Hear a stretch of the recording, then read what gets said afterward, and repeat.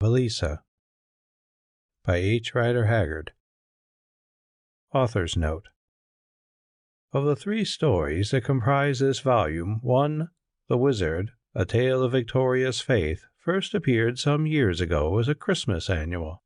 Another, Elissa, is an attempt, difficult enough owing to the scantiness of the material left to us by time, to recreate the life of the ancient Phoenician Zimbabwe, whose ruins still stand in Rhodesia, and, with the addition of the necessary love story, to suggest circumstances such as might have brought about or accompanied its fall at the hands of the surrounding savage tribes. The third, Black Heart and White Heart, is a story of the courtship, trials, and final union of a pair of Zulu lovers in the time of King Cetewayo. Note. The world is full of ruins, but few of them have an origin so utterly lost in mystery as those of Zimbabwe in south-central Africa. Who built them? What purpose did they serve? These are questions that must have perplexed many generations and many different races of men. The researches of Mr. Wilmot prove to us indeed that in the Middle Ages Zimbabwe, or Zimbabwe, was the seat of a barbarous empire, whose ruler was named the Emperor of Monomotapa. Also that for some years the Jesuits ministered in a Christian church built beneath the shadow of its ancient towers. But the original purpose of those towers, and of the race that reared them, the inhabitants of medieval Monomotapa, it is probable knew less than even we know today. The laborers and skilled observation of the late Mr. Theodore Bent, whose death is so great a loss to all interested in such matters, have shown almost beyond question that Zimbabwe was once an inland Phoenician city, or at the least a city whose inhabitants were of a race which practiced Phoenician customs and worshipped the Phoenician deities. Beyond this all is conjecture. How it happened that a trading town, protected by vast fortifications and adorned with temples dedicated to the worship of the gods of the Sidonians, or rather trading towns, for Zimbabwe is only one of a group of ruins, were built by civilized men in the heart of Africa, perhaps we shall never learn with certainty, though the discovery of the burying places of their inhabitants might throw some light upon the problem. But if actual proof is lacking, it is scarcely to be doubted, for the numerous old workings in Rhodesia tell their own tale, that it was the presence of payable gold reefs, worked by slave labor, which tempted the Phoenician merchants and chapmen, contrary to their custom, to travel so far from the sea and establish themselves inland. Perhaps the city of Zimbabwe was the Ophir spoken of in the first book of Kings. At least, it is almost certain that its principal industries were the smelting and the sale of gold. Also, it seems probable that expeditions traveling by sea and land would have occupied quite 3 years of time in reaching it from Jerusalem, and returning thither laden with the gold and precious stones, the ivory and the almug trees, 1 Kings 10. Journeying in Africa must have been slow in those days. That it was also dangerous is testified by the ruins of the ancient forts built to protect the route between the gold towns and the sea.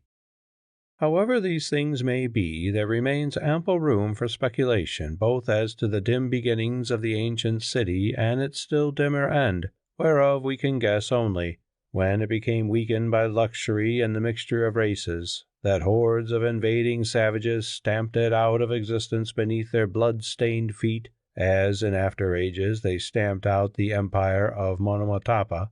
In the following romantic sketch, the writer has ventured, no easy task, to suggest incidents such as might have accompanied this first extinction of the Phoenician Zimbabwe.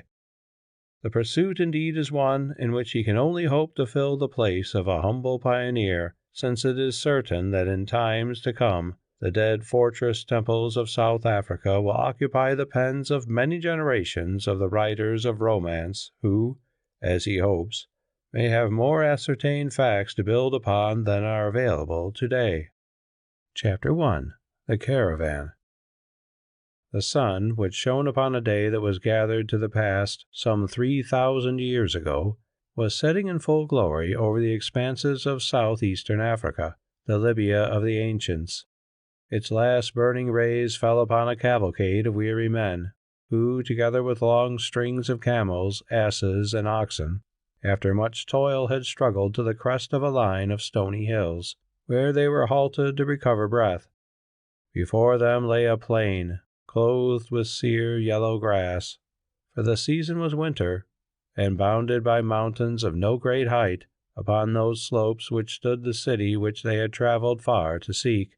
It was the ancient city of Zimbabwe, whereof the lonely ruins are known to us moderns as Zimbabwe. At the sight of its flat-roofed houses of sun-dried brick, set upon the side of the opposing hill and dominated by a huge circular building of dark stone, the caravan raised a great shout of joy. It shouted in several tongues, in the tongues of Phoenicia, of Egypt, of the Hebrews, of Arabia, and of the coasts of Africa, for all these peoples were represented amongst its numbers. Well might the wanderers cry out in their delight, seeing that at length, after 8 months of perilous travelling from the coast, they beheld the walls of their city of rest, of the golden Ophir of the Bible. Their company had started from the eastern port, numbering 1,500 men, besides women and children, and of those not more than half were left alive. Once a savage tribe had ambushed them, killing many. Once the pestilential fever of the lowlands had taken them so that they died of it by scores.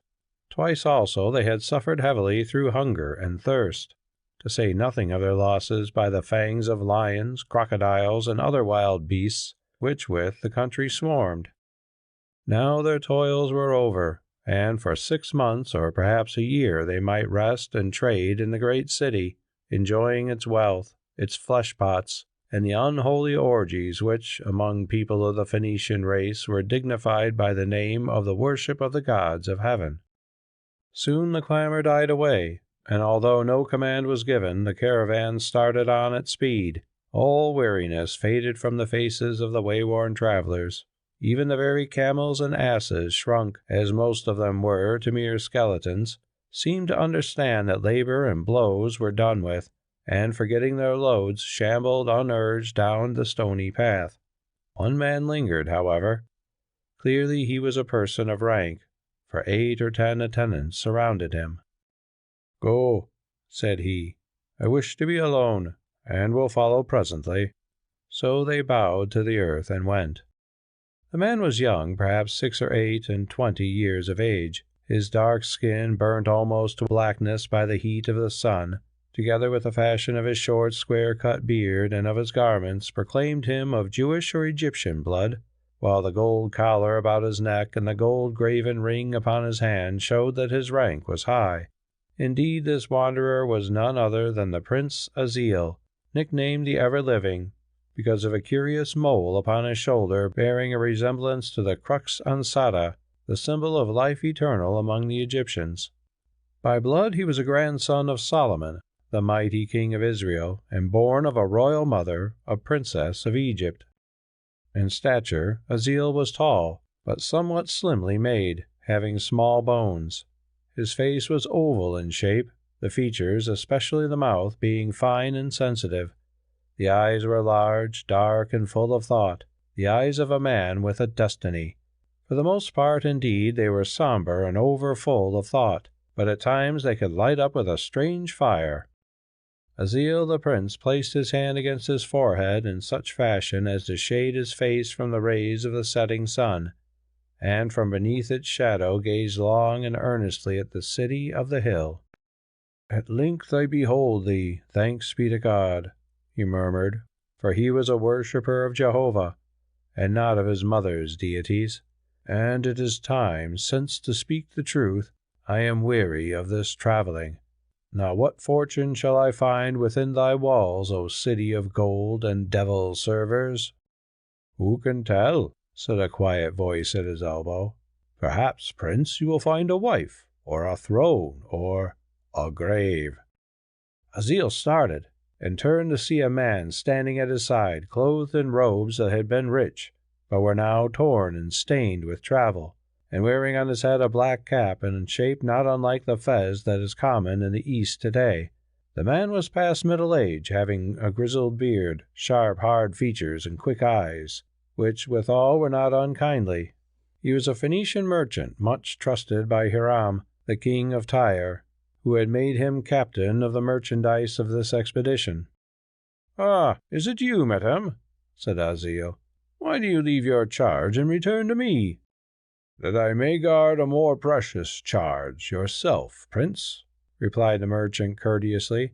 "Having brought the child of Israel so far in safety, I desire to hand him safely to the governor of yonder city. Your servants told me that by your command they had left you alone, so I returned to bear you company, for after nightfall robbers and savages wander without these walls." "I thank you for your care, Metem, though I think there is little danger, and at the worst I can defend myself." "Do not thank me, prince. I am a merchant, and now, as in the past, I protect you, knowing that for it I shall be paid. The governor will give me a rich reward when I lead you to him safely, and when in years to come I return with you still safe to the court of Jerusalem, then the king will fill my ship's hold with gifts." "That depends, Metem," replied the prince. "If my grandfather still reigns, it may be so, but he is very old, and if my uncle wears his crown, then I am not sure. Truly your Phoenicians love money. Would you then sell me for gold also, Metem?" "I said not so, prince, though even friendship has its price." "Among your people, Metem?" "Among all people, prince. You reproach us with loving money.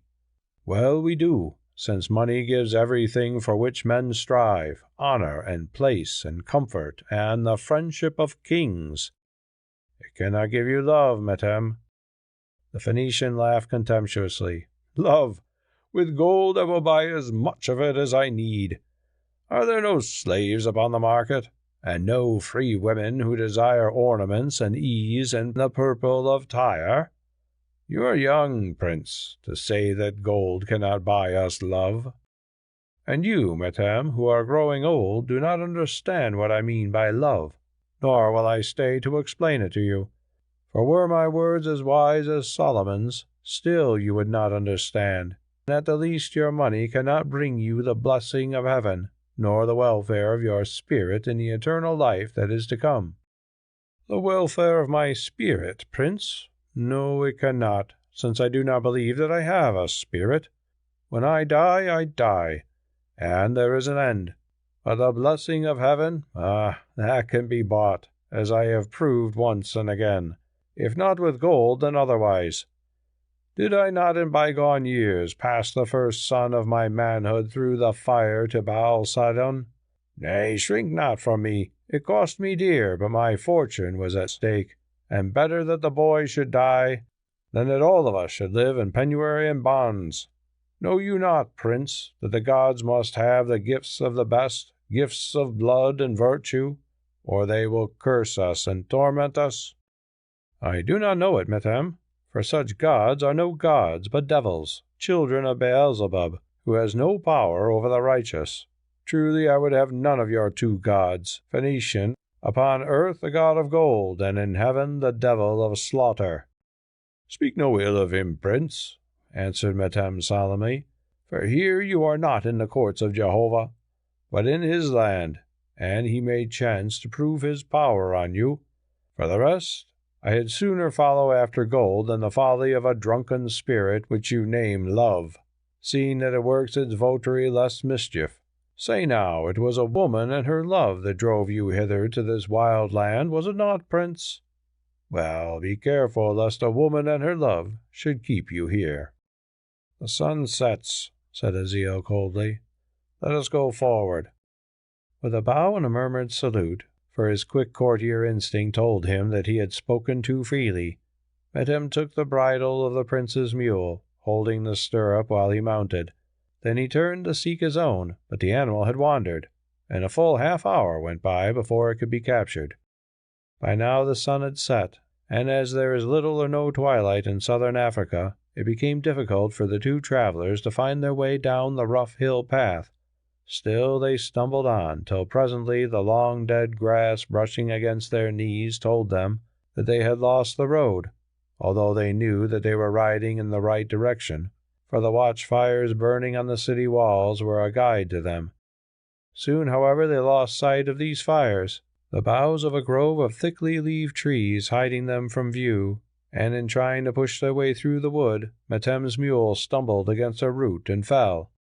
"Now there is but one thing to be done," said the Phoenician as he dragged the animal from the ground, "and it is to stay here till the moon rises, which should be within an hour. It would have been wiser, Prince, if we had waited to discuss love and the gods until we were safe within the walls of the city. For the end of it is we have fallen into the hands of King Darkness, and he is the father of many evil things." "That is so, Metem," answered the prince, "and I am to blame. Let us bide here in patience, since we must." So, holding their mules by the bridles, they sat down upon the ground and waited in silence, for each of them was lost in his own thoughts. Chapter 2. The Grove of Baltus. At length, as the two men sat thus silently, for the place and its gloom oppressed them, a sound broke upon the quiet of the night, that beginning with a low wail such as might come from the lips of a mourner, ended in a chant or song. The voice, which seemed close at hand, was low, rich, and passionate. At times it sank almost to a sob, and at times, taking a higher note, it thrilled upon the air in tones that would have been shrill were they not so sweet. "Who is that sings?" said Azil to Metem. "Be silent, I pray you," whispered the other in his ear. "We have wandered into one of the sacred groves of Baltus, which it is death for men to enter save at the appointed festivals, and a priestess of the grove chants her prayer to the goddess." "We did not come of our own will, so doubtless we shall be forgiven," answered Azil indifferently. "The song moves me. Tell me the words of it, which I can scarcely follow, for her accent is strange to me." "Prince, they seem to be holy words to which I have little right to hearken. The priestess sings an ancient hallowed chant of life and death, and she prays that the goddess may touch her soul with the wing of fire, and make her great, and give her vision of things that have been and that shall be. More I dare not tell you now. Indeed, I can barely hear, and the song is hard to understand. Crouch down, for the moon rises, and pray that the mules may not stir. Presently she will go, and we can fly the holy place." The Israelite obeyed and waited, searching the darkness with eager eyes. Now the edge of the great moon appeared upon the horizon, and by degrees her white rays of light revealed a strange scene to the watchers. About an open space of ground, some 80 paces in diameter, grew 7 huge and ancient baobab trees, so ancient indeed that they must have been planted by the primeval hand of nature rather than by that of man. Azil and his companion were hidden with their mules behind the trunk of one of these trees, and looking around it they perceived that the open space beyond the shadow of the branches was not empty. In the center of this space stood an altar, and by it was placed the rude figure of a divinity carved in wood and painted. On the head of the figure rose a crescent symbolical of the moon, and round its neck hung a chain of wooden stars. It had 4 wings but no hands, and of these wings 2 were outspread and 2 clasped a shapeless object to its breast, indeed apparently to represent a child. By these symbols Azil knew that before him was an effigy sacred to the goddess of the Phoenicians, who in different countries passed by the various names of Astarte, or Ashtoreth, or Baltus, and who in their course of worship was at once the personification of the moon and the emblem of fertility. Standing before this rude fetish, between it and the altar, whereon lay some flowers, and in such fashion that the moonlight struck full upon her, was a white-robed woman. She was young and very beautiful, both in shape and feature, and though her black hair, streaming almost to the knees, took from her height, she still seemed tall. Her rounded arms were outstretched, her sweet and passionate face was upturned toward the sky, and even at that distance the watchers could see her deep eyes shining in the moonlight. The sacred song of the priestess was finished. Now she was praying aloud, slowly, and in a clear voice so that Azil could hear and understand her, praying from her very heart, not to the idol before her, however, but to the moon above. "O Queen of Heaven," she said, Thou whose throne I see, but whose face I cannot see, hear the prayer of thy priestess, and protect me from the fate I fear, and rid me of him I hate. Safe let me dwell and pure, and as thou fillest the night with light, so fill the darkness of my soul with the wisdom that I crave. O whisper into my ears, and let me hear the voice of heaven, teaching me that which I would know. Read me the riddle of my life, and let me learn wherefore I am not as my sisters are, why feasts and offerings delight me not, why I thirst for knowledge and not for wealth, and why I crave such love as here I cannot win. Satisfy my being with thy immortal lore and a love that does not fail or die, and if thou wilt, then take my life in payment. Speak to me from the heaven above, O Baltus, or show me some sign upon the earth beneath. Fill up the vessel of my thirsty soul, and satisfy the hunger of my spirit. O thou that art the goddess, thou that hast the gift of power, give me, thy servant, of thy power, of thy Godhead, and of thy peace. Hear me, O heaven-born, hear me, Elissa, the daughter of Sakon, the dedicate of thee. Hear, hear, and answer now in the secret holy hour. Answer by voice, by wonder, or by symbol. The woman paused as though exhausted with the passion of her prayer, hiding her face in her hands, and as she stood thus silent and expectant, the sign came, or at least the chance which for a while she believed to have been an answer to her invocation. Her face was hidden, so she could not see, and fascinated by her beauty, as it appeared to them in that unhallowed spot, and by the depth and dignity of her wild prayer, the two watchers had eyes for her alone. Therefore it happened that not until his arm was about to drag her away did either of them perceive a huge man, black as ebony in colour, clad in a cloak of leopard skins and carrying in his right hand a broad-bladed spear, who, following the shadow of the tree, had crept upon the priestess from the farther side of the glade. With a guttural exclamation of triumph he gripped her in his left arm, and, despite her struggles and her shrill cry for help, began half to drag and half to carry her towards the deep shade of the baobab grove. Instantly Azil and Metem sprang up and rushed forward, drawing their bronze swords as they ran. As it chanced, however, the Israelite caught his foot on one of the numerous tree roots, which stood above the surface of the ground, and fell heavily upon his face. In a few seconds, 20 perhaps, he found his breath and feet again, to see that Metem had come up with the black giant, who, hearing his approach, suddenly wheeled around to meet him, still holding the struggling priestess in his grasp. Now the Phoenician was so close upon him that the savage could find no time to shift the grip upon his spear, but drove at him with the knobbed end of his handle, striking him full upon the forehead and felling him as a butcher fells an ox. Then once more he turned to fly with his captive, but before he had covered 10 yards the sound of Azil's approaching footsteps caused him to wheel around again. At sight of the Israelite advancing upon him with drawn sword, the great barbarian freed himself from the burden of the girl by throwing her heavily to the ground, where she lay, for the breath was shaken out of her. Then, snatching the cloak from his throat, he wound it over his left arm to serve as a shield, and with a savage yell rushed straight at Azil, purposing to transfix him with the broad-headed spear. Well was it for the prince that he had been trained in sword-play from his youth, also, notwithstanding his slight build, that he was strong and active as a leopard. To await the onslaught would be to die, for the spear must pierce him before ever he could reach the attacker's body with his short sword. Therefore, as the weapon flashed upward, he sprang aside, avoiding it, at the same time, with one swift sweep of his sword, slashing its holder across the back as he passed him.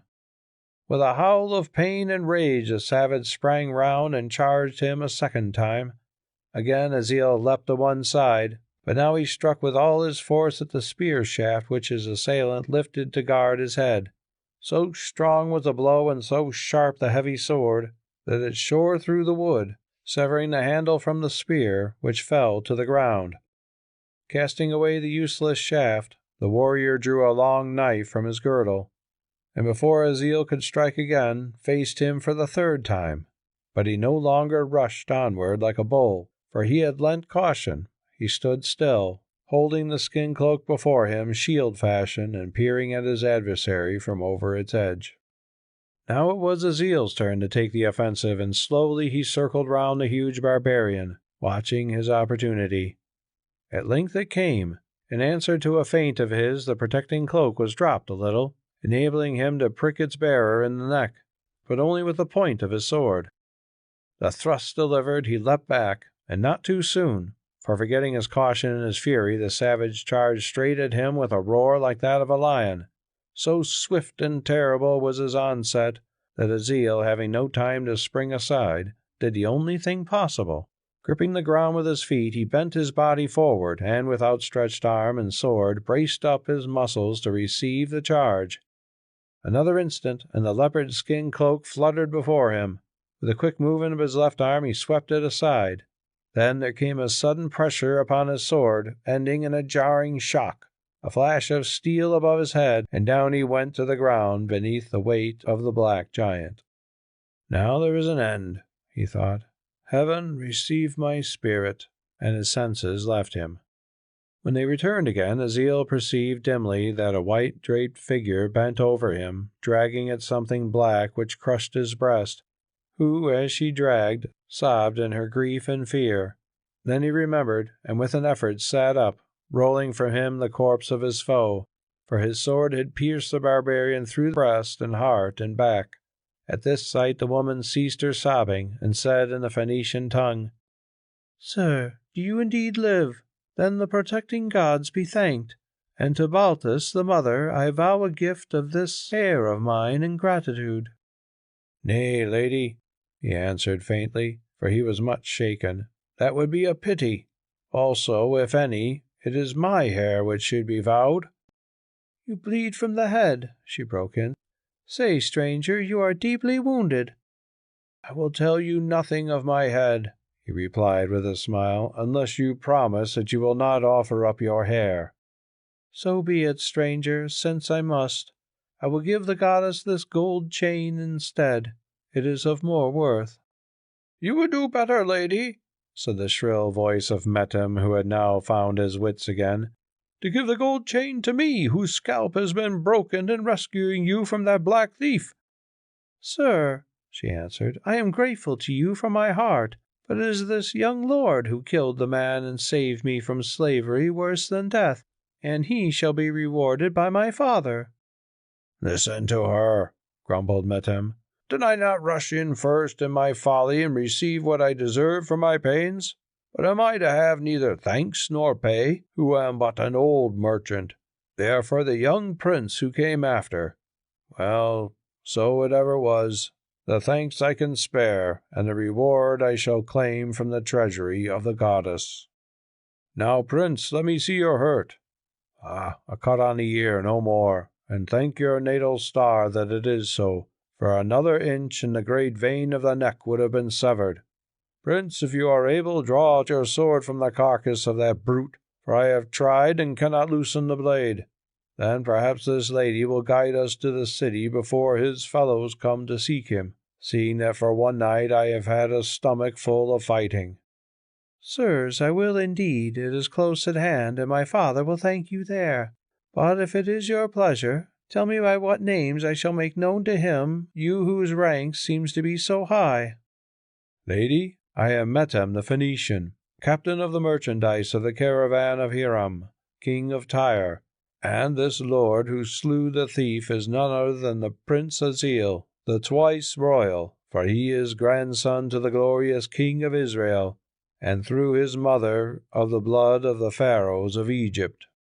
"And yet he risked his life to save me," the girl murmured, astonished. Then, dropping to her knees before Aziel, she touched the ground with her forehead in obeisance, giving him thanks and praising him after the fashion of the East. "Rise, lady," he broke in. "Because I chance to be a prince, I have not ceased to be a man, and no man should have seen you in such a plight without striking a blow in your behalf." "No," said Metem, "none, that is, as you happen to be noble and young and lovely. Had you been old and ugly and humble, then the black man might have carried you from here to Tyre, ere I risked my neck to stop him. For the matter of that, although he will deny it, the prince either." "Men do not often show their hearts so clearly," she answered with sarcasm.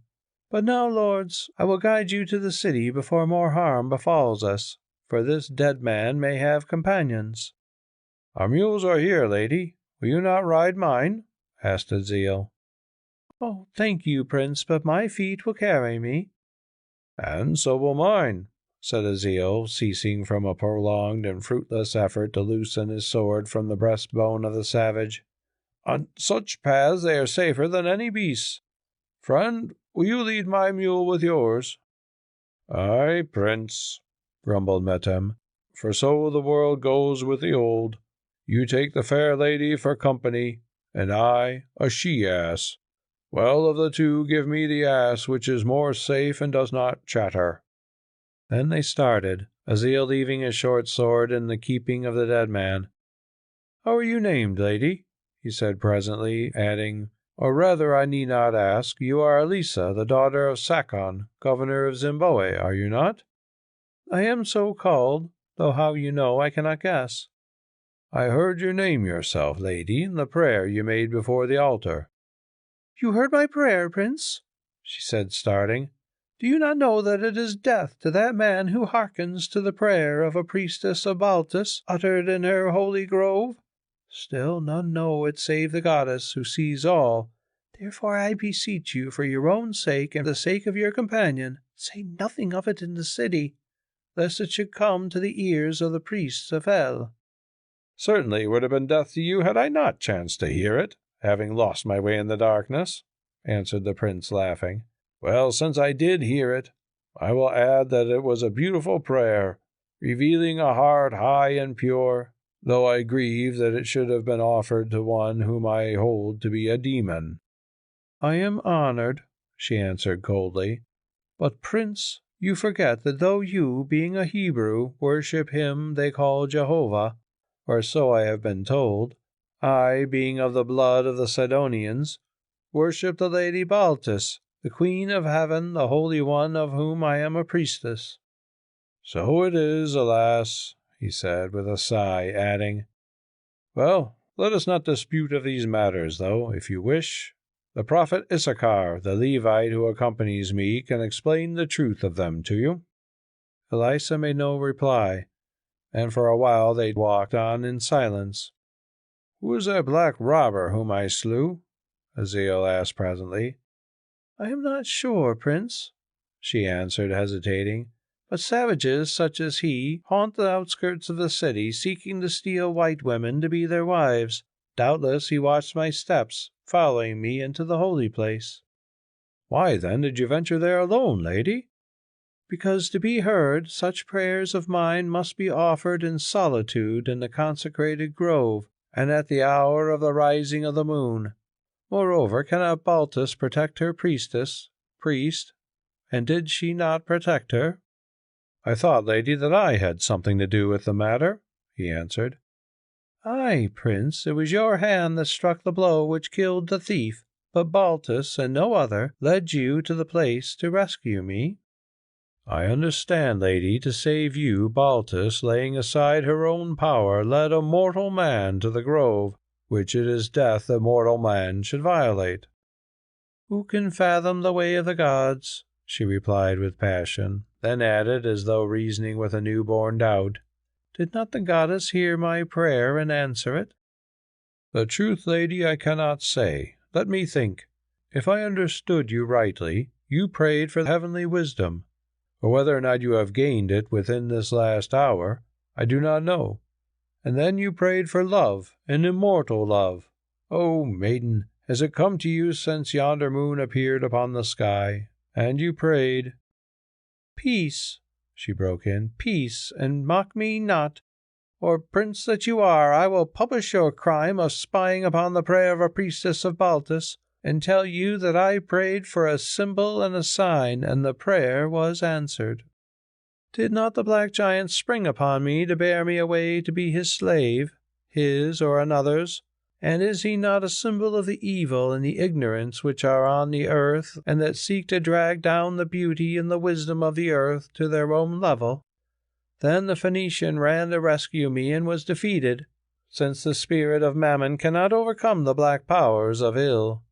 Next you came and fought hard and long, till in the end you slew the mighty foe, you, a prince born of the royal blood of the world." And she ceased. "You have a pretty gift of parable, lady, as it should be with one who interprets the oracles of a goddess, but you have not told me of what I, your servant, am the symbol." She stopped in her walk and looked him full in the face. "I never heard," she said, "that either the Jews or the Egyptians, being instructed, were blind to the reading of an allegory. But, Prince, if you cannot read this one, it is not for me, who am but a woman, to set it out to you." Just then their glances met, and in the clear moonlight Azil saw a wave of doubt sweep over his companion's dark and beautiful eyes, and a faint flush appear upon her brow. He saw, and something stirred at his heart that till this hour he had never felt, something which even now he knew it would trouble him greatly to escape. "Tell me, lady," he asked, his voice sinking almost to a whisper, "in this fable of yours, am I even for an hour deemed worthy to play the part that immortal love embodied, which you sought so earnestly a while ago?" "Immortal love, Prince," she answered in a new voice, a voice low and deep, "is not for 1 hour, but for all hours that are and are to be. You and you alone can know if you would dare to play such a part as this, even in a fable." "Perchance, lady, there lives a woman for whom it might be dared." "Prince, no such woman lives, since immortal love must deal, not with the flesh, but with the spirit. If a spirit worthy to be thus loved and worshipped now wanders in earthly shape upon the world, seeking its counterpart and its completion, I cannot tell. Yet were it so, and should they chance to meet, it might be happy for such brave spirits, for then the answer to the great riddle would be theirs." Wondering what this riddle might be, Azil bent towards her to reply, when suddenly, round a bend in the path but a few paces from them, came a body of soldiers and attendants, headed by a man clad in a white robe and walking with a staff. This man was grey-headed and keen-eyed, thin in face and ascetic in appearance, with a brow of power and a bearing of dignity. At the sight of the pair he halted, looking at them in question and with disapproval. "Our search is ended," he said in Hebrew, "for here is he whom we seek, and alone with him a heathen woman, robed like a priestess of the groves." "Whom do you seek, Issachar?" asked Azil hurriedly, for the sudden appearance of the Levite disturbed him. "Yourself, Prince. Surely you can guess that your absence has been noted. We feared lest harm should have come to you, or that you had lost your path, but it seems that you have found a guide." And he stared at his companion sternly. "That guide, Issachar," answered Azil, "being none other than the lady Elissa, daughter of Sakon, governor of this city, and our host, whom it has been my good fortune to rescue from a woman-stealer yonder in the grove of the goddess Baltus, and whom it was my bad fortune to try to rescue in the said grove, as my broken head bears witness," added Metem, who by now had come up, dragging the 2 mules after him. "In the grove of the goddess Baltus," broke in the Levite with a kindling eye, and striking the ground with his staff to emphasize his words. "You, a prince of Israel, alone in the high place of abomination with the priestess of a fiend! Fie upon you! Fie upon you! Would you also walk in the sin of your forefathers, Azil, and so soon?" "Peace," said Azil in a voice of command. "I was not in the grove alone or by my own will, and this is no time for places of insults and wrangling. Between me and those who seek after false gods or the women who worship them, there is no peace," replied the old priest fiercely. Then, followed by all the company, he turned and strode towards the gates of the city. Chapter 3. Ithabal the King. 2 hours had gone by, and the Prince Azil, together with his retinue, the officers of the caravan, and many other guests, were seated at a great feast made in their honor by Sakon, the governor of the city. This feast was held in the large pillared hall of Sakon's house, built beneath the northern wall of the temple fortress, and not more than a few paces from its narrow entrance, through which, in case of alarm, the inhabitants of the palace could fly for safety. All down this chamber were placed tables accommodating more than 200 feasters, but the principal guests were seated by themselves upon a raised dais at the head of the hall. Among them sat Sakon himself, a middle-aged man, stout in build and thoughtful of face, his daughter Elissa, some other noble ladies, and a score or more of the notables of the city and its surrounding territories. One of these strangers immediately attracted the attention of Azil, who was seated in the place of honor at the right of Sakon, between him and the lady Elissa. This man was of large stature and about 40 years of age. The magnificence of his apparel and the great gold chains set with rough diamonds which hung about his neck showing him to be a person of importance. His tawny complexion marked him of mixed race. This conclusion his features did not belie, for the brow, nose, and cheekbones were Semitic in outline, while the full, prominent eyes and thick, sinuous lips could with equal certainty be attributed to the Negroid stock. In fact, he was the son of a native African queen or chieftainess and a noble Phoenician, and his rank no less than that of absolute king and hereditary chief of a vast, undefined territory which lay around the trading cities of the white men, whereof Zimbabwe was the head and largest. Azil noticed that the king, whose name Ithobal, seemed angry and ill at ease, whether because he was not satisfied with the place which had been allotted to him at the table, or for other reasons he could not at the time determine. When the meats had been removed and the goblets were filled with wine, men began to talk, till presently Sakon called for silence, and rising addressed Azil. "Prince," he said, "in the name of this great and free city, for free it is, though we acknowledge the King of Tyre as our suzerain, I give you welcome within our gates. Here, far in the heart of Libya, we have heard of the glorious and wise king, your grandfather, and of the mighty Pharaoh of Egypt, whose blood runs also within your veins. Prince, we are honored in your coming, and for the asking, whatever this land of gold can boast is yours. Long may you live, may the favor of those gods you worship attend you, and in the pursuit of wisdom, of wealth, of war, and of love, may the good grain of all be garnered in your bosom, and the wind of prosperity winnow out the chaff of them to fall beneath your feet. Prince, I have greeted you as it behooves me to greet the blood of Solomon and Pharaoh. Now I add a word. Now I greet you as a father greets the man who has saved his only and beloved daughter from death or shameful bondage. Know you, friends, what this stranger did since tonight's moonrise? My daughter was at worship alone yonder without the walls, and a great savage set upon her, proposing to bear her away captive. Aye, and he would have done it, had not the Prince Azil here given him battle, and after a fierce fight slain him." "No great deed to kill a single savage," broke in the King Ithobal, who had been listening with impatience to Sakon's praise of this high-born stranger. "No great deed, you say, King?" answered Sakon. "Guards, bring the body of the man and set it before us."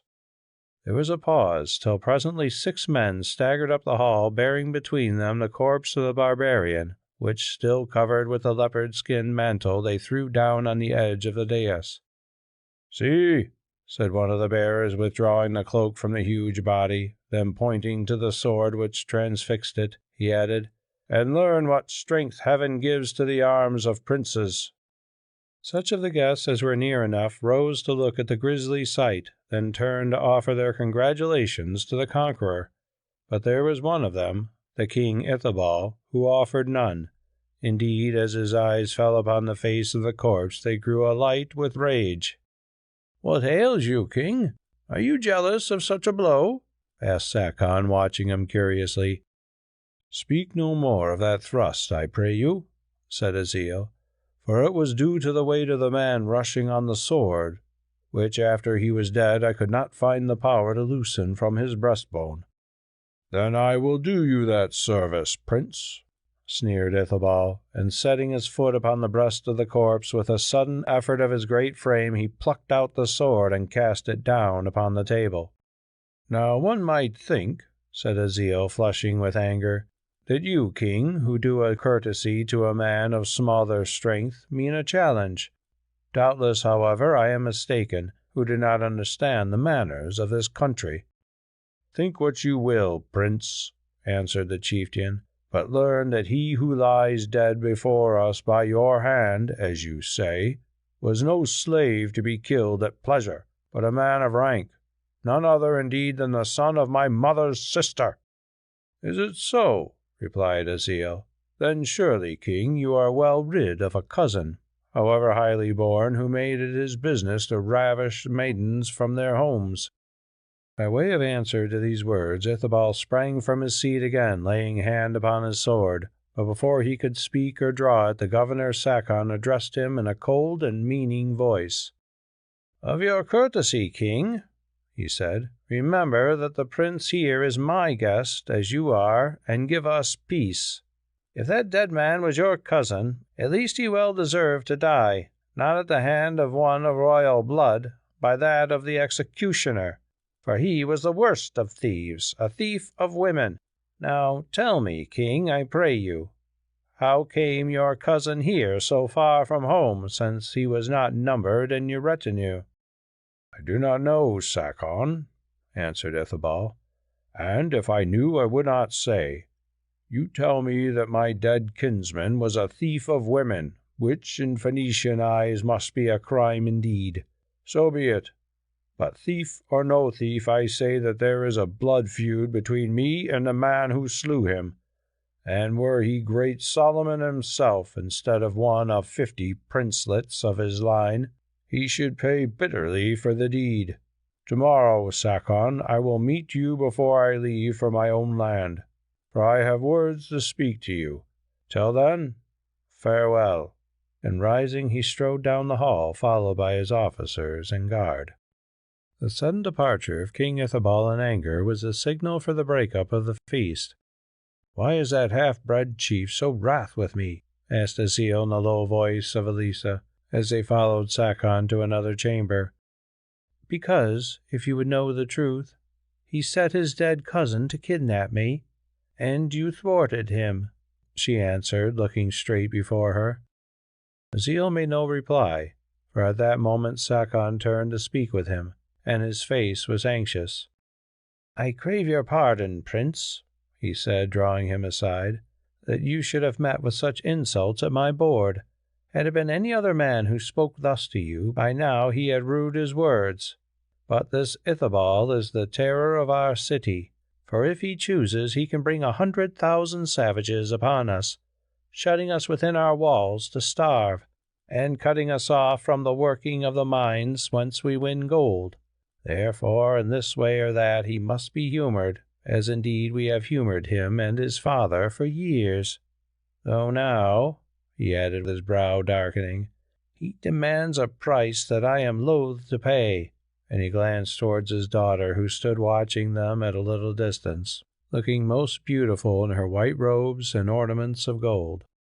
"Can you not make war upon him and break his power?" asked Azil with a strange anxiety, guessing that this price demanded by Ithobal was none other than Elissa, the woman whom he had rescued, and whose wisdom and beauty had stirred his heart.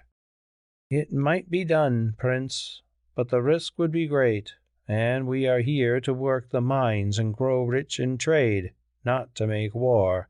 The policy of Zimbabwe has always been a policy of peace." "I have a better and cheaper plan," said a calm voice at his elbow, that of Metem. "It is this. Slip a bowstring over the brute's head as he lies snoring, and pull it tight. An eagle in a cage is easy to deal with, but once on the wing the matter is different." "There is wisdom in your counsel," said Sakon in a hesitating voice. "Wisdom?" broke in Azil. "Aye, the wisdom of the assassin. What, noble Sakon? Would you murder a sleeping guest? No, Prince, I would not, he answered hastily. Also, such a deed would bring the tribes upon us. Then, Sakon, you are more foolish than you used to be, said Metam, laughing. A man who will not dispatch a foe whenever he can catch him by means fair or foul is not a man to govern a city set in the heart of a barbarous land. And so I shall tell Hiram, our king, if ever I live to see Tyre again. As for you, most high prince, forgive the humblest of your servants if he tells you that the tenderness of your heart and the nobility of your sentiments will, I think, bring you to an early and evil end. And glancing toward Elissa as though to put a point upon his words, Metem smiled sarcastically and drew. At this moment a messenger, whose long white hair, wild eyes, and red robe announced him to be a priest of El, by which name the people of Zimbabwe worship Baal, entered the room and whispered something into the ear of Sakon which seemed to disturb him much. "Pardon me, Prince, and you, my guests, if I leave you," said the governor, "but I have evil tidings that call me to the temple. The Lady Baltus is seized with the black fever, and I must visit her. For an hour, farewell." This news caused consternation among the company, and in the general confusion that followed its announcement, Azil joined Elissa, who had passed on to the balcony of the house, and was seated there alone, looking out over the moonlit city and the plains beyond. At his approach she rose in token of respect, then sat herself down again, motioning him to do likewise. "Give me of your wisdom, lady," he said. "I thought that Baltus was the goddess whom I heard you worshipping yonder in the grove. How, then, can she be stricken with a fever?" "She is the goddess," Elissa answered, smiling. "But the Lady Baltus is a woman whom we revere as the incarnation of that goddess upon earth, and being but a woman in her hour, she must die." "Then what becomes of the incarnation of the goddess?" "Another is chosen by the College of Priests of El, and the company of the priestess of Baltus. If that Lady Baltus who is dead chances to leave a daughter, it is usual for the lot to fall upon her. If not, upon such one of the noble maidens as may be chosen." "Does the Lady Baltus marry, then?" "Yes, Prince. Within a year of her consecration, she must choose herself a husband, and he may be whom she will, provided only that he is of white blood and does public sacrifice to El and Baltus. Then, after she has named him, this husband takes the title of Shadid, and for so long as his wife shall live, he is the high priest of the god El, and clothed with the majesty of the god, as his wife is clothed with the majesty of Baltus. But should she die, another wins his place." "It is a strange faith," said Azil, "which teaches that the Lord of Heaven can find a home in mortal beasts.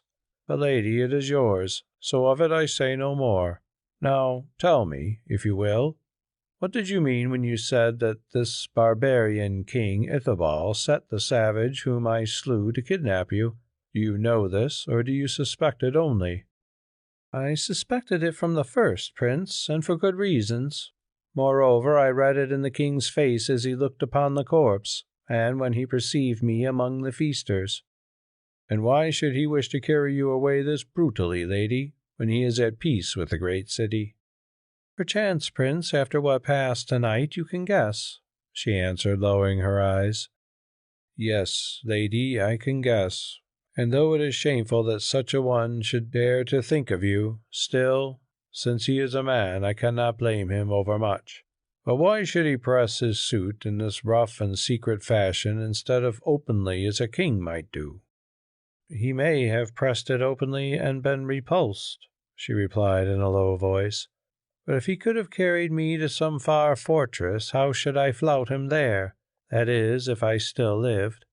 There, with no price to pay in gold or lands or power, he would have been my master, and I should have been his slave till such time as he wearied of me.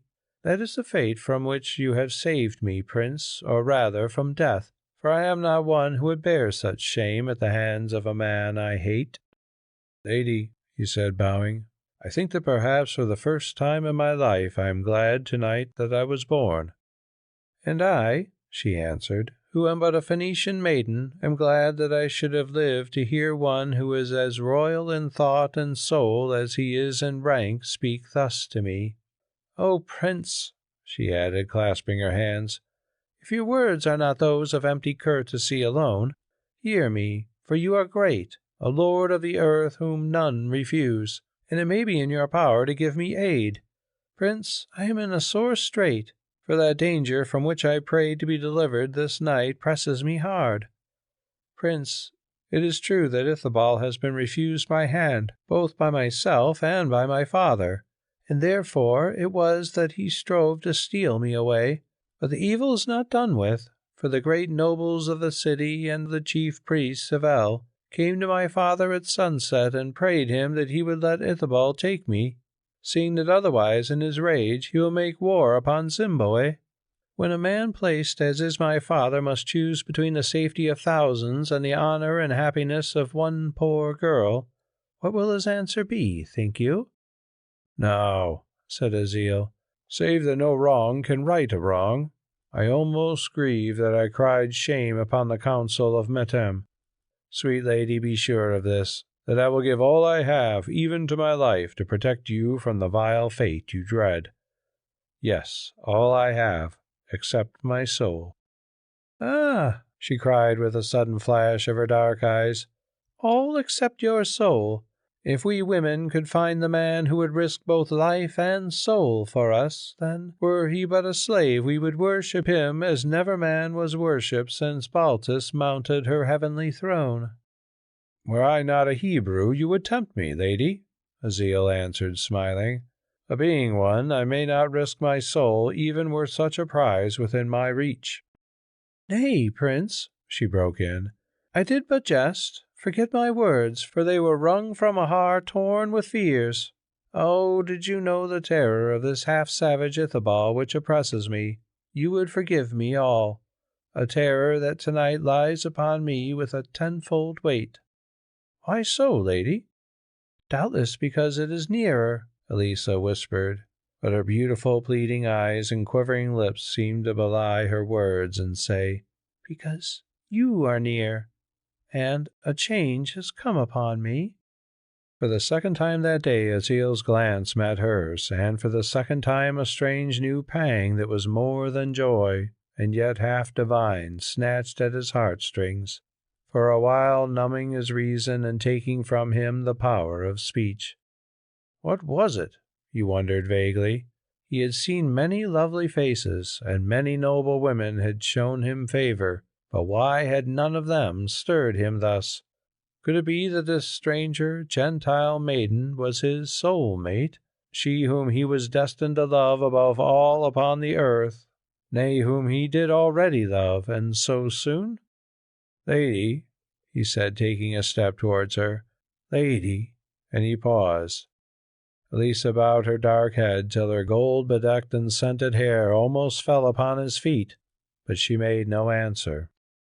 Then another voice broke upon the silence, a clear, strident voice that said, "Prince, forgive me, if for the second time today I disturb you, but the guests have gone, your chamber is made ready, and not knowing the customs of the women of this country, I sought you, little guessing that in such an hour I should find you alone with one of them." Azil looked up, although there was no need for him to do so, for he knew that voice well, to see the tall form of the Levite Issachar standing before them, a cold light of anger shining in his eyes. Elissa saw also, and with some murmured words of farewell, she turned and went, leaving them together. Chapter 4. The Dream of Issachar. For a moment there was silence, which Azil broke, saying, "It seems to me, Issachar, that you are somewhat overzealous for my welfare." "I think otherwise, Prince," replied the Levite sternly. "Did not your grandsire give you into my keeping, and shall I not be faithful to my trust, and to a higher duty than any which he could lay upon me?" "Your meaning, Issachar?" "It is plain, Prince, but I will set it out. The great king said to me yonder in the hall of his golden palace at Jerusalem, 'To others, men of war, I have given charge of the body of my grandson to keep him safe.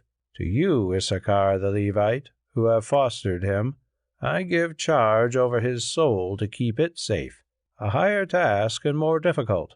Guard him, Issachar, from the temptation of strange doctrines and the whisperings of strange gods, but guard him most of all from the wiles of strange women who bow the knee to Baal. For such are the gate of Gehenna upon earth, and those who enter by it shall find their place in Tophet.'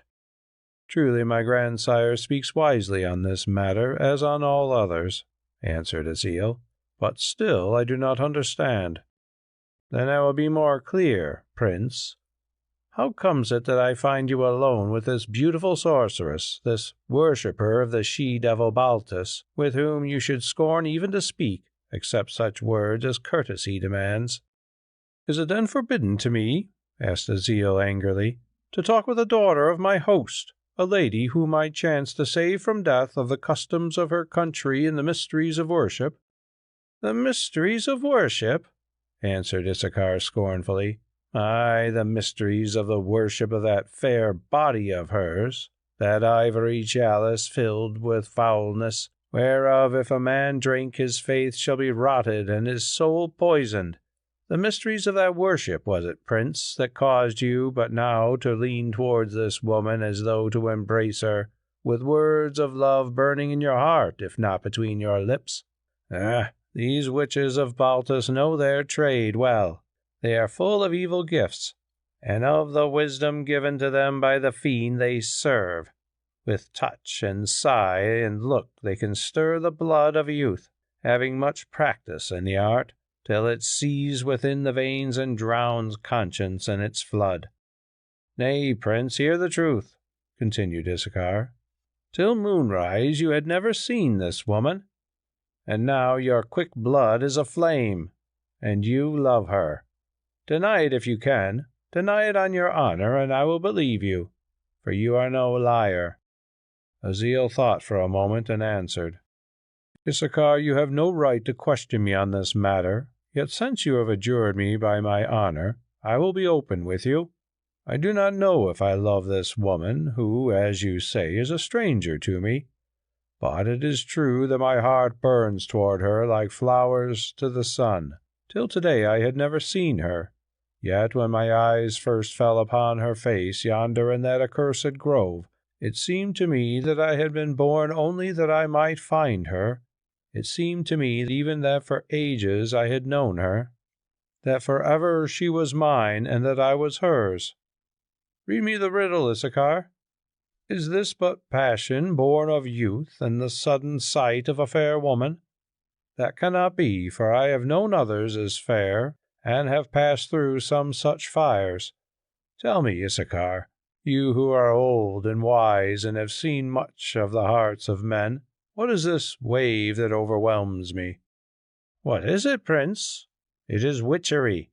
It is the wile of Beelzebub, waiting to snatch your soul, and if you hearken to it, you shall pass through the fire of Moloch, if not in the flesh, then in the spirit, which is to all eternity. Oh, not in vain do I fear for you, my son, and not without reason was I warned in a dream.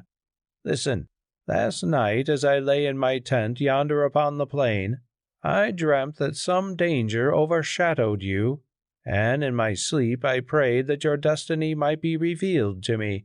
As I prayed thus, I heard a voice saying, 'Issachar, you seek to learn the future. Know then that he who is dear to you shall be tried in the furnace indeed. Yes, because of his great love and pity he shall forswear his faith, and with death and sorrow he shall pay the price of his sin.' Then I was troubled and besought heaven that you, my son, might be saved from this unknown temptation. But the voice answered me, 'Of their own will only can they who were one from the beginning be held apart. Through good and ill let them work each other's woe or weal. The goal is sure, but they must choose the road.' Now, as I wondered what these dark sayings might mean, the gloom opened, and I saw you, Aziel, standing in a grove of trees, while towards you, with outstretched hands, drew a veiled woman, who bore upon her brow the golden bow of Baltus. Then fire raged about you, and in the fire I beheld many things which I have forgotten, and moving through it was the Prince of Death, who slew and spared not. For I awoke heavy at heart, knowing that there had fallen on me who love you a shadow of doom to come. In these latter days any educated man would have set aside Issachar's wild vision as the vaporings of a mind distraught. But Aziel lived in the time of Solomon, when men of his nation guided their steps by the light of prophecy, and believed that it was the divine pleasure, by means of dreams and wonders and through the mouths of chosen seers, to declare the will of Jehovah upon earth. To this faith indeed we still hold fast, at least so far as that period and people are concerned, seeing that we acknowledge Isaiah, David, and their company to have been inspired from above. Of that company Issachar the Levite was one, for to him, from his youth up, voices had spoken in the watches of the night, and often he had poured his warnings and denunciations into the ears of kings and peoples, telling them with no uncertain voice of the consequences of sin and idolatry, and of punishment to come. This Aziel, who had been his ward and pupil, knew well, and therefore he did not mock at the priest's dream or set it aside as naught, but bowed his head and listened. "I am honored indeed," he said with humility, "that the destiny of my poor soul and body should be a thing of weight to those on high." "Of your poor soul, Aziel?" broke in Issachar. "That soul of yours, of which you speak so lightly, is of as great value in the eyes of heaven as that of any cherubim within its gates. The angels who fell were the first and chiefest of the angels, and though now we are clad with mortal shape in punishment of our sins, again redeemed and glorified, we can become among the mightiest of their hosts. Oh, my son, I beseech you, turn from this woman while there yet is time, lest to you her lips should be a cup of woe, and your soul shall pay the price of them, sharing the hell of the worshippers of Ashtoreth." "It may be so," said Aziel, "but Issachar, what said the voice? That this, the woman of your dream, and I were one from the beginning. Issachar, you believe that the lady Elissa is she of whom the voice spoke in your sleep, and you bid me turn from her because she will bring me sin and punishment. In truth, if I can, I will obey you, since rather than forswear my faith, as your dream foretold, I would die 100 deaths. Nor do I believe that for any bribe of woman's love I shall forswear it in act or thought. Yet if such things come about it as fate that drives me on, not my will, and what man can flee his fate? But even though this lady be she whom I am doomed to love, you say that because she is heathen I must reject her? Shame upon the thought, for if she is heathen it is through ignorance, and it may be mine to change her heart. Because I stand in danger, shall I suffer her who, as you tell me, was one with me from the beginning, to be lost in that hell of Baal of which you speak? Nay, your dream is false.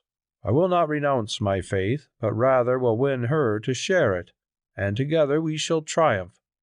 And that I swear to you, Issachar." "Truly, the evil one has many wiles," answered the Levite, "and I did ill to tell you of my dream, seeing that it can be twisted to serve the purpose of your madness. Have your will, Aziel, and reap the fruit of it. But of this I warn you, that while I can find a way to thwart it, never, Prince, shall you take that witch to your bosom to be the ruin of your life and soul. Then, Issachar, on this matter there may be war between us." "Aye, there is war," said the Levite, and left him. The sun was already high in the heavens when Aziel woke from the deep and dreamless sleep which followed on the excitements and exhaustion of the previous day. After his servants had waited upon him and robed him, bringing him milk and fruit to eat, he dismissed them, and sat himself down by the casement of his chamber to think a while. Below him lay the city of flat-roofed houses enclosed with a double wall, without the ring of which were thousands of straw huts, shaped like beehives, wherein dwelt natives of the country, slaves or servants of the occupying Phoenician race. To Aziel's right, and not more than 100 paces from the governor's house in which he was, rose the round and mighty battlements of the temple, where the followers of El and Baltus worshipped, and the gold refiners carried on their business. At intervals on its flat-topped walls stood towers of observation, alternating with pointed monoliths of granite and soapstone columns supporting vultures, rudely carved emblems of Baltus. Between these towers armed soldiers walked continually, watching the city below and the plain beyond. For though the mission of the Phoenicians here was one of peaceful gain, it was evident that they considered it necessary to be always prepared for war. On the hillside above the great temple towered another fortress of stone, a citadel deemed to be impregnable, even should the temple fall into the hands of an enemy, while on the crest of the precipitous slope, stretching as far right and left as the eye could reach, were many smaller detached strongholds. The scene that Aziel saw from his window was a busy one, for beneath him a market was being held in an open square in the city.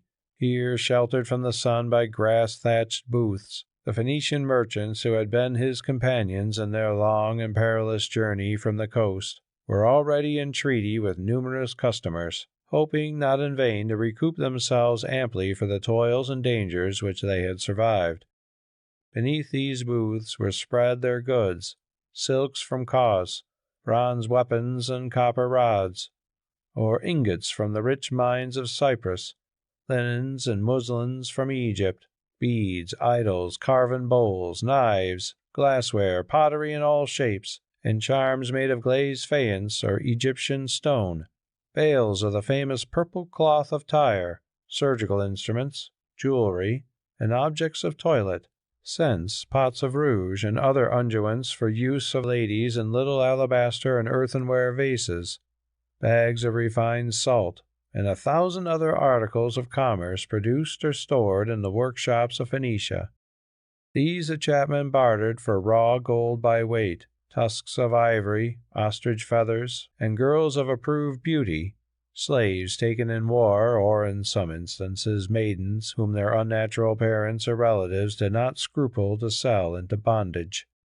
In another portion of the square, provisions and stock, alive and dead, were being offered for sale, for the most part by natives of the country. Here were piles of vegetables and fruits grown in the gardens, sacks of various sorts of grain, bundles of green forage from the irrigated lands without the walls, calabashes full of curdled milk, thick native beer, and trusses of reed for thatching.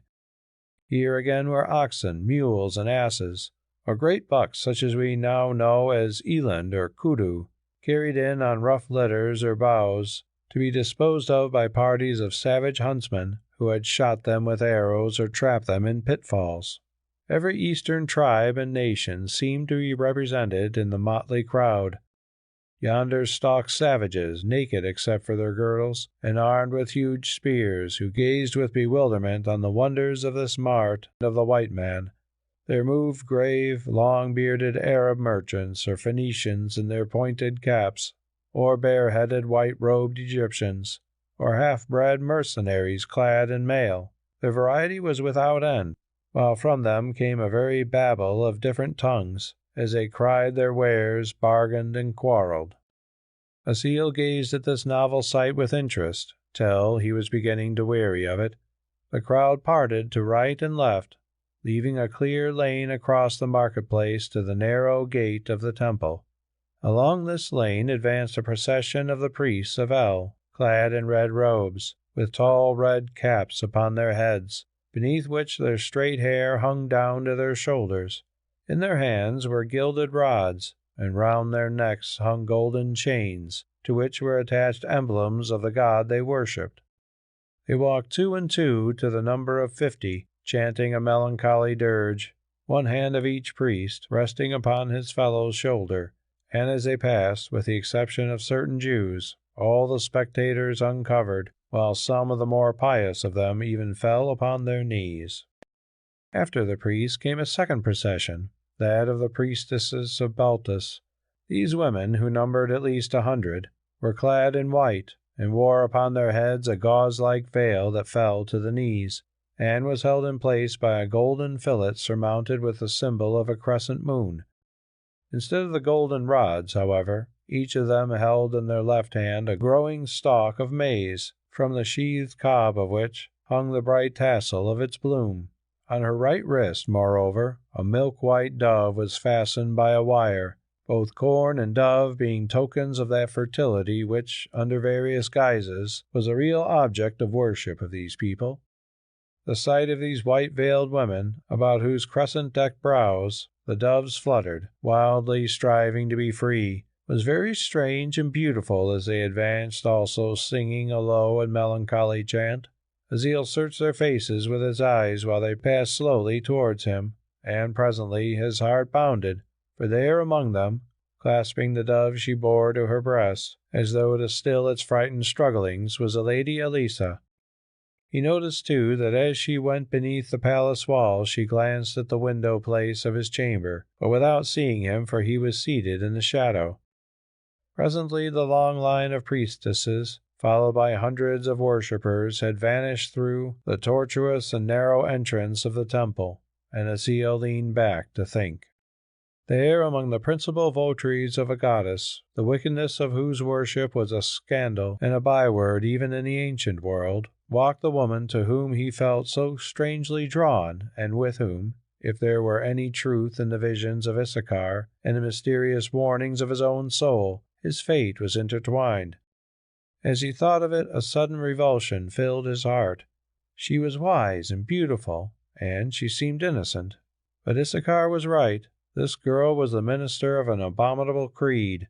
Nay, for aught he knew, she was herself defiled with its abominations, and her wisdom but an evil gift from the evil powers she served.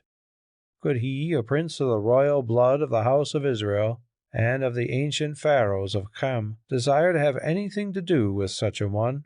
He, a child of the chosen people, a worshipper of the true and only God? Yesterday she had thrown a spell upon him, a spell of black magic, or the spell of her imperial beauty, which it mattered not, but today he was the lord of his own mind, and would shake himself free of it and her. In the marketplace below, the Levite Issachar also watched the passing of the priests and the priestesses of El and Baltus. "Tell me, Metem," he asked of the Phoenician who stood beside him, his head respectfully uncovered, "what mummery is this?" "It is no mummery, worthy Issachar, but a ceremony of public sacrifice, which is to be offered in the temple yonder, for the recovery from her sickness of the lady Baltus, the high priestess." "Where then is the offering? I see none, unless it be those doves that are tied to the wrists of the women."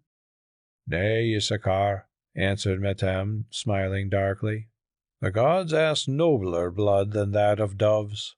The offering is within, and it is the firstborn child of a priestess of Baltus." "O Lord of heaven," said Issachar, lifting up his eyes, "how long will you suffer that this murderous and accursed race should defile the face of the earth?"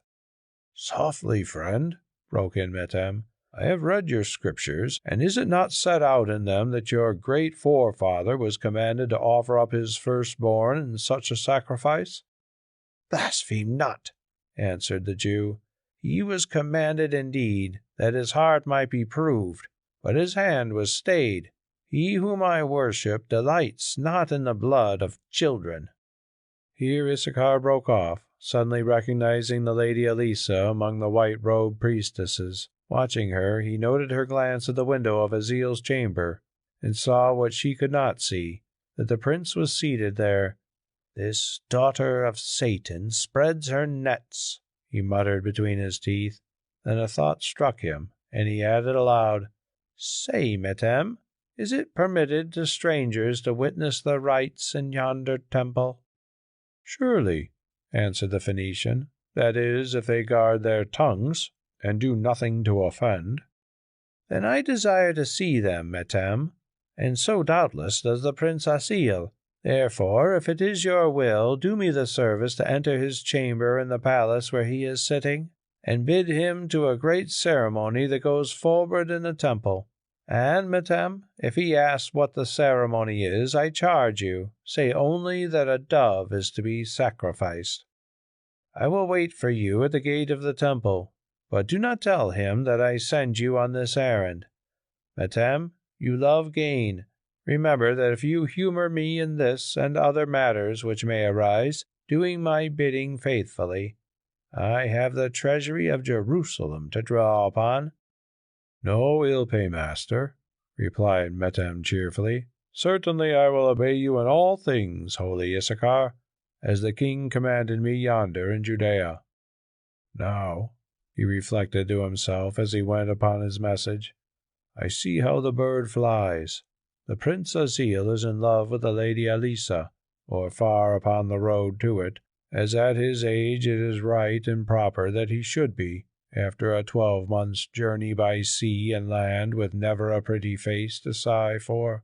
The holy Issachar, on the other hand, is minded that his charge shall have naught to do with the priestess of Baltus, as, his age and calling considered, is also right and proper. Then there is that black savage Ithabal, who wishes to win the girl, and the girl herself, who after a fashion of her sex will probably play them all off one against the other. Well, so much the better for me, since I shall be a richer man even than I am before this affair is done with. I have 2 hands, and gold is gold, whoever be the giver." And, smiling craftily to himself, Metem passed into the palace. Chapter 5. The Place of Sacrifice. Suddenly Asil, looking up from his reverie, saw the Phoenician bowing before him, cap in hand. "May the prince live forever," he said. "Yet if he suffer melancholy to overcome him thus, his life, however long, will be but sad." "I was only thinking, Metem," answered Asil with a start. "Of the Lady Elissa, whom you rescued, Prince. Ah, I guessed as much. She is beautiful, is she not? I have never seen the equal of those dreamy eyes and that mysterious smile, and learned also, though myself in a woman I prefer the beauty without the learning. It is a pity now that she should chance to be the priestess of our worship, for that will not please the holy Issachar, whom I fear, Prince, you find a stern guide for the feet of youth." "Your business, merchant," broke in Asil.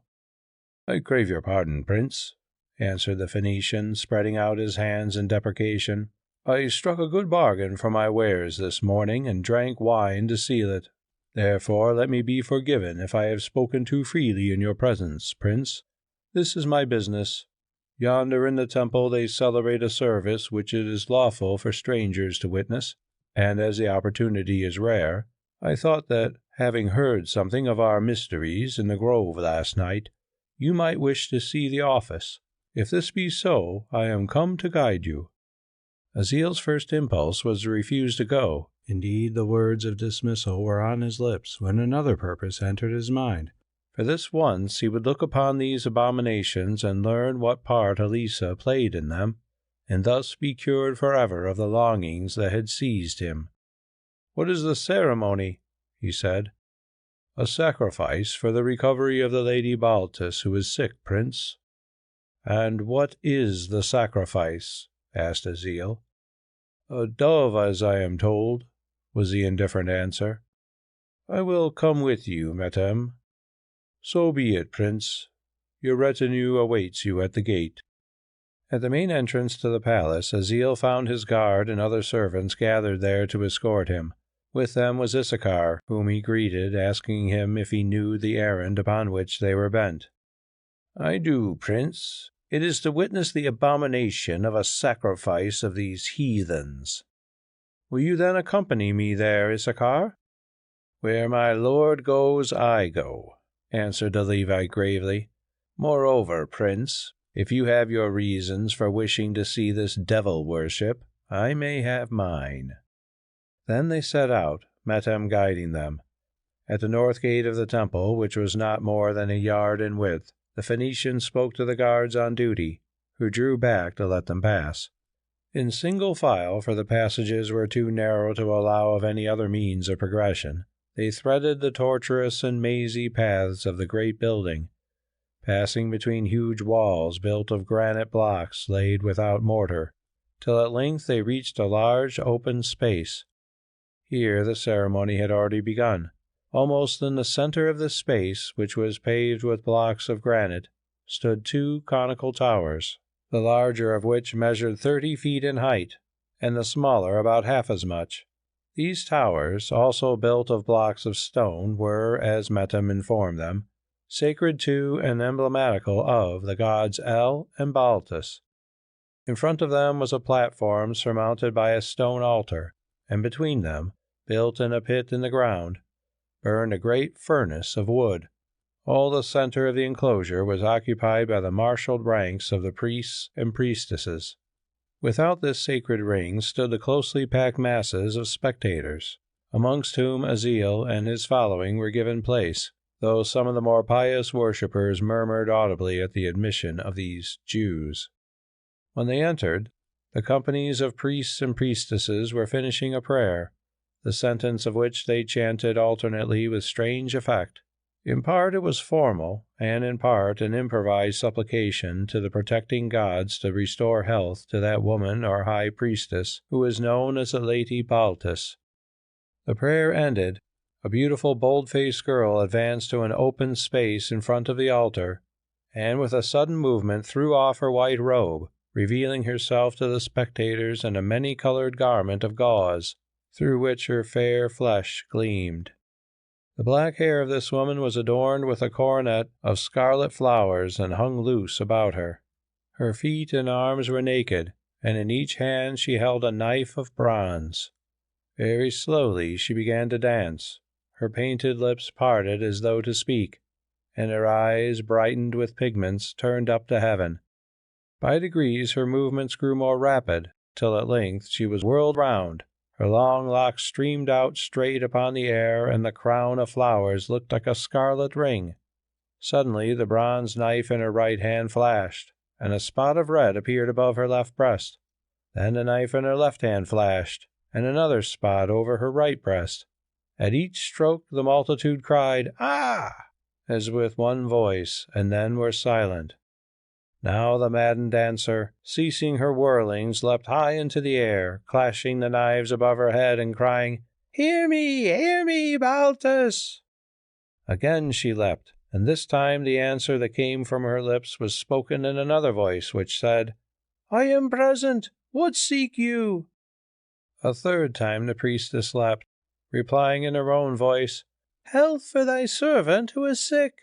Then came the answer in the second voice, "I hear you, but I see no sacrifice."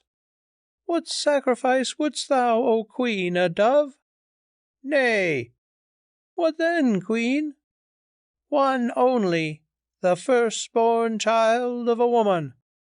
At this command, which they supposed to be divine and from above, issued out of the lips of the gashed and bleeding Pythoness, the multitude that hitherto had listened in perfect silence shouted aloud, while the girl herself, utterly exhausted, fell to the earth, swooning. Now the high priest of El, who was named Shadid, none other indeed than the husband of her who lay sick, sprang upon the platform and cried, "The goddess has spoken by the mouth of her oracle. She who is the mother of all demands one life out of the many she has given, that the Lady Baltus, who is her priestess upon earth, may be recovered of her sickness. Say, who will lay down a life for the honor of the goddess, and that her regent in this land may be saved alive?" Now, for all this scene had been carefully prepared, a woman stepped forward, wearing the robe of a priestess, who bore in her arms a drugged and sleeping child. "Aye, father," she cried in a shrill, hard voice, though her lips trembled as she spoke. "Let the goddess take this child, the first fruit of my body, that our mother, the Lady Baltus, may be cured of her sickness, and that I, her daughter, may be blessed by the goddess, and through me all we who worship her. and she held out the little victim towards him. The Shadid stretched out his arms to take it, but he never did take it, for at that moment appeared upon the platform the tall and bearded figure of Issachar, clad in his white robes. "Hold!" he cried in a loud, clear voice, "and touch not the innocent child. Spawn of Satan, would you do murder to appease the devils whom you worship? Well shall they repay you, people of Zimbabwe. Oh, mine eyes are open, and I see," he went on, shaking his thin arms above his head in a prophetic frenzy. "I see the sword of the true God, and it flames above this city of idolaters and abominations. I see this place of sacrifice, and I tell you that before the moon is young again it shall run red with the blood of you, idol worshippers, and of you, women of the groves. The heathen is at your gates, ye followers of demons, and my God sends them as he sends the locusts of the north wind to devour you like grass, to sweep you away like the dust of the desert. Cry then upon El and Baltus, and let El and Baltus save you if they can. Doom is upon you. Azrael, angel of death, writes his name upon your foreheads, every one of you, giving your city to the owls, your bodies to the jackals, and your souls to Satan." Thus far the priests and the spectators had listened to Issachar's denunciations in bewildered amazement, not unmixed with fear. Now with a roar of wrath they awoke, and suddenly he was dragged from the platform by a score of hands and struck down with many blows. Indeed, he would then and there have been torn to pieces had not a guard of soldiers, knowing that he was Sakon's guest, and in the train of the Prince Azil, snatched him from the maddened multitude and borne him swiftly to a place of safety without the enclosure. While the tumult was at its height, a Phoenician who had arrived in the temple breathless with haste might have been seen to pluck Metem by the sleeve. "What is it?" Metem asked of the man who was his servant. "This, the Lady Baltus is dead. I watched as you bade me, and as she had promised to do, in token of the end, her woman waved a napkin from the casement of that tower where she lives." "Do any know of this?" "None." "Then say no word of it." And Metem hurried off in search of Azil. Presently he found him seeking for Issachar in company with his guards. "Have no fear, Prince," Metem said in answer to his eager questions. "He is safe enough, for the soldiers have borne the fool away. Pardon me that I should speak thus of a holy man, but he has put all our lives in danger." "I do not pardon you," answered Azil hotly, "and I honor Issachar for his act and words. Let us be gone from this accursed place whither you entrapped me." Before Metem could reply, a voice cried, "Close the doors of the sanctuary, so that none can pass in or go out, and let the sacrifice be offered." "Listen, Prince," said Metem. "You must stay here till the ceremony is done." "Then I tell you, Phoenician," answered Azil, "that rather than suffer the luckless child to be butchered before my eyes, I will cut my way to it with my guards and rescue it alive." "To leave yourself dead in place of it," answered Metem sarcastically. "But see, a woman desires to speak with you," and he pointed to a girl in the robe of a priestess, whose face was hidden with a veil, and who, in the tumult and confusion, had worked her way to Azil. "Prince," whispered the veiled form, "I am Elissa. For your life's sake, keep still and silent, or you will be stabbed. For your words have been overheard, and the priests are mad at the insult that has been put upon them." "Away with you, woman," answered Azil. "What have I to do with the girl of the groves and a murderess of children?" She winced at his bitter words, but said quietly, "Then on your own head be your blood, Prince, which I have risked much to keep unshed. But before you die, learn that I knew nothing of this foul sacrifice, and that gladly would I give my own life to save that of yonder child."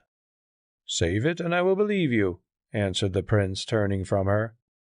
Elissa slipped away, for she saw that the priestesses, her companions, were reforming their ranks, and that she must not tarry.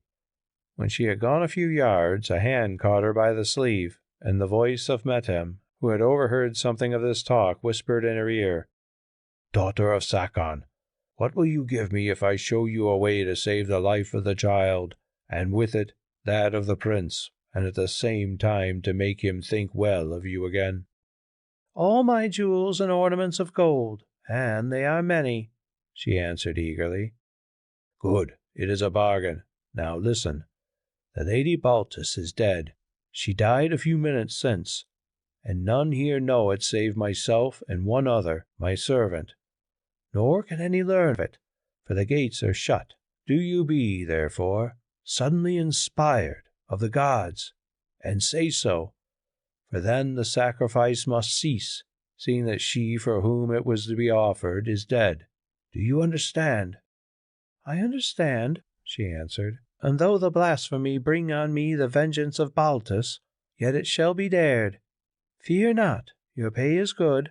And she pressed forward to her place, keeping the veil wrapped about her head till she reached it unobserved, for in the general confusion none had noticed her movements. When the noise of shouting and angry voices had at length died away, and the spectators were driven back outside the sacred circle, the priest upon the platform cried, "Now that the Jew blasphemer is gone, let the sacrifice be offered, as is decreed." "Yea, let the sacrifice be offered," answered the multitude, and once more the woman with the sleeping child stepped forward. But before the priest could take it, another figure approached him, that of Elissa, with arms outstretched and eyes upturned. "Hold, O priest," she said, "for the goddess, breathing on my brow, inspires me, and I have a message from the goddess." "Draw near, daughter, and speak it in the ears of men," the priest answered, wondering, for he found it hard to believe in such inspiration, and indeed would have denied her a hearing had he dared.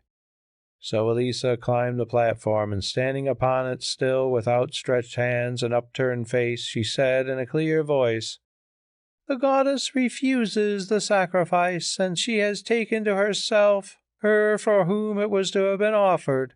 The Lady Baltus is dead." At this tidings a groan went up from the people, partly of grief for the loss of a spiritual dignitary who was popular, and partly of disappointment because now the sacrifice could not be offered, for the Phoenicians loved these horrible spectacles, which were not, however, commonly celebrated by daylight and in the presence of the people. "It is a lie," cried the voice, "but now the Lady Baltus was living." "Let the gates be opened, and send to see whether or no I lie," said Elissa quietly. Then for a while there was silence while the priest went upon the errand. At length he was seen returning. Pushing his way through the crowd, he mounted the platform and said, "The daughter of Sakon speaks truth. Alas, the Lady Baltus is dead."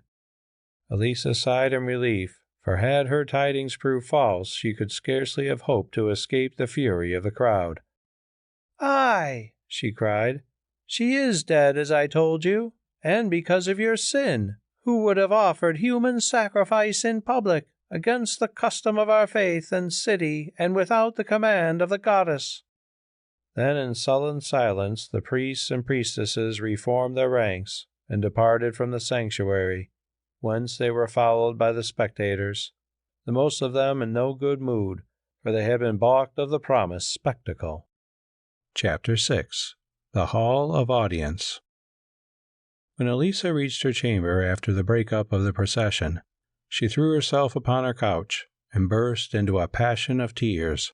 Well might she weep, for she had been false to her oath as a priestess, uttering as a message from the goddess that she had learnt from the lips of man. More, she could not rid herself of the remembrance of the scorn and loathing with which the Prince Azil had looked upon her, or of the bitter insult of his words when he called her a girl of the groves and a murderess of children.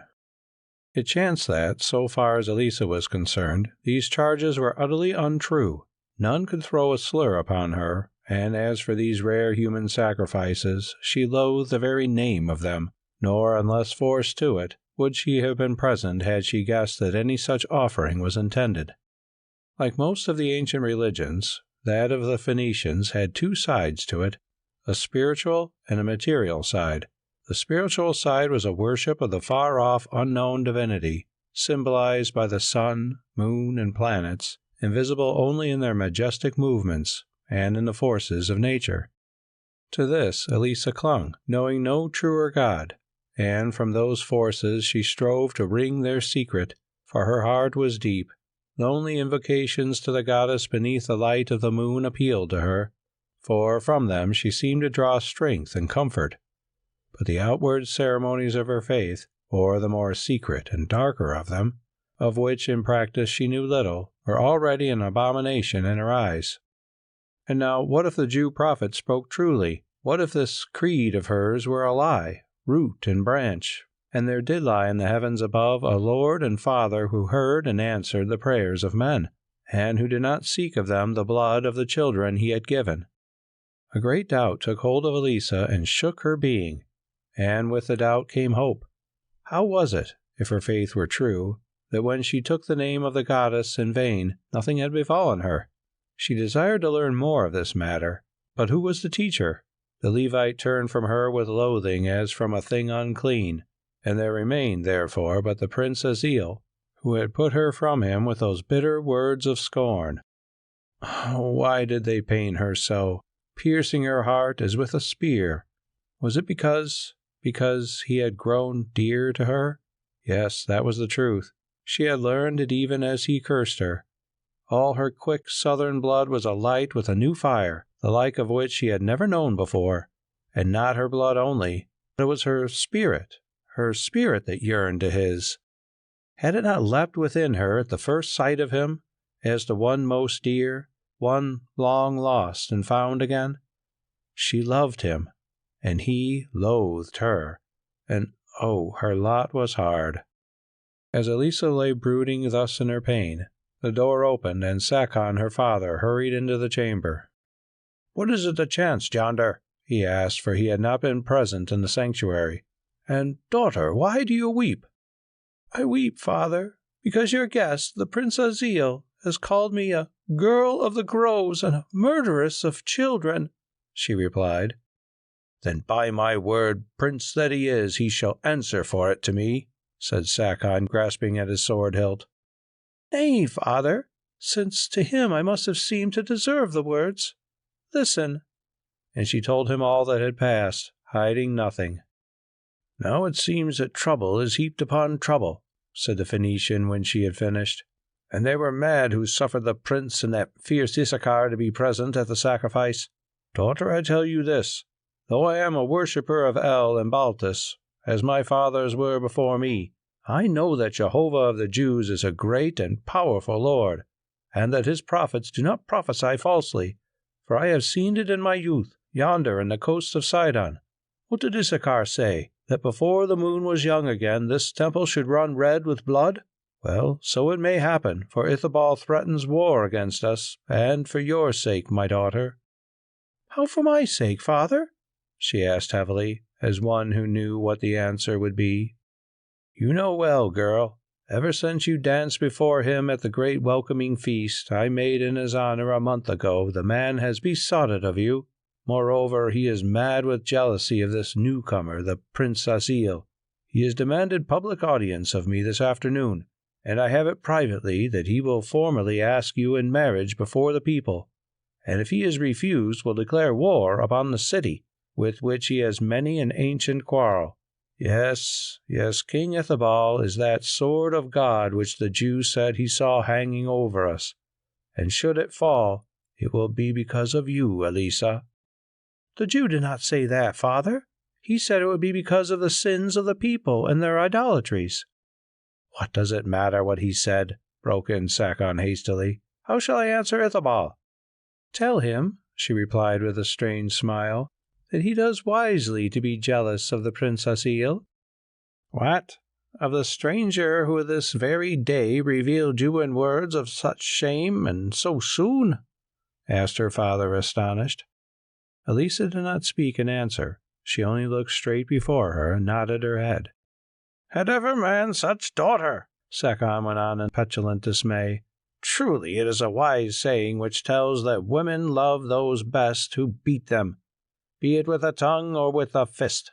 Not but what I would gladly see you wedded to a prince of Israel and of Egypt rather than of this half-bred barbarian, but the legions of Solomon and of Pharaoh are far away, whereas Ithobal has 100,000 spears almost at our gate." "There is no need to speak of such things, father," she said, turning aside, "since, even were I willing, the prince would have naught to do with me, who am a priestess of Baltus." "The matter of religion might be overcome," suggested Sakon. "But no, for many reasons it is impossible. Well, this being so, daughter, I may answer Ithobal that you will wed him." "I," she said, "I wed that black-hearted savage? My father, you may answer what you will, but of this be sure, that I will go to my grave before I pass as wife to the board of Ithobal." "Oh, my daughter," pleaded Sakon, "think before you say it.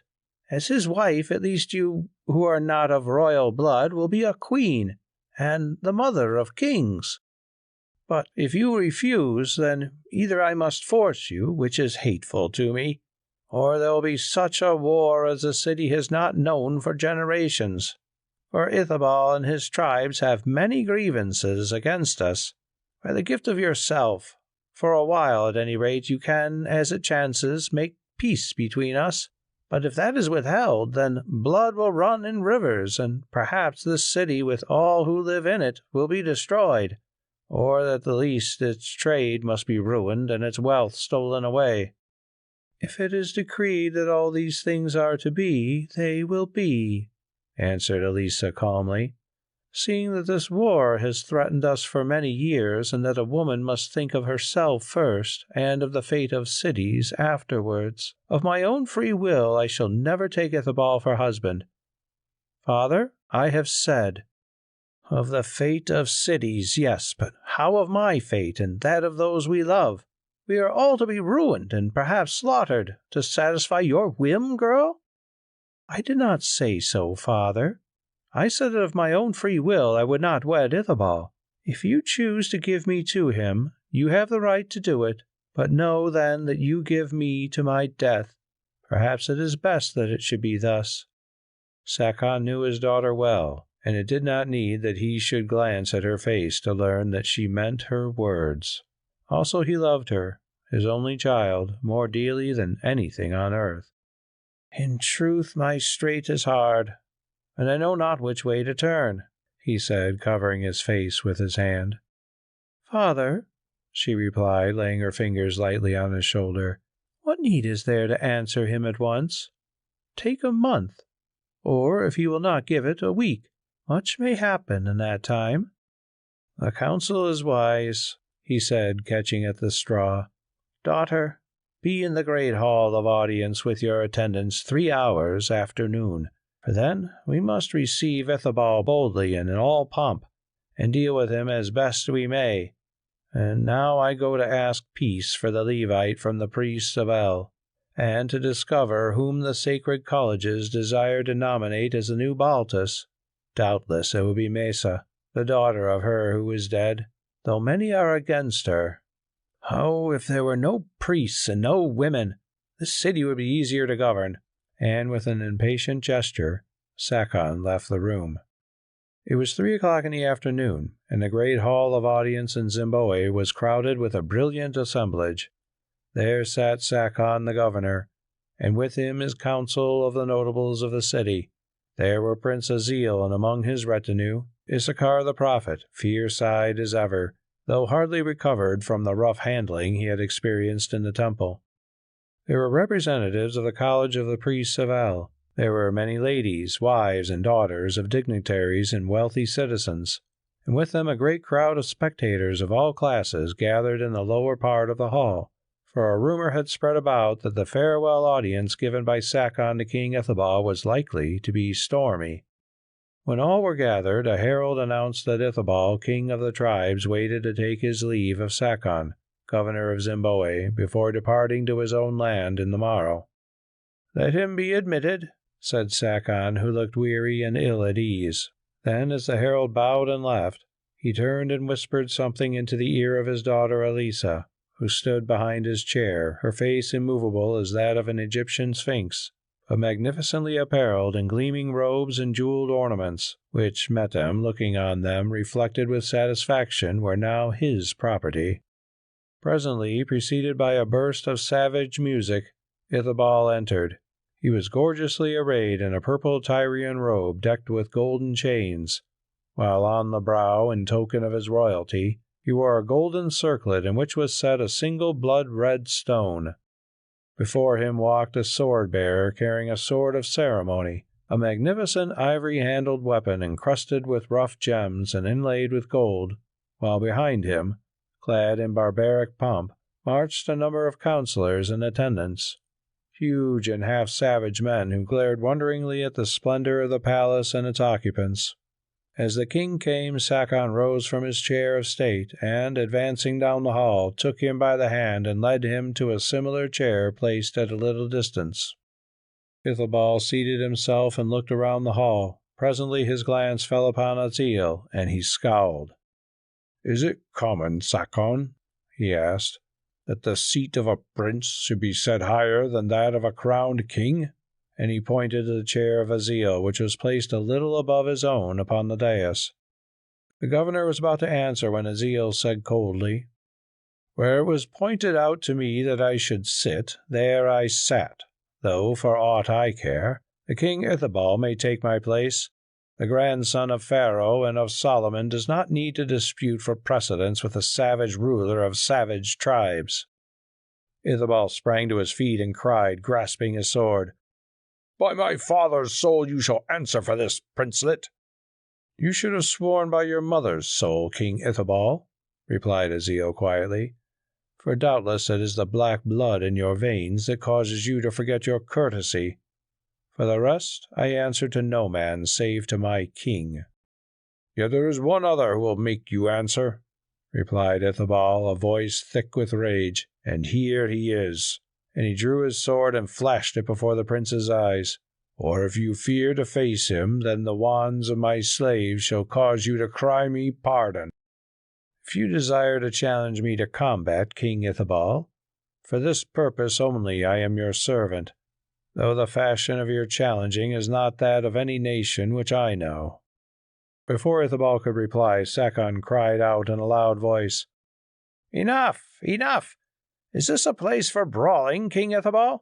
And would you seek to fix a quarrel upon my guest, the Prince Aziel, here in my council chamber, and to bring upon me the wrath of Israel, of Tyre, and of Egypt? Be sure that the prince shall cross no swords with you. No, not if I have to set him under guard to keep him safe.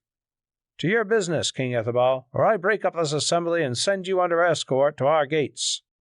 Now his councillors plucked Ithobal by the sleeve and whispered to him some advice, which at last he seemed to take with an ill grace, for, turning, he said, "So be it. This is my business, Sakon. For many years I and the countless tribes whom I rule have suffered much at the hands of you Phoenicians, who centuries ago settled here in my country as traders. That you should trade we are content, but not that you should establish yourselves as a sovereign power, pretending to be my equals who are my servants. Therefore, in the name of my nation, I demand that the tribute which you pay to me for the use of the mines of gold shall henceforth be doubled, that the defences of this city be thrown down, and that you cease to enslave the natives of the land to labor in your service. I have spoken." Now as these arrogant demands reached their ears, the company assembled in the hall murmured with anger and astonishment, then turned to wait for Sakon's answer. "And if we refuse these small requests of yours, O king," asked the governor sarcastically, "what then? Will you make war upon us?" "First tell me, Sakon, do you refuse them?" "In the name of the cities of Tyre and Sidon whom I serve, and of Hiram my master, I refuse them, one and all," answered Sakon with dignity. "Then, Sakon, I am minded to bring up 100,000 men against you, and to sweep you and your city from the face of the earth," said Ithobal. "Yet I remember that I also have Phoenician blood in my veins, mixed with the nobler and more ancient blood at which yonder upstart jeers, and therefore I would spare you. I remember also that for generations there has been peace and amity between my forefathers and the council of this city, and therefore I would spare you. Behold, then, I build a bridge whereby you may escape, asking but one little thing of you in proof that you are indeed my friend, and it is that you give me your daughter, the Lady Elissa, whom I seek to make my queen. Think well before you answer, remembering that upon this answer may hang the lives of all who listen to you, aye, and many thousand others."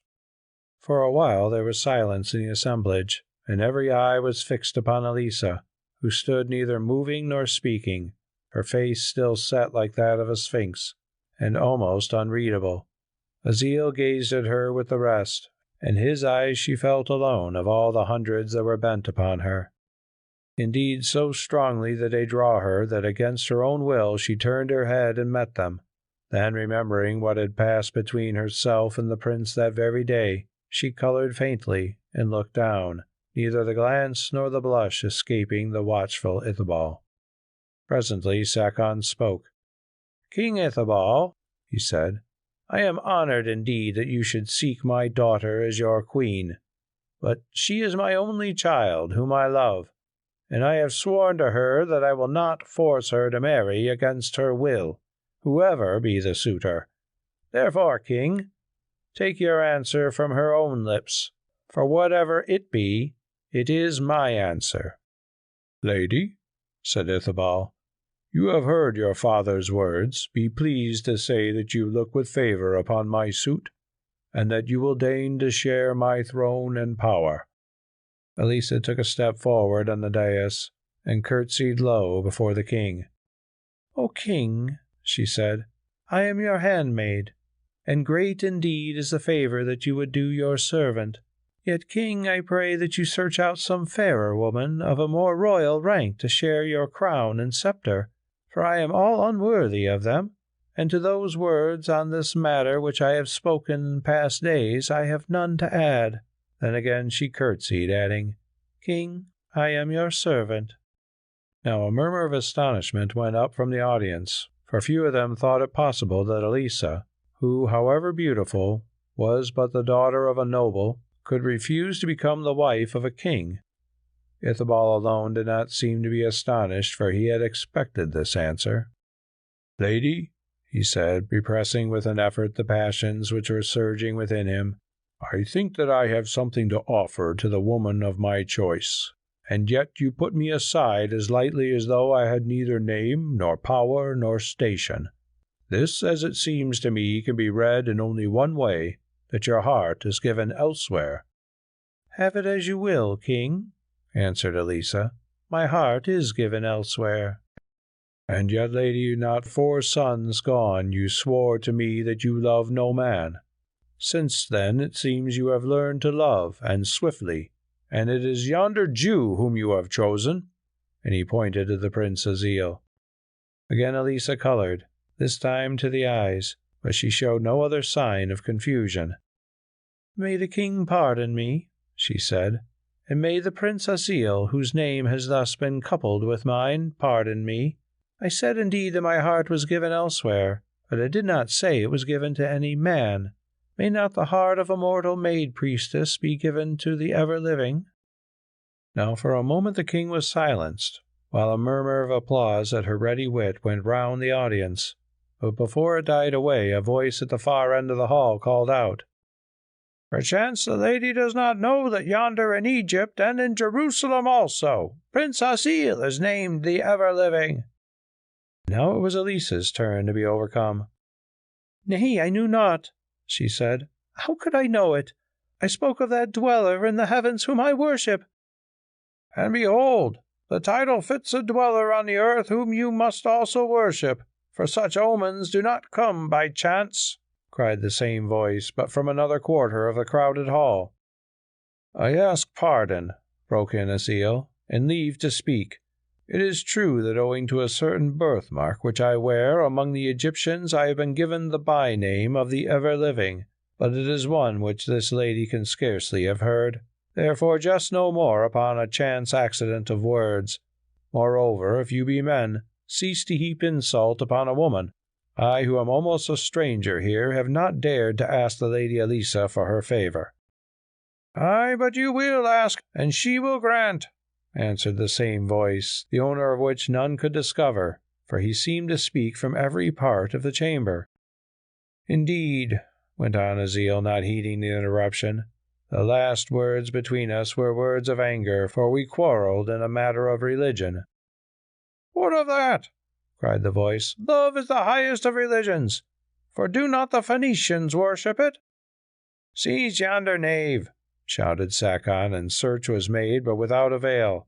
Afterwards, however, Azil remembered that once, when they were weather-bound on their journey from the coast, Metem had amused them by making his voice sound from various quarters of the hut in which they lay. Then Ithobal rose and said, "Enough of this folly. I am not here to juggle with words or to listen to such play. Whether the Lady Elissa spoke of the gods she serves or of a man is one to me. I care not of whom she spoke, but for her words I do care. Now hearken, you city of traitors. If this be thy answer, then I break down that bridge which I have built, and it is war between you and my tribes, war to the end. But let her change her words, and whether she loves me or loves me not, come to be my wife, and for my day the bridge shall stand. For once that we are wed, I can surely teach her love.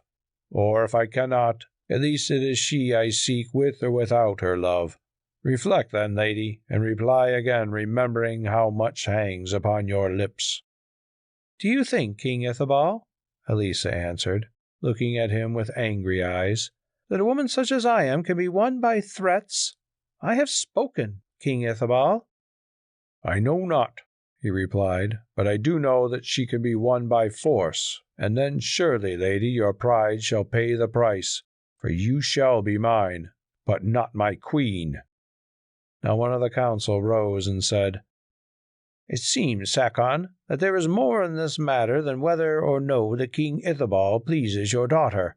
Is the city then to be plunged into a great war, of which none can see the end, because one woman looks askance upon a man?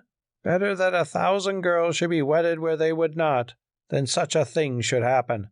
Sakon, according to our ancient law, you have the right to give your daughter in marriage where and when you will. We demand, therefore, that for the good of the Commonwealth you should exercise this right, and hand over the Lady Elissa to King Ithobal." This speech was received with loud and general shouts of approval, for no Phoenician audience would have been willing to sacrifice its interests for a thing so trivial as the happiness of a woman.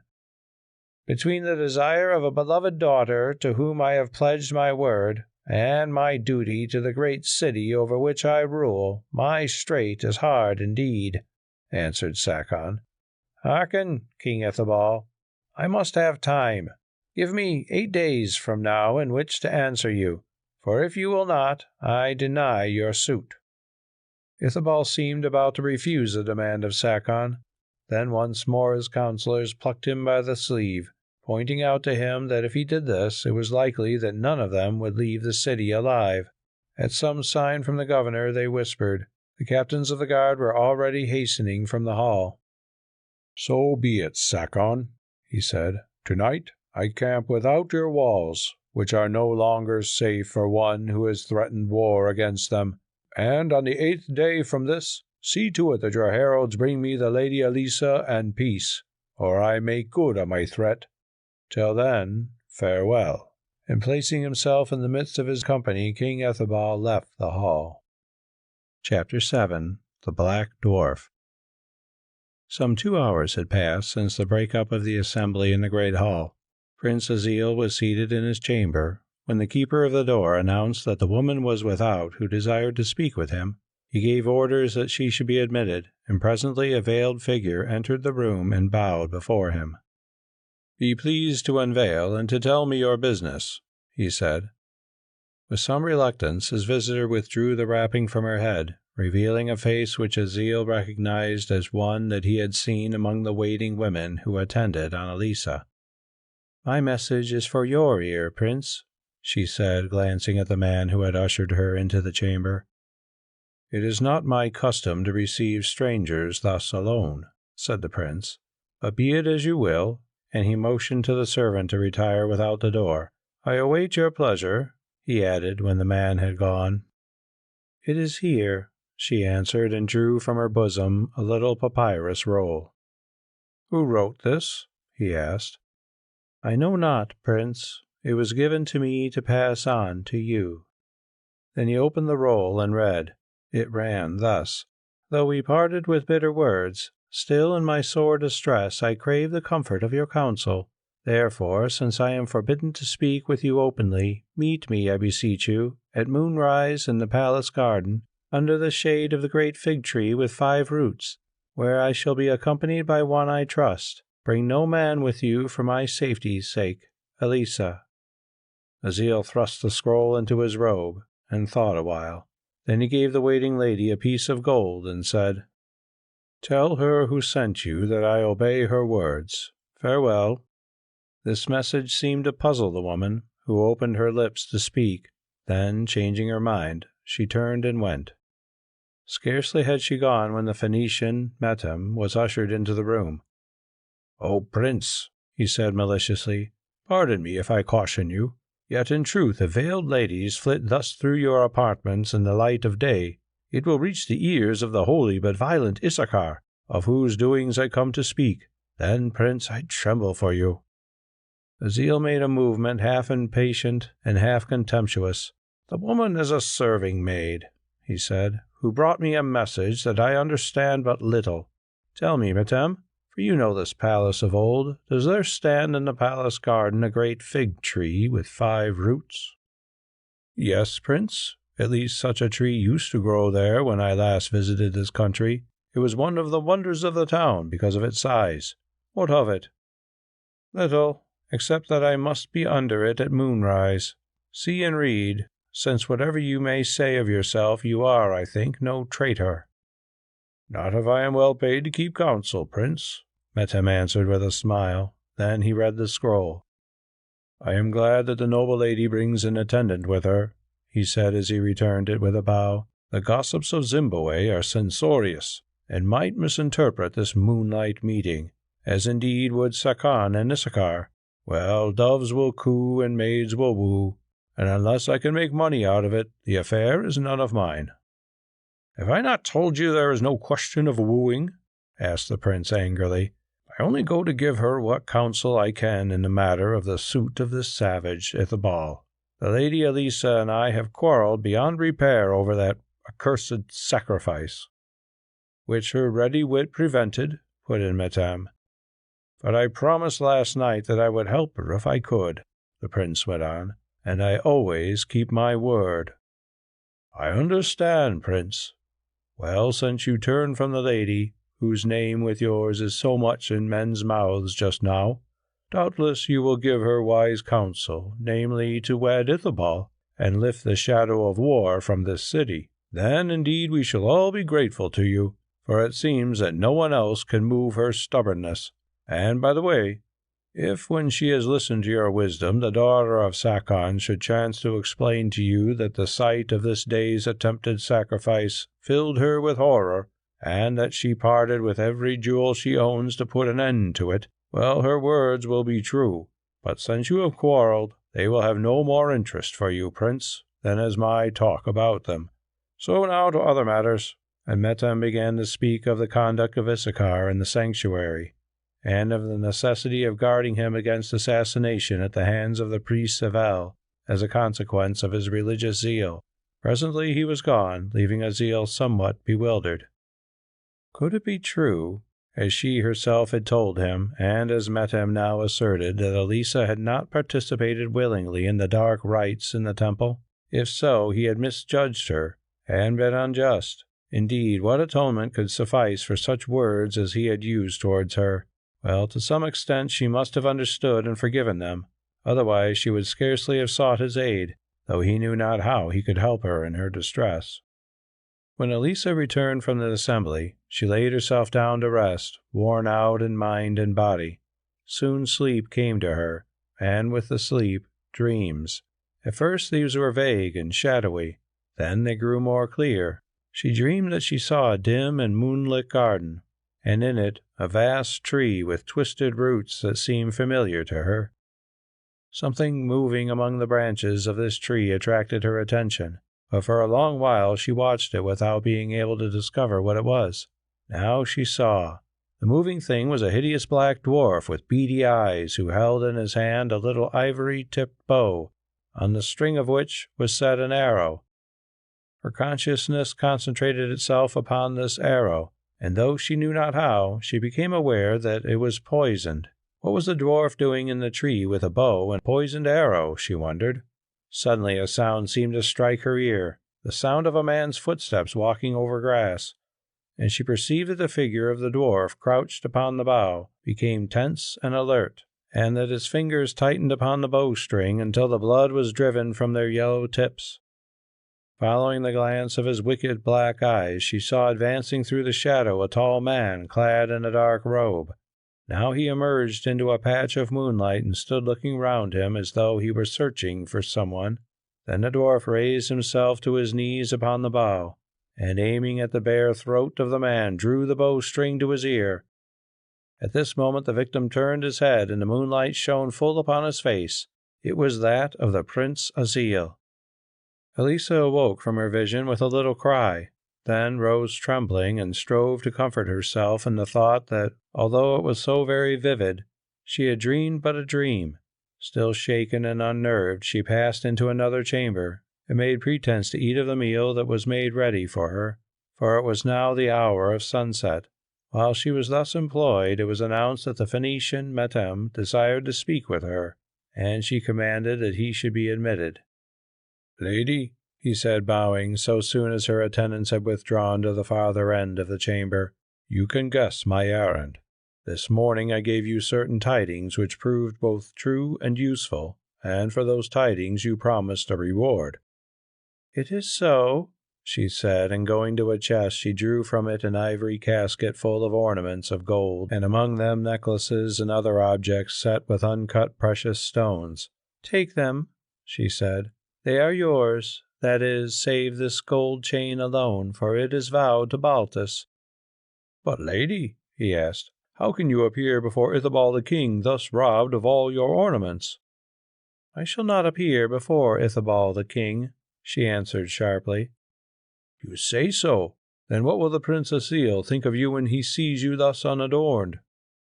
"My beauty is my adornment," she replied, "not these gems and gold.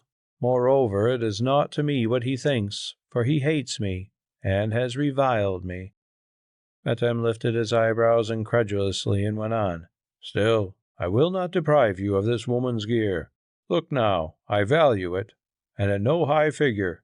And drawing out his writer's palette and a slip of papyrus, he wrote upon it an acknowledgment of debt, which he asked her to sign.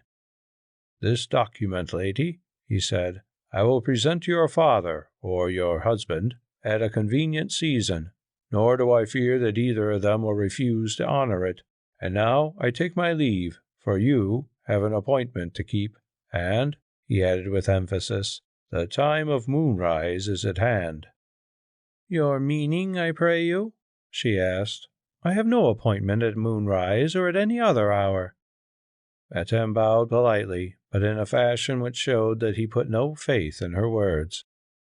"Again I ask your meaning, merchant," she said, "for your dark hintings are scarcely to be borne." The Phoenician looked at her. There was a ring of truth in her voice. "Lady," he said, "will you indeed deny, after I have seen it written by yourself, that within a few minutes you will meet the Prince Aziel beneath a great tree in the palace gardens? There, so said the scroll, to ask his aid in this matter of the suit of Ithobal." "Written by myself?" she said wonderingly. "Meet the Prince Aziel beneath a tree in the palace gardens? Never have I thought of it." "Yet, lady, the scroll I saw purported to be written by you, and your own woman bore it to the prince, as I think she sits yonder at the end of the chamber, for I know her shape." "Come hither," called Elissa, addressing the woman.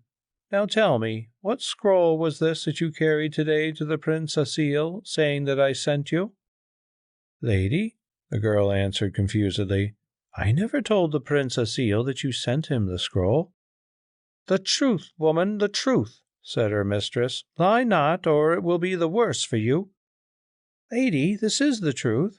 As I was walking through the marketplace, an old black woman met me and offered me a piece of gold if I would deliver a letter into the hand of the Prince Asile.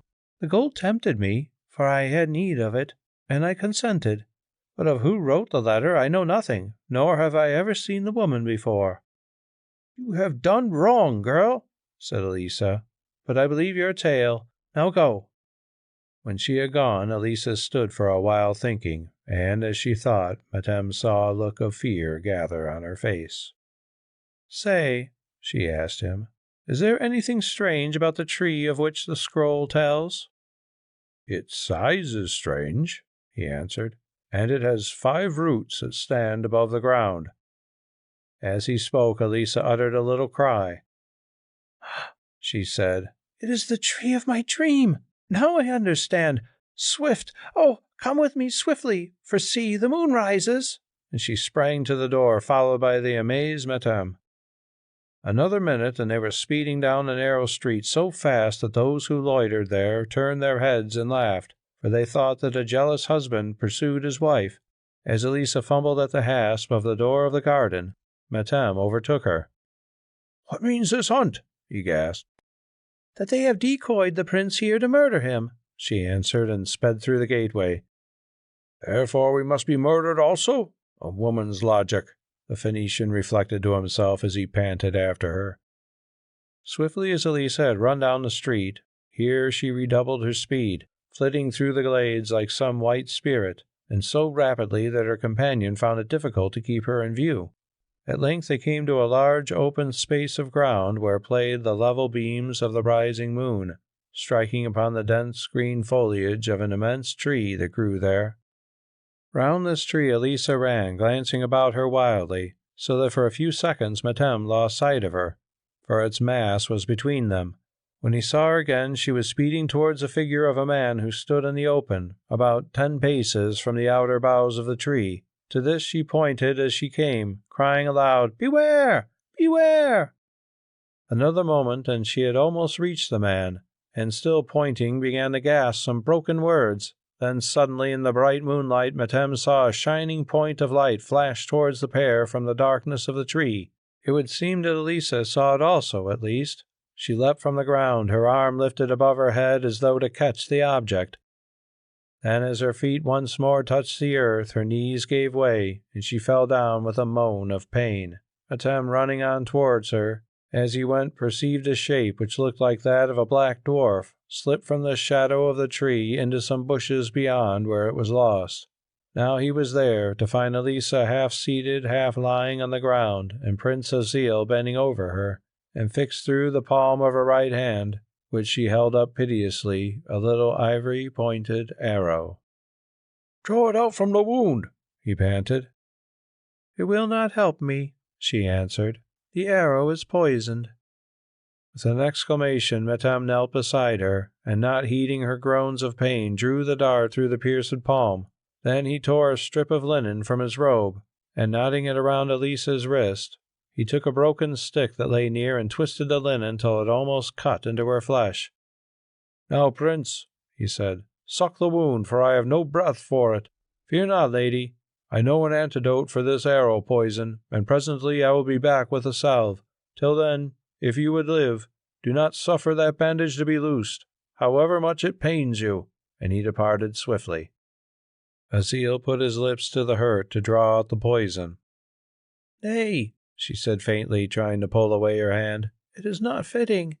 The venom may kill you." "It seems that it was meant for me," he answered. "So at the worst I do take but my own." Presently, directing Elissa to hold her hand above her head, he put his arms about her and carried her 100 paces or more into the open glade. "Why do you move me?" she asked, her head resting on his shoulder. "Because whoever it was that shot the arrow may return to try his fortune a second time, and here in the open his darts cannot reach us." Then he set her down upon the grass, and stood looking at her. "Listen, Prince Asile," Elissa said after a while. The venom with which these black men soak their weapons is very strong, and unless Matem's salve be good, it may well chance that I shall die. Therefore, before I die, I wish to say a word to you. What brought you to this place tonight?" "A letter from yourself, lady." "I know it," she said, "but I did not write that letter. It was a snare, set, as I think, by the King Ithobal, who would do you to death in this way or in that. A messenger of his bribed my waiting maid to deliver it, and afterwards I learnt the tale from Matem. Then, guessing all, I came hither to try to save you." "But how could you guess all, lady?" "In a strange fashion, Prince." And in a few words she told him her dream. "This is marvelous indeed, that you should be warned of my danger by visions," he said, wondering and half-doubtingly. "So marvelous, Prince, that you do not believe me," Elissa answered. "I know well what you think. You think that a woman to whom this very morning you spoke such words as women cannot well forgive, being revengeful, laid a plot to murder you, and then, being a woman, changed her mind. Well, it is not so. Matem can prove it to you." "Lady, I believe you," he said, "without needing the testimony of Matem. But now the story grows still more strange. For if you had done me no wrong, how comes it that to preserve me from harm you set your tender flesh between the arrow and the one that had reviled you?" "It was by chance," she answered faintly. "I learnt the truth and ran to warn you. Then I saw the arrow fly towards your heart, and strove to grasp it, and it pierced me. It was by chance, by such a chance as made me dream your danger." And she fainted. Chapter 8. Aziel plights his troth. At first Aziel feared that the poison had done its work, and that Elissa was dead. Still placing his hand upon her heart, he felt it beating faintly, and knew that she did but swoon. To leave her to seek water or assistance was impossible, since he dared not loose his hold on the bandage about her wrist. So patiently as he might, he knelt at her side, awaiting the return of Matem. How beautiful her pale face seemed there in the moonlight, set in its frame of dusky hair, and how strange was this tale of hers, of a dream that she had dreamed, a dream which, to save his own, led her to offer her life to the murderer's arrow. Many would not believe it, but he felt that it was true. He felt that even if she wished it, she could not lie to him, for as he had known since first they met, their souls were open to each other. Yes, having thus been warned of his danger, she had offered her life for him who that morning had called her unjustly, so Matem said, a girl of the groves and a murderess. How came it that she had done this, unless indeed she loved him as he loved her? Aziel could no longer palter with himself. It was the truth. Last night when Issachar accused him, he had felt this, although then he would not admit it altogether. And now, tonight, he knew that his fate had found him. They would say that, after the common fashion of men, he had been conquered by a lovely face and form and a brave deed of devotion. But it was not so. Something beyond the flesh and its works and attributes drew him towards this woman, something that he could neither understand nor define, unless indeed the vision of Issachar defined it, but of which he had been conscious since first he set eyes upon her face. It was possible, it was even probable, that before another hour had gone by, she would have passed beyond his reach into the deeps of death, whither for a while he could not follow her. Yet he knew that the knowledge that she never could be his would not affect the love of her which burnt in him, for his desire towards her was not altogether a desire of the earth. Aziel bent down over the swooning girl, looking into her pale face, till her lips almost touched his own, and his breath beating on her brow seemed to give her life again. Now she stirred, and now she opened her eyes and gazed back at him a while, deeply and with meaning, even as he gazed at her.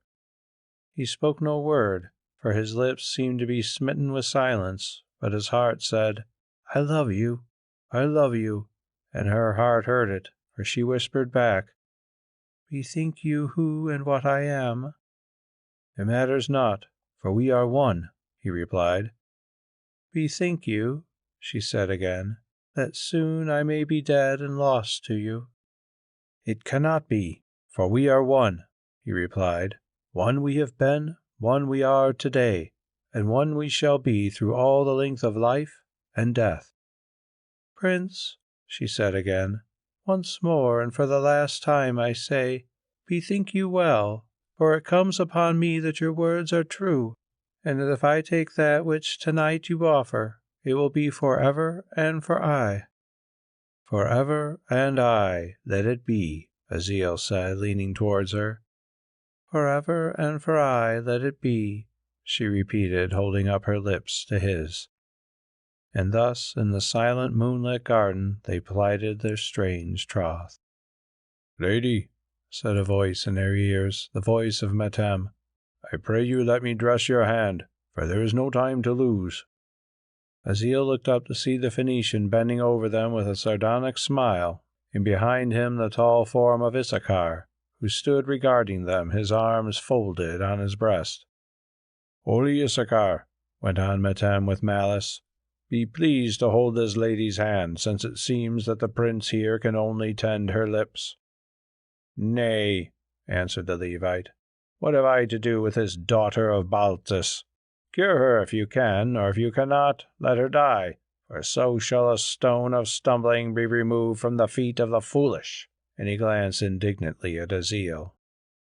Had it not been for this same stone, at least the feet of the foolish by now would have pointed skywards. The gods send me such a stone if ever a black dwarf draws a poisoned arrow at me, answered Metem, as he busied himself with his drugs. Then he added, Nay, prince, do not stop to answer him, but hold the lady's hand to the light. Aziel obeyed, and having washed out the wound with water, Metem rubbed ointment into it, which burnt Elissa so sorely that she groaned aloud. Be patient beneath the pain, lady, he said, for if it has not already passed into your blood, this salve will eat away the poison of the arrow. Then, half leading and half carrying her, they brought her back to the palace. Here Metem gave her over into the care of her father, telling him as much of the story as he thought wise, and cautioning him to keep silent concerning what had happened. At the door of the palace Issachar spoke to Aziel. Did I dream, prince? He said. Or did my ears indeed hear you tell that idolatress that you loved her forever? And did my eyes see you kiss her on the lips? It seems that you saw and heard these things, Issachar, said Aziel, setting his face sternly. Now hear this further, and then I pray you give me peace on this matter of the lady Elissa. If in any way it is possible, I shall make her my wife, and if it be not possible, then for so long as she may live, at least I will look upon no other woman. And that is good news, prince, to me, who am charged with your welfare. For be sure, if I can prevent you, you shall never mix your life with that of this heathen sorceress. Issachar, the prince replied, I have borne much from you because I know well that you love me, and have stood to me in the place of a father. But now in my turn I warn you, do not seek to work harm to the lady Elissa, for in striking her you strike me, and such blows may bring my vengeance after them. Vengeance, mocked the Levite. I fear but one vengeance, and it is not yours, nor do I listen to the whisperings of love when duty points the path. Rather I would see you dead, Prince Aziel, than lured down to hell by the wiles of yonder witch. Then before Aziel could answer, he turned and left him. As Issachar went to his own chamber, full of bitterness and indignation, he passed the door of Elissa's apartments, and came face to face with Metem issuing from them. Will the woman live? He asked of him. Be comforted, worthy Issachar, I think so. That is, if the bandage does not slip, I go to tell the prince. Gladly would I give 100 golden shekels to him who brought me tidings that it had slipped, and the woman with it, down to the arms of her father Beelzebub, broke in the Levite passionately. Pretty words for a holy man, said Metem, feigning amazement. Well, Issachar, I will do most things for good money, but to shift that bandage would be but murder, and this I cannot work even for the gold and to win your favor." "Fool," answered Issachar, "did I ask you to do murder? I do not fight with such weapons. Let the woman live or die as it is decreed. Nay, enter my chamber, for I would speak with you, who are a cunning man versed in the craft of courts. Listen now. I love this Prince Asile, for I have reared him from his childhood, and he has been a son to me who have none. More, I am sent hither to this hateful land to watch him and hold him from harm, and for all that chances to him I must account. And now, what has chanced? This woman, Elissa, by her witcheries—" "Softly, Issachar. What witcheries does she need beyond those lips and form and eyes?" "By her witcheries, I tell you, she has ensnared him, so that now he swears that he will wed her." "What of it, Issachar? He might travel far to find a lovelier woman."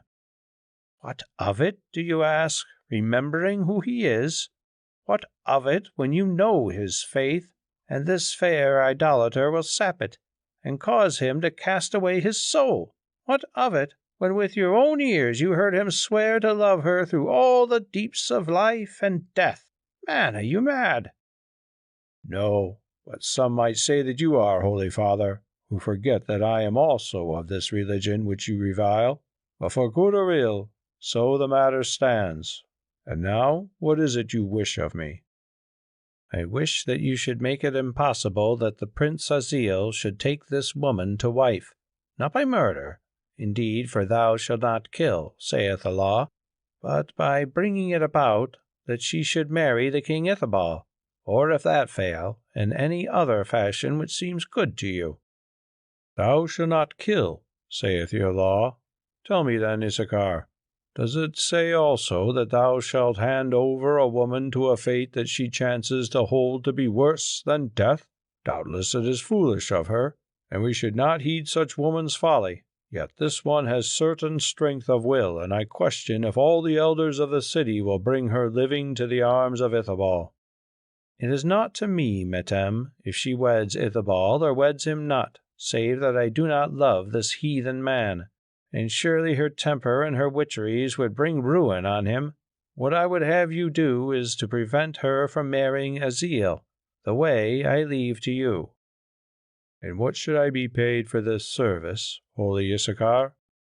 The Jew thought and answered, 100 golden shekels.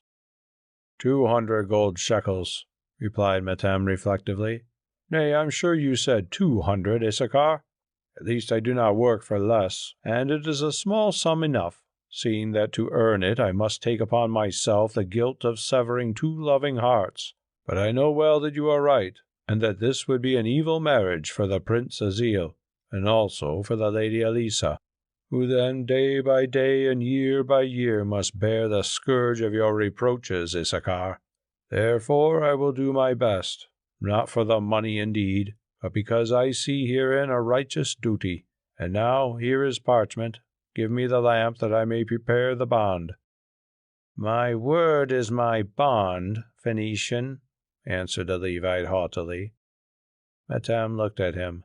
"Doubtless," he said, "but you are old, and this is a rough country where accidents chance at times. Still, the thing would read very ill, as you say, your word is your bond. Only remember, Issachar, 200 shekels, bearing interest at 2 shekels a month. And now you are weary, holy Issachar, with plotting for the welfare of others, and so am I. Farewell, and good dreams to you." The Levite watched him go, muttering to himself, "Alas, that I should have fallen to such traffic with a knave. But it is for your sake and your soul's sake, O Asile, my son. I pray that fate be not too strong for me and you." For 2 days from this night Elissa lay almost senseless, and by many it was thought that she would die. But when Metem saw her on the morning after she had been wounded, and noted that her arm was but little swollen, and had not turned black, he announced that she would certainly live, whatever the doctors of the city might declare. Thereon Sakon, her father, and Asile blessed him, but Issachar said nothing. As the Phoenician was walking through the marketplace early the next day, an aged black woman, whom he did not know, accosted him, saying that she had a message for his ear from the king Ithobal, who was camped without the city, and who desired to see the merchandise that he had brought with him from the coasts of Tyre. Now Metem had already sold his wares at a great advantage. Still, as he would not neglect this opportunity of trade, he purchased others from his fellow merchants, and, loading 2 camels with them, set out for the camp of Ithobal, riding on a mule.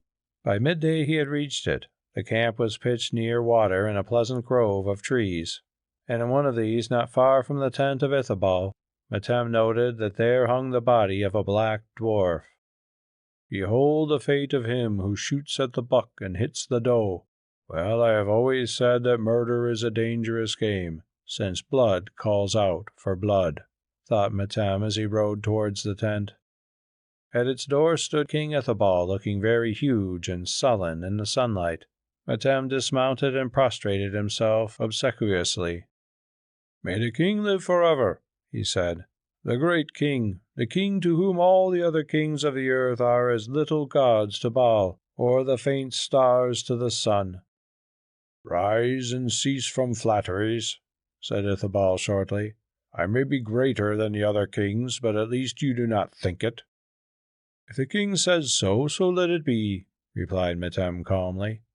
"A woman yonder in the marketplace told me that the king wished to trade for my merchandise, so I have brought the best of it, priceless goods that with much toil I have carried hither from Tyre," and he pointed to the 2 camels laden with the inferior articles which he had purchased, and began to read the number and description of the goods from his tablets. "What value do you set upon the whole of them, merchant?" asked Ithobal. "To the traders of the country so much, but to you, O king, so much only," and he named a sum twice that which he had paid in the city. "So be it," assented Ithobal indifferently. "I do not haggle over wares. Though your price is large, presently my treasurer shall weigh you out the gold." There was a moment's pause, then Metem said, "The trees in this camp of yours bear evil fruit, O king.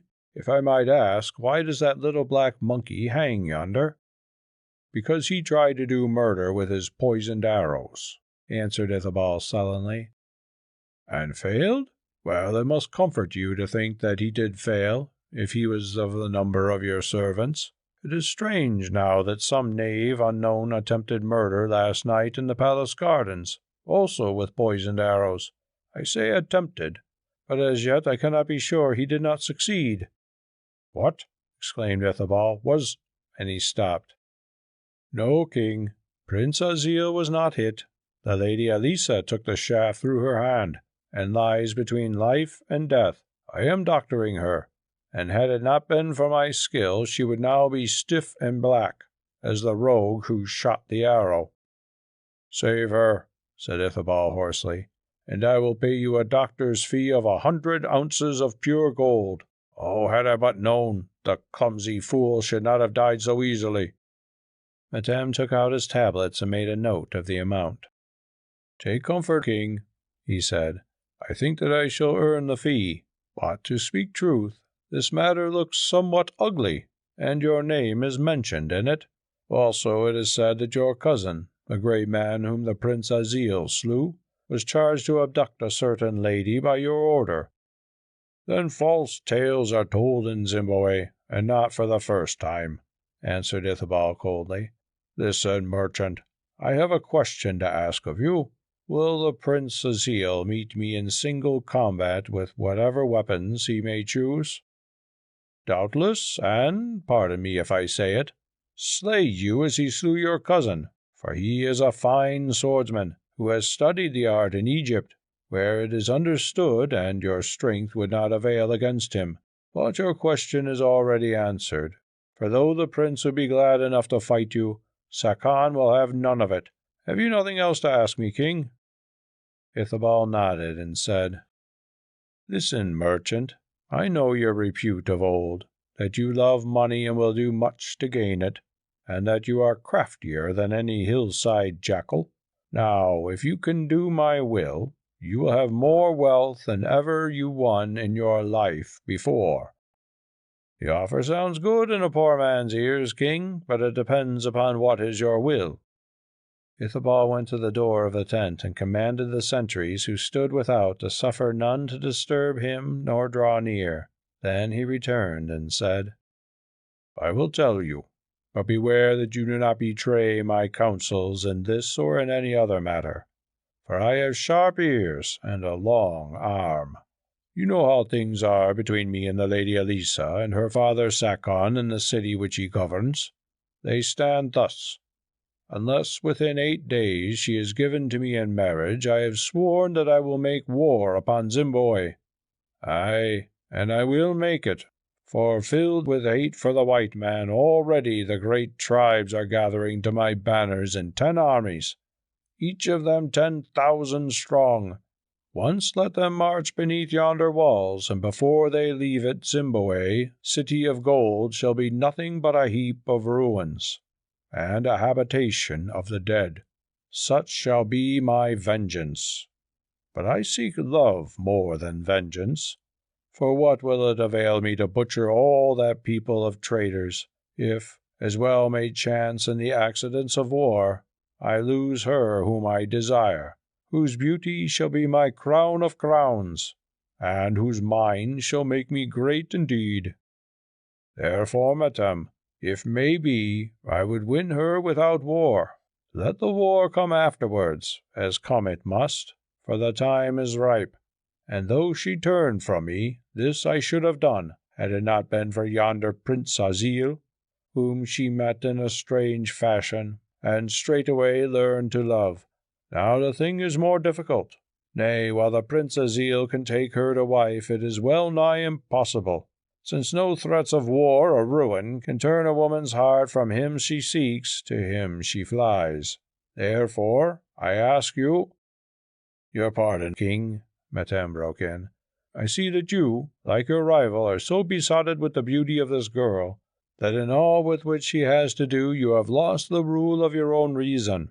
I would save you, perchance, from saying words to which I do not wish to listen, and when you find a quiet mind again, that you may regret having spoken. If you are about to require of me that I should cause or be privy to the death of the Prince Azil, you would require it in vain. Yes, even if you are willing to pay me gold in mountains and gems in camel-loads. With murder I will have nothing to do. Moreover, the prince your rival is my friend and master, and I will not harm him. Further, I may tell you that after the adventure of last night, none will be able to come near him to hurt a hair of his head, seeing that through daylight and through darkness he is guarded by 2 men. With a woman's body to set before him as a shield, said Ithobal bitterly. But you speak too fast. I was not about to ask you to kill this man, or even to procure his death, because I know it would be useless, but rather that you should so contrive that he cannot take Elissa. How you contrive it I care nothing, so that she is not harmed. You may kidnap him or stir up the city against him as one destined to be the source of war, and cause him to be dispatched back to the Great Sea, or bribe the priests of El to hide him away, or what you will, if only you separate him from this woman forever. Say, merchant, are you willing to undertake the task, or must my good gold go elsewhere? Madame pondered a while and answered, I think I will undertake it, king. That is, if we come to terms, though whether I shall succeed is another matter. I will undertake it not only because I seek to enrich myself, but because I and others who serve him think that it is a very evil thing that this Prince Azil, whose blood is the most royal in all the world, without the consent of the great king of Israel, his grandfather, should wed the daughter of a Phoenician officer, however beautiful and loving she may be. Also I love yonder city, which I have known for 40 years, and would not see it plunged into a bloody war and perhaps destroyed because a certain man desires to call a certain girl his sweetheart. And now, if I succeed in this, what will you give me? Ithobal named a great sum. King, replied Madame, you must double it. For that amount you speak of I shall be forced to spend in bribes, More, you must give me the gold now, before I leave your camp, or I will do nothing." "That you may steal it and do nothing?" laughed Ithabal angrily. "Such are my terms. If they do not please you, well, let me go. But if you accept them, I will sign a bond under which, if within 8 days I do not make it impossible for the Prince Azil to marry the Lady Elissa, you may reclaim so much of the gold as I do not prove to you to have been spent upon your service. And no bond of Metem the Phoenician was ever yet dishonored. No, in second thought, I will learn wisdom from Issachar the Levite and put my hand to no writing, which it would pain me that some should read. King, my sworn word must content you. Another thing, soon war may break out, or I may be forced to fly. Therefore I demand of you a pass, sealed with your seal, that will enable me to ride with 20 men and all my goods and treasure, even through the midst of your armies. Moreover, you shall swear the great oath to me that notice of this pass will be given to your generals, and that it shall be respected to the letter. Do you consent to these terms?" "I consent," said the king presently. That evening Metem returned to the city of Zimbabwe, but those who led his 2 camels little guessed that now they were laden, not with merchandise, but with treasure. Chapter 9. Greeting to the Baltus. When Metem accepted bribes from Issachar and from Ithabal, in consideration of his finding means to make the union of Azil and Elissa impossible, he had already thought out his scheme. It was one which, while promoting, as he considered, the true welfare of the lovers, if successful, would separate them effectually and forever. It will be remembered that Elissa had explained to the prince how, on the death of the Lady Baltus, another woman was elected by the colleges of the priests and priestesses to fill her place. This lady could marry, indeed she was expected to do so, but her husband must take the title of Shadid, and for her lifetime act as high priest of El. Therefore, thought Metem, if it could be brought about that Elissa could be chosen as the new Baltus, it was obvious that there would be an end of the possibility of her marriage to Azil. Then, in order to wed her, he must renounce his own religion, a thing which no Jew would do, and pose as earthly incarnation of one whom he considered a false divinity or a devil. Indeed, not only marriage, but any further intimacy between the pair would be rendered impracticable, for upon this point the religious law, lax enough in many particulars, was very strict. In fact, so strict was it that for the Lady Baltus of the day to be found alone with any man meant death to her and him. The reason of this severity was that she was supposed to represent the goddess, and her husband, the Shadid, a god, so that any questionable behavior on her part became an insult to the most powerful divinities of heaven, which could only be atoned by the death of their unworthy incarnations. That these laws were actual and not formal only was proved by the instance that within 100 years before the birth of Elissa, a Lady Baltus had been executed for some such offense, having been hurled indeed from the topmost pinnacle of the fortress above the temple to the foot of the precipice beneath. All these sacerdotal customs were familiar to Metem, who argued from them that to procure the nomination of Elissa as the Baltus would be to build an impassable wall between her and the Prince Azil. Also, by way of compensation, that office would confer upon her the highest dignity and honor which could be attained by any woman in the city. Moreover, her election would place her beyond the reach of the persecutions of Ithabal, since, as Lady Baltus, she was entitled to choose her own husband without hindrance or appeal, provided only that he was of pure white blood, which Ithabal was not.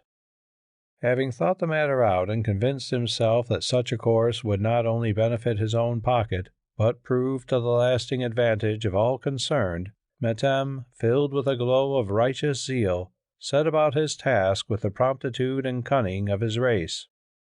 It was not an easy task, for although she had enemies and rivals, the daughter of the dead Baltus, Mesa by name, was considered to be certain of election at the poll of the priests and priestesses.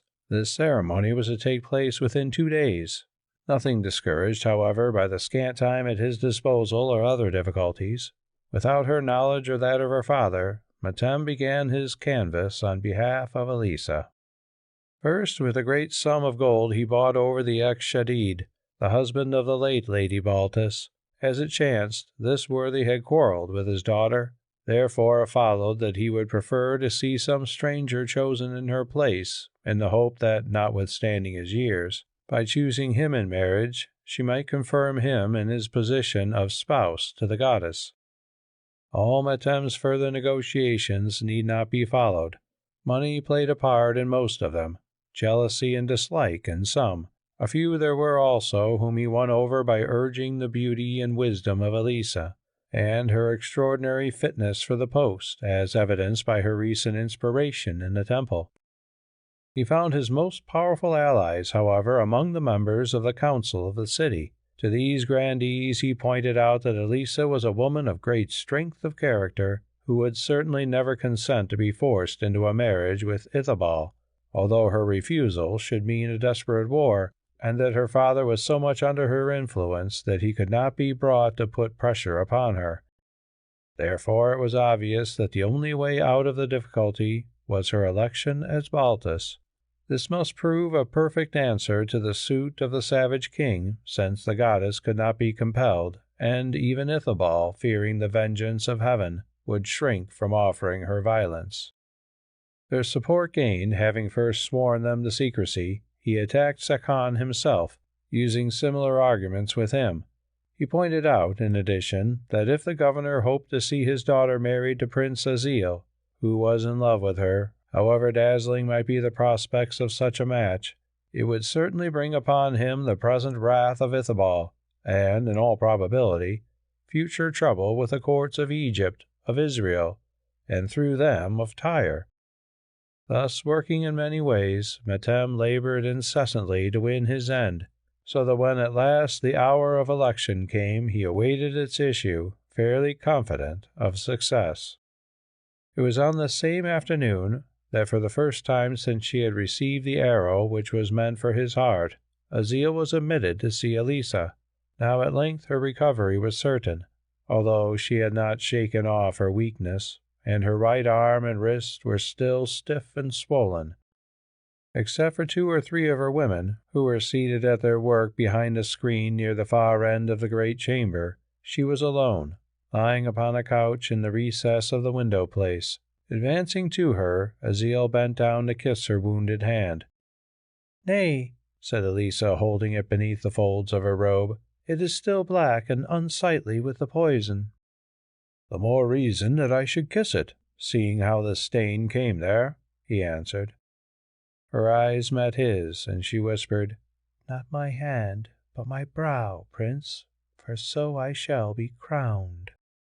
He pressed his lips upon her forehead and replied, "Queen of my heart, you are already, and though the throne be humble, it is sure, the life you saved is yours, and no other's."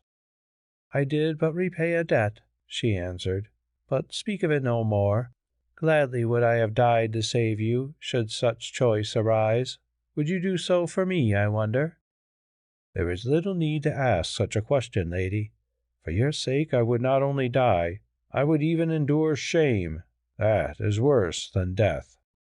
"Sweet words, Azil," she answered, smiling, "of which we shall learn the value when the hour of trial comes, as come I think it will. You told me but now that you were mine, and no other's. But is it so? I have heard the story of a certain princess of Kem, with whom your name was mingled. Tell me, if you will, what was it that set you journeying to this far city of ours?" "The desire to find you," he answered, smiling. Then, seeing that she still looked at him with questioning eyes, he added, "Nay, this is the truth, if you seek truth. Indeed, it is the best that I should tell you, since it seems that already you have heard something of the tale. A while ago I was sent to the court of the Pharaoh of Egypt, by the will of my grandsire, the king of Israel, upon an embassy of friendship, and to escort thence a certain beautiful princess, my cousin, who was affianced by treaty to an uncle of mine, a great prince of Israel. This I did, showing to the lady courtesy and no more. But the end of the matter was that when we came to Jerusalem, the princess refused to be married to my uncle, to whom she was betrothed, and he hesitated. "Nay, be not timid, prince," said Elissa sharply. "Continue, I pray you.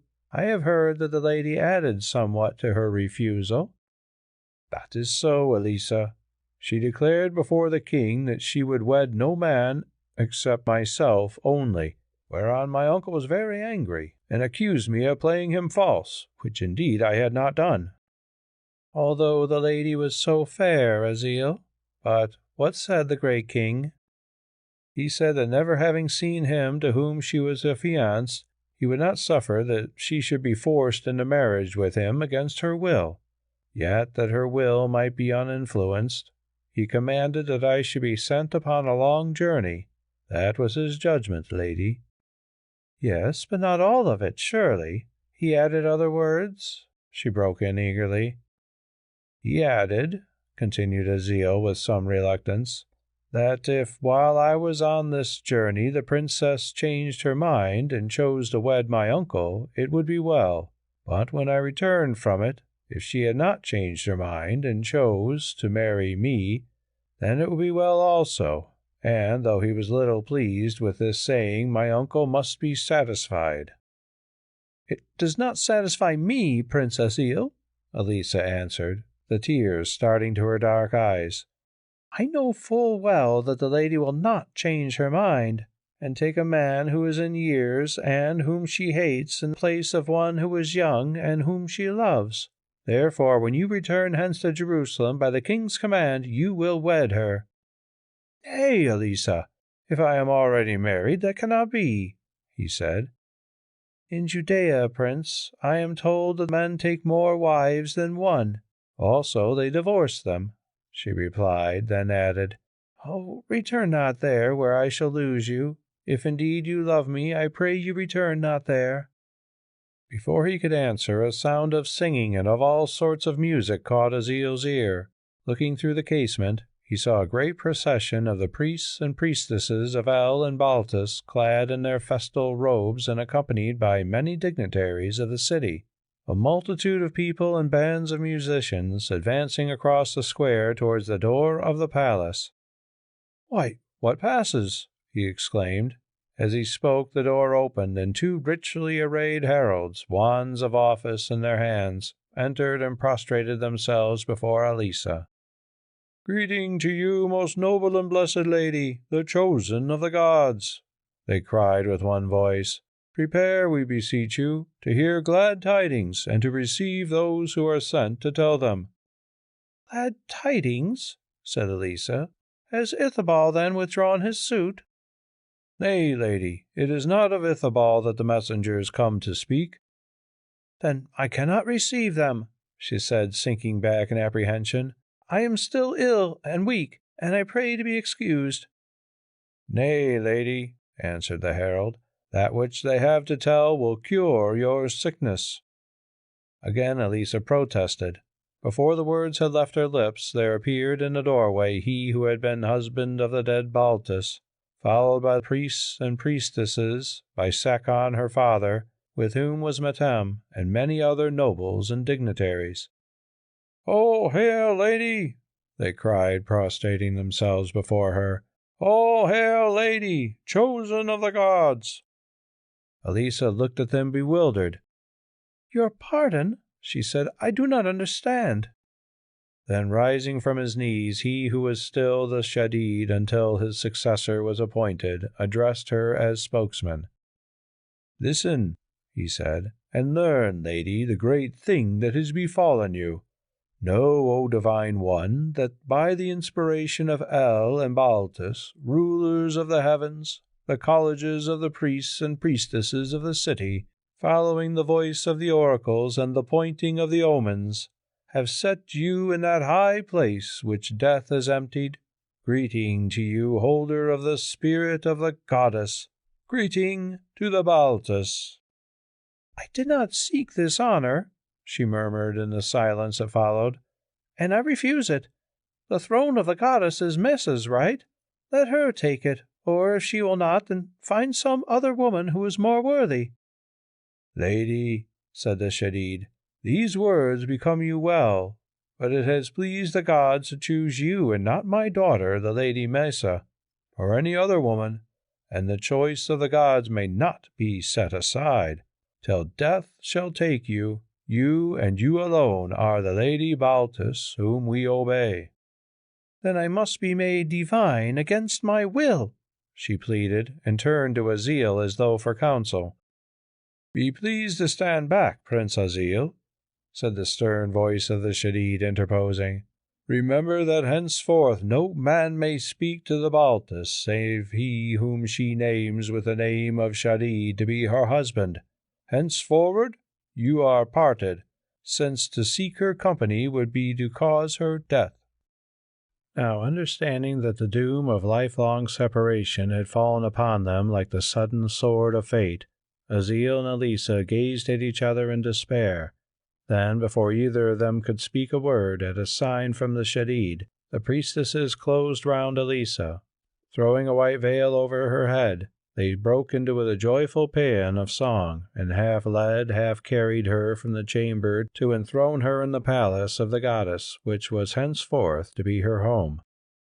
Presently all the company, including the waiting women, having joined the procession, the chamber was empty, with the exception of Azil, Metem, and Issachar the Levite, who, drawn by the sound of singing, had entered the place unnoticed. "Take comfort, Prince," said the Phoenician in a half-bantering voice. "If you and the Lady Baltus are truly dear to each other, she may still be yours, for you have but to bow the knee to El, and she will name you Shadid and husband." "Blaspheme not," cried Issachar sternly. "Shall a worshipper of the God of Israel do sacrifice to a demon to win a woman's smile?"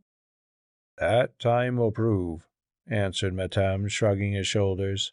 "At least it is certain that he will win it in no other way. Prince," he added, changing his tone, "if you have any such thoughts, abandon them, I pray you, for on this matter the law may not be broken.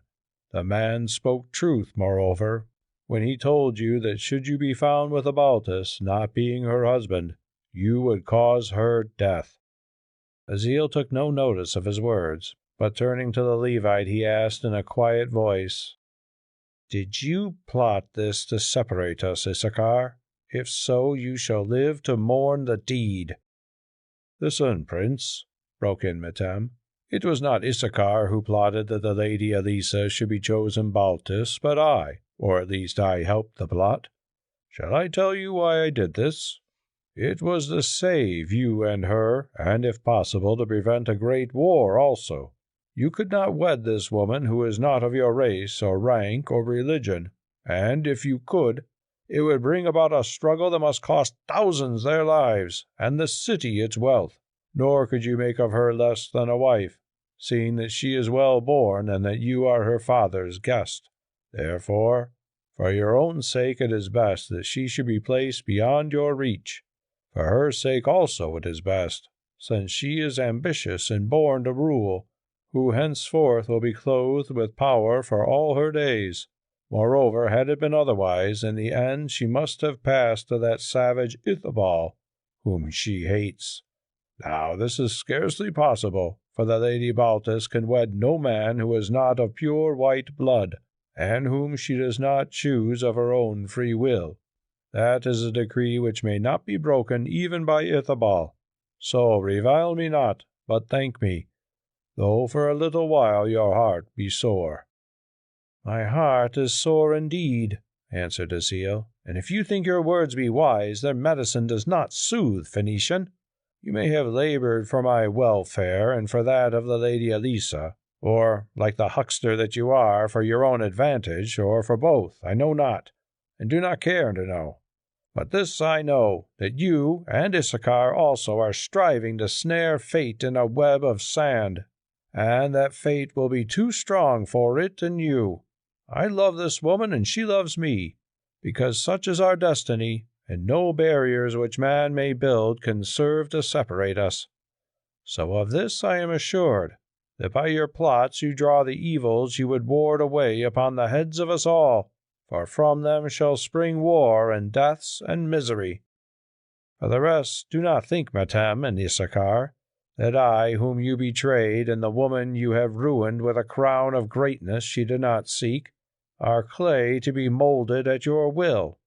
It is another hand than yours which fastened the vessel of our destiny, nor can you stay our lips from drinking of the pure wine that fills it. Farewell." And with a grave inclination of the head he left the room. Metem watched him go, then turned to Issachar and said, "I have earned my hire well, and you must pay the price. But now it troubles me to think that I touched this business.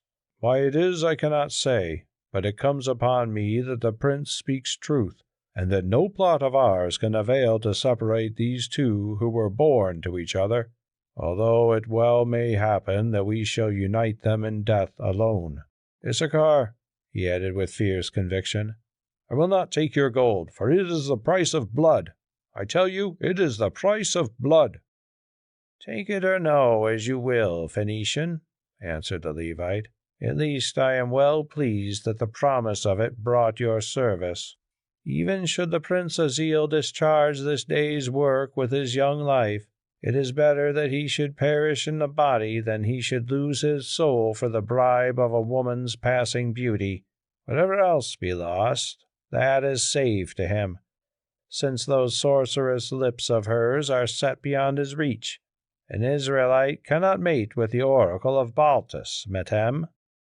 "You say so, Issachar, but I have seen men climb high to pluck such fruit. Yes, I have seen them climb even when they knew that they must fall before the fruit was reached." Then he went also, leaving Issachar alone and oppressed with a dread of the future which was none the less real because it could not be defined. Chapter 10. The Embassy. Weak as she was still with recent illness, half fainting also from the shock of the terrible and unexpected fate which had overtaken her, Elissa was borne in triumph to the palace that was now hers. Around her gilded litter priestesses danced and sang their wild chants, half bacchanalian and half religious. Before it marched the priests of El, clashing cymbals and crying, make way for the newborn goddess! Make way for her whose throne is upon the horned moon!" While all about the multitude of spectators prostrated themselves in worship. Elissa was borne in triumph. Vaguely she heard the shouts and music, dimly she saw the dancing girls and the bowing crowds. But all the while her heart was alive with pain, and her brain, crushed beneath the menace of this misery, could grasp nothing clearly save the completeness of her loss. Loss. Yes, she was lost indeed.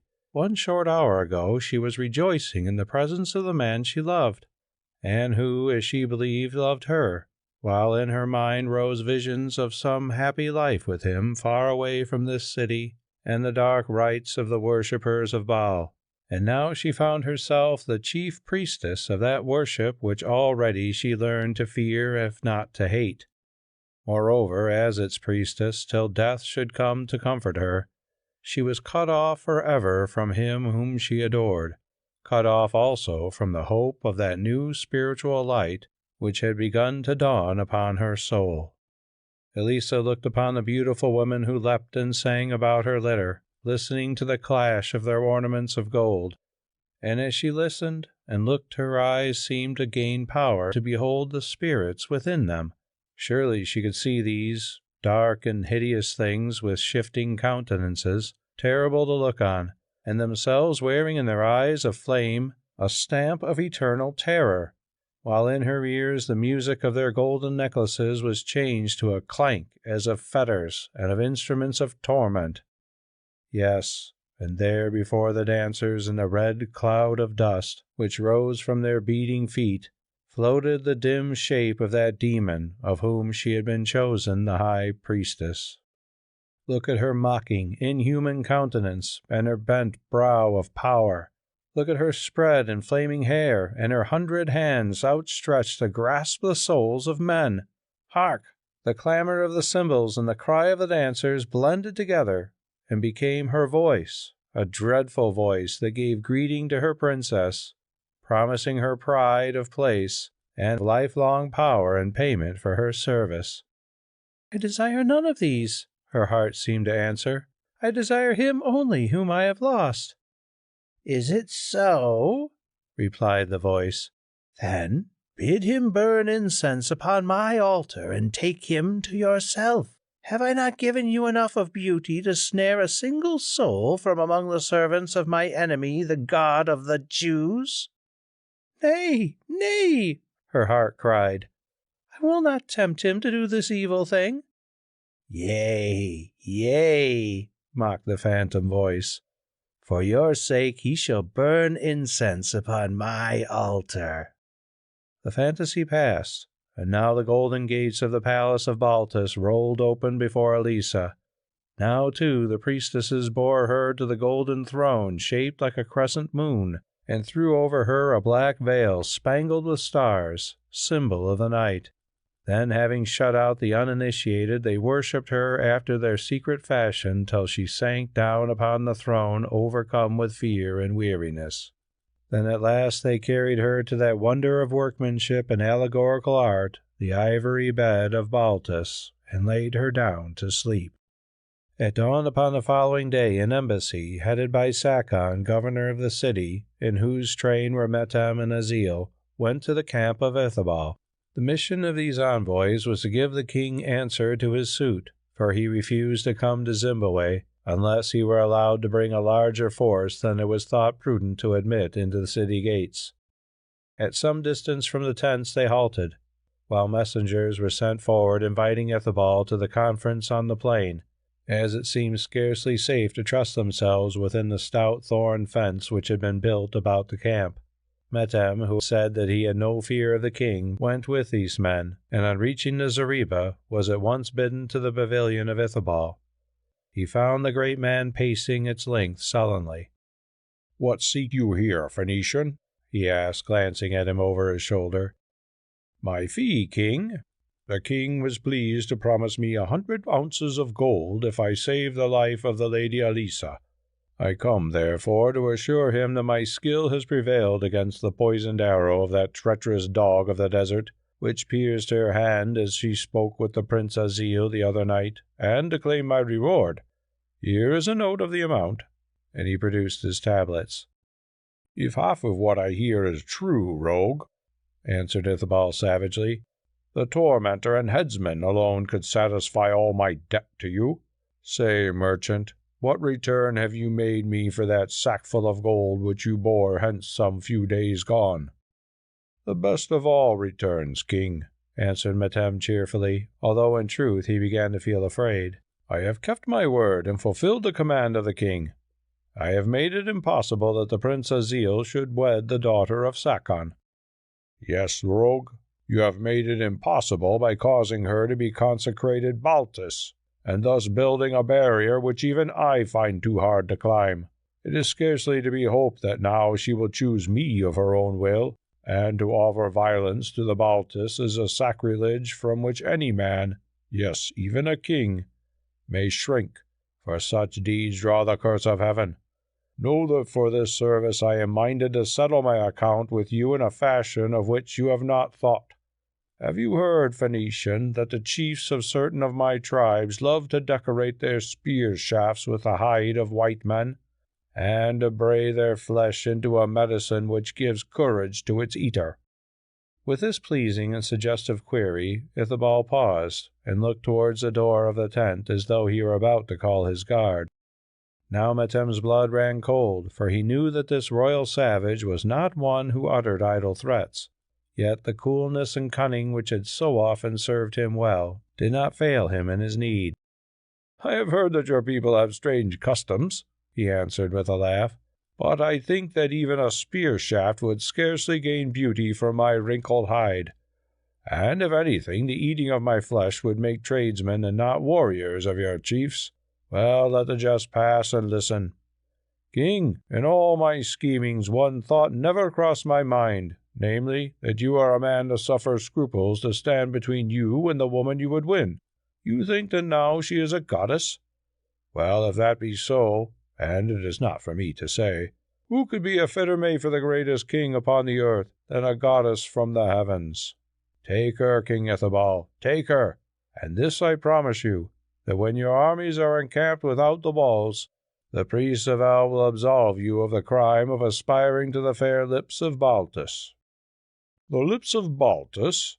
broke in Ithobal. "You think that I shall find them sweet when another man has rifled them?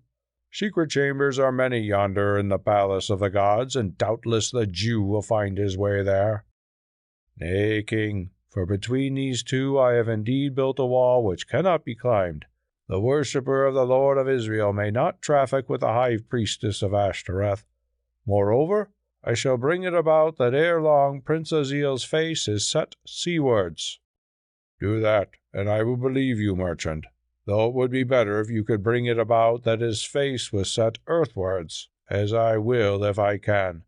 Well, this time I spare you, though be sure that if aught miscarry, you shall pay the price.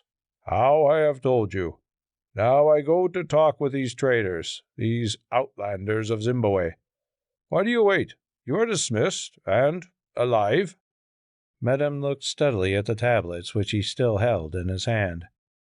"I have heard," he said humbly, "that the King Ithobal, the great king, always pays his debts, and as I, an outlander, shall be leaving Zimbabwe shortly under his safe conduct, I desire to close this small account." Ithobal went to the door of his tent and commanded that his treasurer should attend him, bringing money.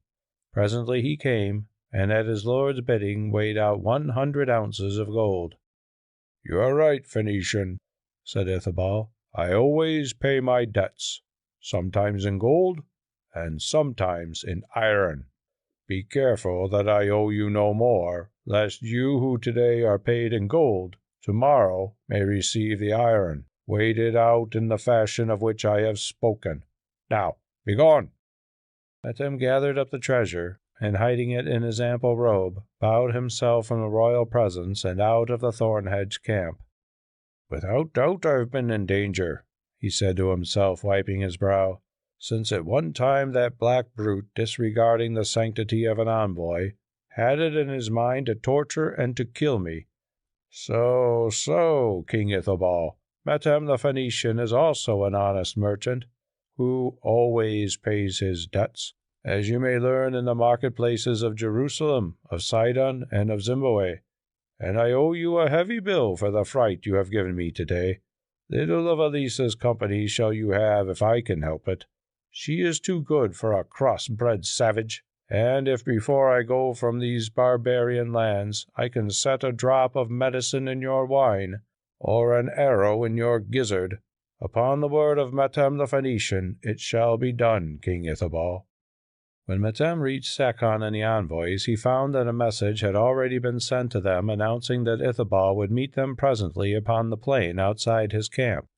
But still the king did not come. Indeed, it was not until Sakon had dispatched another messenger, saying that he was about to return to the city, that at length Ithobal appeared at the head of a bodyguard of black troops. Arranging these in line in front of the camp, he came forward, attended by 12 or 14 councillors and generals, all of them unarmed. Halfway between his own line and that of the Phoenicians, but out of bow-shot of either, he halted. Thereon Sakon, accompanied by a similar number of priests and nobles, among whom were Aziel and Metem, all of them also unarmed, except for the knives in their girdles, marched out to meet them. Their escort they left drawn up upon the hillside. "Let us do business, king," said Sakon, when the formal words of salutation had passed. "We have waited long upon your pleasure, and already troops move out from the city to learn what has befallen us." "Do they then fear that I should ambush ambassadors?" asked Ithobal hotly. "For the rest, is it not right that servants should bide at the door of their king till it is his pleasure to open?" "I know not what they fear," answered Sakon, "but at least we fear nothing, for we are too many." And he glanced at his soldiers, 1,000 strong upon the hillside. "Nor are the citizens of Zimbabwe the servants of any man, unless he be the king of Tyre." "That we shall put to proof, Sakon," said Ithobal. "But say, what does the Jew with you, and he pointed to Azil. "Is he also an envoy from Zimbabwe?" "Nay, king," answered the prince, laughing. "But my grandsire, the mighty ruler of Israel, charged me always to take note of the ways of savages in peace and war, that I might learn how to deal with them. Therefore I sought leave to accompany Sakon upon this embassy." "Peace, peace," broke in Sakon. "This is no time for jibes.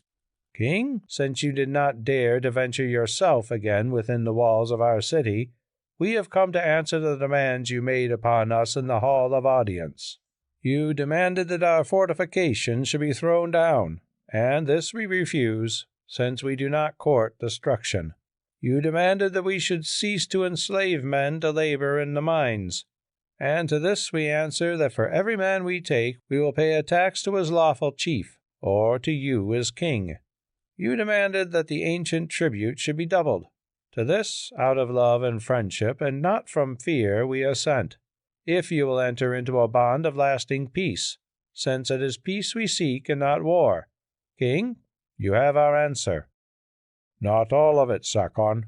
How of that first condition, that Lady Elissa the Fair, your daughter, should be given me to wife?"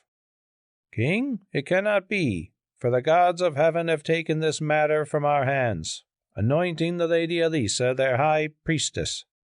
"Then as I live," answered Ithobal with fury, "I will take her from the hands of the gods and anoint her my dancing woman. Do you think to make a mock of me, you people of Zimbabwe, whom I have honored by desiring one of your daughters in marriage? You seek to trick me with your priest's juggling that you may keep her to be the toy of yonder princeling? So be it. But I tell you that I will tear your city stone from stone, and anoint its ruins with your blood. Yes, your young man shall labor in the mines for me, and your high-born maidens shall wait upon my queens. Listen you," he turned to his generals. "Let the messengers who are ready start east and west and north and south, to the chiefs whose names you have, bidding them to meet me with their tribesmen at the time and place appointed.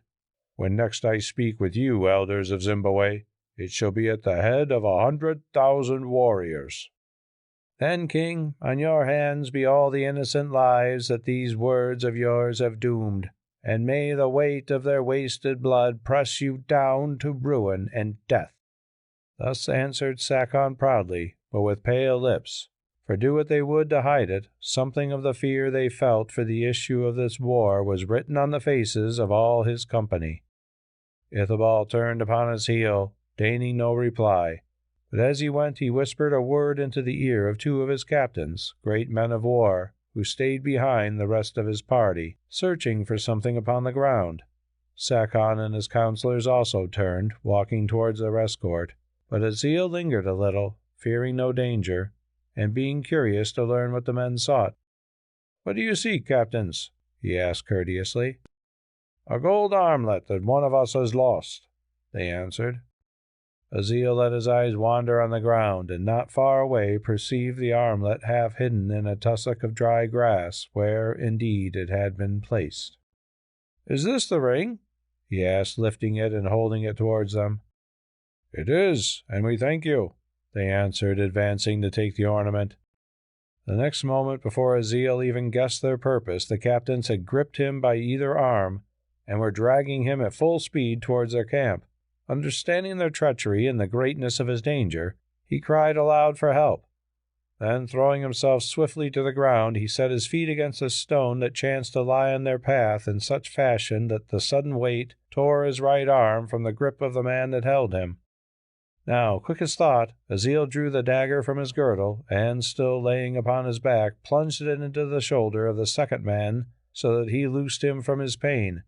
Next he sprang to his feet, and, leaping to one side to escape the rush of his captors, ran like a deer towards the party of Sakon, who had wheeled round at the sound of his cry. Ithobal and his men had turned also and sped towards them, but at a little distance they halted. The king shouted aloud, "I desire to hold this foreigner, who is the cause of war between us, hostage for your daughter's sake, Sakon, but this time he has escaped me. Well, it matters nothing, for soon my turn will come. Therefore, If you and he are wise, you will send him back to the sea, for thither alone I promise him safe conduct." Then without more words he walked to his camp, the gates of which were closed behind him. "Prince Azil," said Sakon as they went towards the city, "it is ill to speak such words to an honored guest, but it cannot be denied that you bring much trouble on my head. Twice now you have nearly perished at the hands of Ithobal, and should that chance, doubtless I must earn the wrath of Israel. On your behalf also, the city of Zimbabwe is this day plunged into a war that well may be her last, since it is because you have grown suddenly dear to her that my daughter has continued to refuse the suit of Ithobal, and because of his outraged pride at this refusal that he has raised up the nations against us. Prince, while you remain in this city there is no hope of peace. Do not therefore hate me, your servant, if I pray of you to leave us while there is yet time." "Sakon," answered Azil, "I thank you for your open speech, and will pay you back in words as honest as your own. Gladly would I go, for here nothing but sorrow has befallen me, were it not for one thing which to you may seem little, but to me, and perhaps to another, is all in all. I love your daughter as I have never loved a woman before, and as my mind is to hers, so hers is to mine. How then can I go hence, when the going means that I must part from her forever? How can you stay here, Prince, when the staying means that you must bring her to shame and death, and yourself with her? Say now, are you prepared, for the sake of this maiden, to abandon the worship of your fathers and to become the servant of El and Baltus?" "You know well I am not so prepared, Sakon. For nothing that the world could give me would I do this sin." "Then, Prince, it is best that you should go, for that and no other is the price you must pay if you would win my daughter Elissa. Should you seek to do so by other means, I tell you that neither your high rank nor the power of my rule and friendship, nor pity for your youth and hers, can save you both from death, since to forgive you then would be to bring down the wrath of its outraged gods upon Zimbabwe. Oh, Prince, for your own sake and for the sake of her whom both you and I love thus dearly, linger no longer in temptation, but turn your back upon it as a brave man should, for so shall my blessing follow you to the grave and your ears be filled with honor." Azil covered his eyes with his hand and thought a while. Then he answered, "Be it as you will, friend. I go, but I go broken-hearted." Chapter 11. Metem sells images. Upon reaching the palace, Azil went to the apartments of Issachar. Finding no keeper at the door, he entered, to discover the old priest kneeling in prayer at the window, which faced towards Jerusalem. So absorbed was he in his devotions that it was not until he had ended them and risen that Issachar saw Azil standing in the chamber. "Behold, an answer to my prayer," he said. "My son, they told me that some fresh danger had overtaken you, though none knew its issue. Therefore it was that I prayed, and now I see you unharmed." And taking him in his arms, he embraced him. "It is true that I have been in danger, father," answered Azil, and he told him the story of his escape from Ithobal.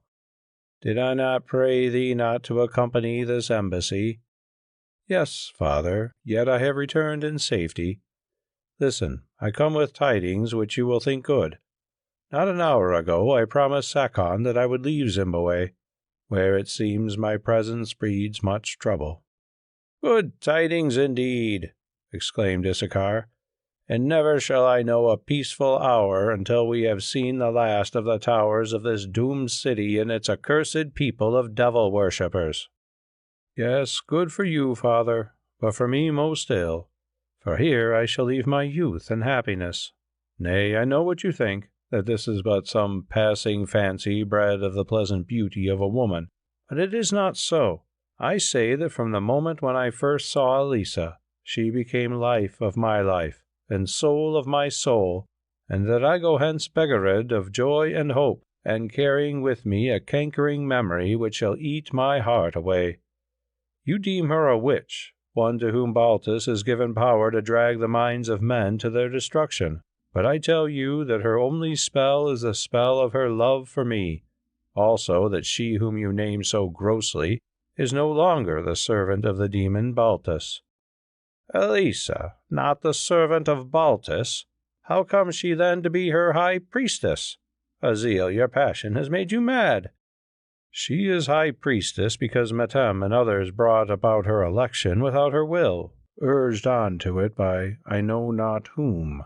And he looked hard at Issachar, who turned away. "But what matters it who did the ill deed?" he continued, "since this at least is certain, that here my presence breeds sorrow and bloodshed, and therefore I must go as I have promised." "When do we depart, Prince?" queried Issachar. "I know not. It is naught to me. Here comes Metem. Ask him." "Metem," said the Levite, "the prince desires to leave Zimbabwe and march to the coast, there to take ship to Tyre. When can your caravan be ready?" "So I have heard, Issachar, for Sakon tells me that he has come to an agreement with the prince upon this matter. Well, I am glad to learn it, for troubles thicken here, and I think that the woe you prophesied is not far from this city of Zimbabwe, where every man seeks to serve his own hand and is ready to sell his neighbor. When can the caravan be got ready? Well, the night after next. At least we can start that night. Tomorrow evening, so soon as the sun is down, I will send on the camels by ones and twos, and with them the baggage and treasure to a secret place I know of in the mountains, where we and the prince's guard can follow upon the mules and join them. As it chances, I have a safe conduct from Ithobal. Still, I should not wish to put his troops into temptation by marching through them with 20 laden camels, or to lose certain earnings of my own that will be hidden in the baggage. Moreover, if our departure becomes known, half the city would wish to join us, having no love of soldiering, and misdoubting them much of the issue of this war with Ithobal." "As you will," said Issachar. "You are captain of the caravan, and charged with the safety of the prince upon his journeyings.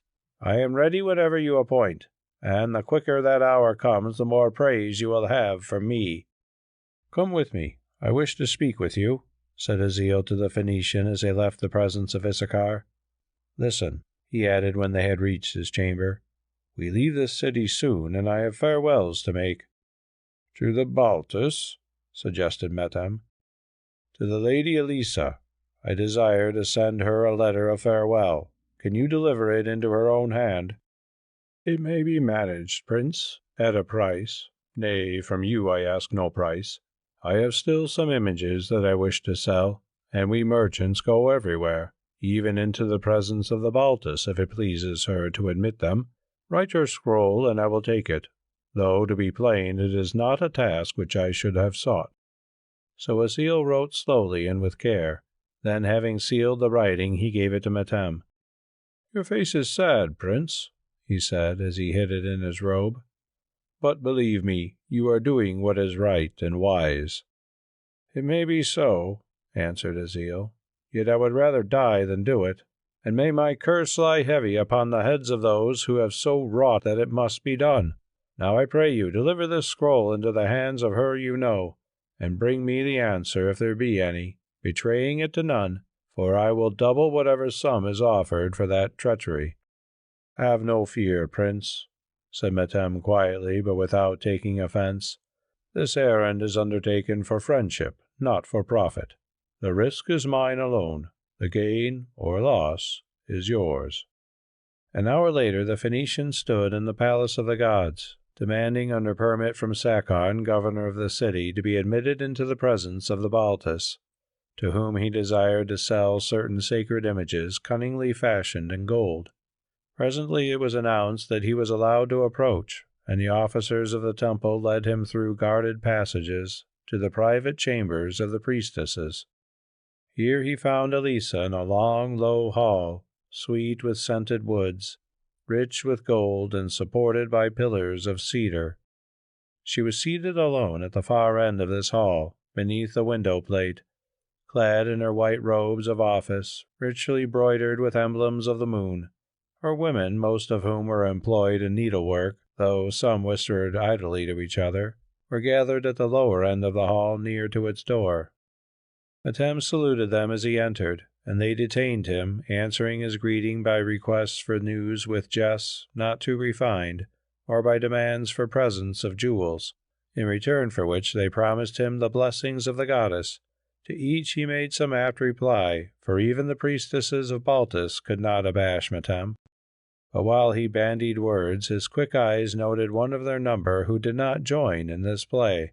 She was a spare, thin-lipped woman, whom he knew for Mesa, the daughter of the dead Baltus, who had been a rival candidate for the throne of the high priestess when Elissa was chosen in her place.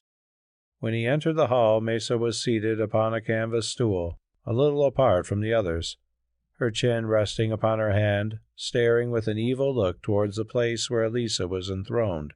Nor did her face grow more gentle at the sight of the cunning merchant, for she knew well it was through his plots and bribery that she had been ousted from her mother's place. "A woman to be feared," thought Metem to himself, as shaking off the priestesses he passed her upon his way up the long chamber. Presently he had reached the end of it, and was saluting the presence of the Baltus by kneeling and touching the carpet with his brow. "Rise, Metem," said Elissa, "and set out your business, for the hour of the sunset prayer is at hand, and I cannot talk long with you." So he rose, and looking at her while he laid out his store of images, saw that her face was sad, and that her eyes were full of a strange fear.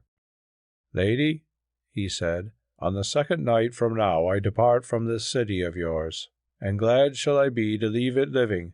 Therefore I have brought you these 4 priceless images of the most splendid workmanship of Tyre, thinking that it might please you to purchase them for the service of the goddess." "You depart," she whispered, "alone?" "No, lady, not alone. The holy Issachar goes with me, also the escort of the Prince Azil, and the prince himself, whose presence is no longer desired in Zimbabwe." Here he stopped, for he saw that Elissa was about to betray her agitation, and whispered, "Be not foolish, for you are watched. I have a letter for you. Lady," he continued in a louder voice, "if it will please you to examine this precious image in the light, you will no longer hesitate or think the price too high." And bowing low, he led the way behind the throne, whither Elissa followed him. Now they were standing beneath the window place which they faced, and hidden from the gaze of the women by the gilded back of the high seat. "Here," he said, thrusting the parchment into her hand, "read quickly and return it to me." She snatched the scroll from him, and as her eyes devoured the lines, her face fell in, and her lips grew pale with anguish. "Be brave," murmured Metem, for his heart was stirred to pity. "It is best for all that he should go." "For him, perchance it is best," she answered, as with an unwilling hand she gave him back the letter which he dared not keep. "But what of me? Oh, Metem, what of me?" "Lady," he said sadly, "I have no words to soothe your sorrow, save that the gods have willed it thus." "What gods?" she asked fiercely. "Not those they bid me worship." She shuddered, then went on, "Metem, be pitiful. Oh, if ever you have loved a woman, or have been loved of one, for her sake be pitiful. I must see him for the last time in farewell, and you can help me to it." "I? In the name of Baal, how?" "When do you have to leave the city, Metem?" "At moonrise on the night after next." "In an hour before moonrise I will be in the temple, whither I can come by the secret way that leads thither from this palace, and he can enter there, for the little gate shall be left unbarred. Pray him to meet me, then, for the last time." "Lady," he urged, "this is but madness, and I refuse. You must find another messenger." "Madness or not, it is my will, and beware how you thwart me in it, Metem, for at least I am the Lady Baltus, and have power to kill without question. I swear to you that if I do not see him, you shall never leave this city living." "A shrewd argument, and to the point," said Metem reflectively. "Well, I have prepared myself a rock-hewn tomb at Tyre, and do not wish that my graven sarcophagus of best Egyptian alabaster should be wasted or sold to some upstart for a song." As assuredly it will be if you do not obey me in this matter, madame. Remember, an hour before moonrise at the foot of the pillar of El in the inner court of the temple." As she spoke, Madame started, for his quick ears had caught a sound. "O Queen Divine," he said in a loud voice as he led the way to the front of the throne, "you are a hard bargainer. Were there many such, a poor trader could not make a living. Ah, here is one who knows the value of such priceless works of art." And he pointed to Mesa, who, with folded arms and downcast eyes, stood within 5 paces of the throne, as near indeed as custom allowed her to approach. "Lady," he went on, addressing, "you will have heard the price I ask. Say now, is it too much?" "I have heard nothing, sir. I stand here, waiting the return of my holy mistress, that I may remind her that the hour of the sunset prayer is at hand." "Would that I had so fair a mentor," exclaimed Madame, "for then I should lose less time." But to himself he said, "She has heard something, though I think but little," then added aloud, "We'll judge between us, lady. Is 50 golden shekels too much for these images, which have been blessed and sprinkled with the blood of children by the high priest of Baal at Sidon?" Mesa lifted her cold eyes and looked at him. "I think it too much," she said, "but it is for the Lady Baltus to judge. Who am I that I should open my lips in the presence of the Lady Baltus?" "I have appealed to the oracle, and it has spoken against me," said Madame, wringing his hands in affected dismay. "Well, I abide the result. Queen, you offered me 40 shekels, and for 40 you shall take them, for the honour of the holy gods, though in truth I lose 10 shekels by the bargain. Give your order to the treasurer, and he will pay me tomorrow. So now, farewell." And bowing till his forehead touched the ground, he kissed the hem of her robe. Elissa bent her head in acknowledgment of the salute, and as he rose, her eyes met his. In them was written a warning which he could not fail to understand, and although she did not speak, her lips seemed to shape the word, "Remember." 10 minutes later, Madame stood in the chamber of Azil. "Has she seen the letter, and what did she answer?" asked the prince, springing up almost as he passed the threshold. "In the name of all the gods of all the nations, I pray you not to speak so loud," answered Madame when he had closed the door and looked suspiciously about him. "Oh, if ever I find myself safe in Tyre again, I vow a gift, and no mean one, to each of them that has a temple there. And there be many, for no single god is strong enough to bring me safe out of this trouble. Have I seen the Lady Elissa? Oh, yes, I have seen her. And what think you that this innocent lamb, this undefiled dove of yours, threatens me with now? Death, nothing less than death, if I will not carry out her foolish wishes. More, she means the threat, and has the strength to fulfill it. For to the Lady Baltus is given power over the lives of men, or at the least, if she takes life, none question the authority of the goddess. Unless I do her will, I am a dead man, and that is the reward I get for mixing myself up in your mad love affairs." "Hold," broke in Azil, "and tell me, man, what is her will?" "Her will is, what do you think? To meet you in farewell an hour before you leave this city. Well, as my throat is at stake, by Baal, it shall be gratified if I can find the means, though I tell you that it is madness and nothing else. But listen to the story," and he repeated all that had passed. "Now," he added, "are you ready to take the risk, Prince?" "I should be a coward indeed if I did not," answered Azil, "when she, a woman, dares the heavier." "And I am a coward. That is why I take it, for otherwise I also must dare a heavier. But what of Issachar? This meeting can scarcely be kept a secret from him." Azil thought a while and said, "Go fetch him here." So Madame went, to return presently with the Levite, to whom without further ado the prince told all, hiding nothing. Issachar listened in silence. When both Azil and Madame had done speaking, he said, "At least I thank you, Prince, for being open with me. And now, without more words, I pray you abandon this rash plan, which can end only in pain and perhaps in death." Abandon it not, Prince, interrupted Metem, seeing that if you do, it will certainly end in my death. For the girl is mad, and will have her way. Or if she does not, then I must pay the price. Have no fear, answered Azil, smiling. Issachar, this must be done, or— Or what, Prince? I will not leave the city.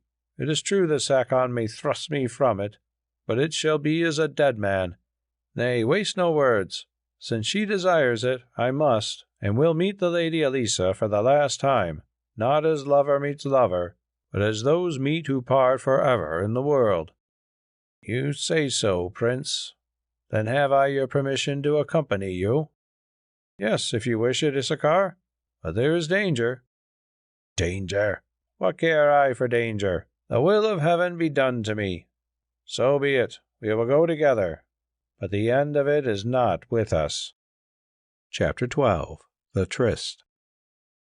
2 days had gone by, and at the appointed hour 3 figures wrapped in dark cloaks might have been seen walking swiftly towards the little entrance of the temple fortress.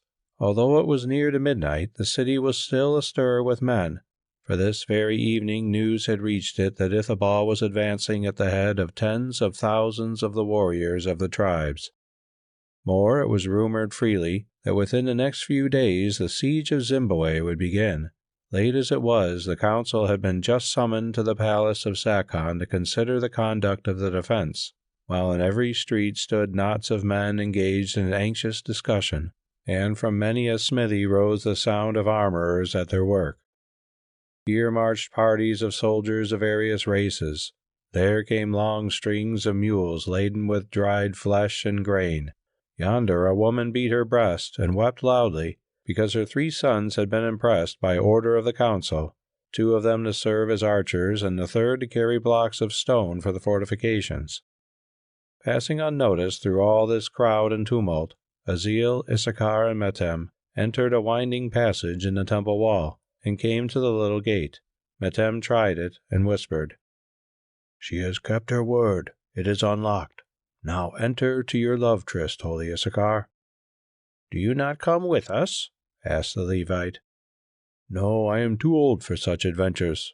Listen, I go to make ready. Within an hour the mules with the prince's bodyguard will stand in the archway near the small gate of the palace, for by now the baggage and its escort await us a day's march from this accursed city. Will you meet me there? No, I think it is best that I should come to your chambers to fetch you, and I pray you, let there be no delay, for it is dangerous in many ways. When once the prince is done with his tender interview, and wiped away his tears, there should be nothing to stay him, since the farewell cup with Sakon has already been drunk. Enter now swiftly before some prowling priest happens upon you, and pray that you may come out as sound as you go in. Oh, what a sight! A prince of Israel and an aged Levite of established reputation going to keep a tryst at midnight with the high priestess of Baltus in the sanctuary of her god. Nay, answer not, there is no time." And he was gone. Having passed the gate, Azil and Issachar crept down the winding passages of stone, groping their path by such light as fell from the narrow line of sky above them, till at length they reached the court of the sanctuary. Here the place was as silent as death, for the noise from the city without could not pierce its towering walls of massive granite. "It is the very pit of Tophet," murmured Issachar, peering through the dense shadows. "The house of Beelzebub, where his presence dwells. Whither now, Azil?" The prince pointed to 2 objects that were visible in the starlight, and answered, "Thither, at the foot of the pillar of El." "Ah, I remember," said Issachar, "where the accursed woman would have offered sacrifice, and the priest struck me down because I prophesied to them of the wrath to come, and that is now at hand. An ill-omened spot indeed, and an ill-omened tryst with the fiends for witnesses. Well, lead on, and I pray you to be brief as may be, for this place weighs down my soul, and I feel danger in it, danger to the body and the spirit." So they went forward. "Be careful," whispered Azil presently. "The pit of sacrifice is at your feet." "Yes, yes," he answered. "We walk upon the edge of the pit, and in truth I grow fearful. for at the threshold of such places the angel of the Lord deserts us." "There is nothing to fear," said Aziel. But even as he spoke, although he could not see it, a white face rose above the edge of the pit, like that of some ghost struggling from the tomb, watched them a moment with cold eyes, then disappeared again. Now they were near the greater pillar, and now from its shadow glided a black veiled shape. "Elissa," murmured Aziel. "It is I," whispered a soft voice. "But who comes with you?" "I, Issachar," said the Levite, "who would not suffer that he of whom I am given charge should seek such company alone. Now, priestess, say your say with the prince yonder, and let us be gone swiftly from this blood-stained place." "You speak harsh words to me, Issachar," she said gently. "Yet I am most glad that you have come. For, believe me, I sought no lover's meeting with the Prince Aziel. Listen, both of you. You know that they have consecrated me high priestess of Baltus against my will. Now I tell you, Issachar, what I have already told Prince Aziel, that I am no longer a worshipper of Baltus. Yes, here in her very temple I renounce her, even though she takes my life in vengeance. Oh, since they made me priestess, I have been forced to learn all her worship, which before I never even guessed, and to see sights that would chill your blood to hear of them. Now I tell you, Prince Aziel and Issachar, that I will bear no more. From El and Baltus I turn to him you worship, though, alas, little time is left to me in which to plead for pardon." "Why is little time left?" broke in Aziel. "Because my death is very near me, Prince. For if I live, see what a fate is mine. Either I must remain high priestess of Baltus, and to her day by day bow the knee, and month by month make sacrifice. Of what, think you? Well, to be plain, of the blood of maids and children. Or perhaps, should their fears overcome their scruples, I shall be given by the council as a peace offering to Ithabal. I say that I will bear neither of these burdens of blood or shame. They are too heavy for me, Prince. So soon as you are gone, I too shall leave this city, not in the body, but in the spirit, searching for peace or sleep. It was for this reason that I sought to speak with you in farewell, since in my weakness I desire that you should learn the truth of the cause and manner of my end. Now you know all, and as for me there is no escape. Farewell forever, Prince Aziel, whom I have loved, and whom I can scarcely hope to meet again, even beyond the grave." Then with a little despairing motion of her hand she turned to go. "Stay," said Aziel hoarsely. "We cannot be parted thus. Since by your own act you can dare to leave the world, will you not dare to fly this place with me?" "Perhaps, Prince," she answered with a little laugh. "But would you dare to take me? And if so, would Issachar here suffer it? No, no. Go your own path in life and leave me death. It is the easier way." "In this matter I am master and not Issachar," said Aziel, "though it be true that should it please him he can warn the priests of El. Listen, Elissa, either you leave this city with me or I stay in it with you. You hear me, Issachar?" "I hear you," said the Levite, "but perchance before you throw more sharp words at my head, you will suffer me to speak. Self-murder is a crime. Yet I honor this woman who would shed her own blood rather than the blood of the innocent in sacrifice to Baal, and who refuses to be given in marriage to one she hates, who, moreover, has found strength and grace to trample on her devil worship, if so in truth she has. If therefore she will come with us, and we can escape with her, why, let her come.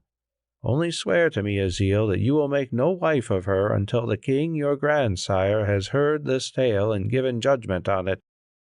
"That I will swear for him," exclaimed Elissa. "Is it not so, Aziel?" "As you will, lady," he answered. "Issachar, you have my word that until then she shall be as my sister and no more." "I hear and believe you," said Issachar, adding, "And now, lady, we go at once, so if you desire to accompany us, come." "I am ready," she replied, "and the hour is well chosen, for I shall not be missed till dawn." So they turned and left the temple. None stayed or hindered them, yet although they reached the chambers of Aziel in safety, their hearts, which should have been light, were still heavy with the presage of new sorrow to come. Scarcely could they have been heavier, indeed, had they seen a white-faced woman creep from the pit of death and follow them stealthily till they had passed from the temple into the palace doors, then turn and run at full speed towards the college of the priests of El.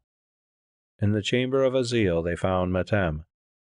"I rejoice to see you back again in safety, since it is more than I thought to do," he said while they entered, adding as the black-veiled shape of Elissa followed them into the room, "But who is the third?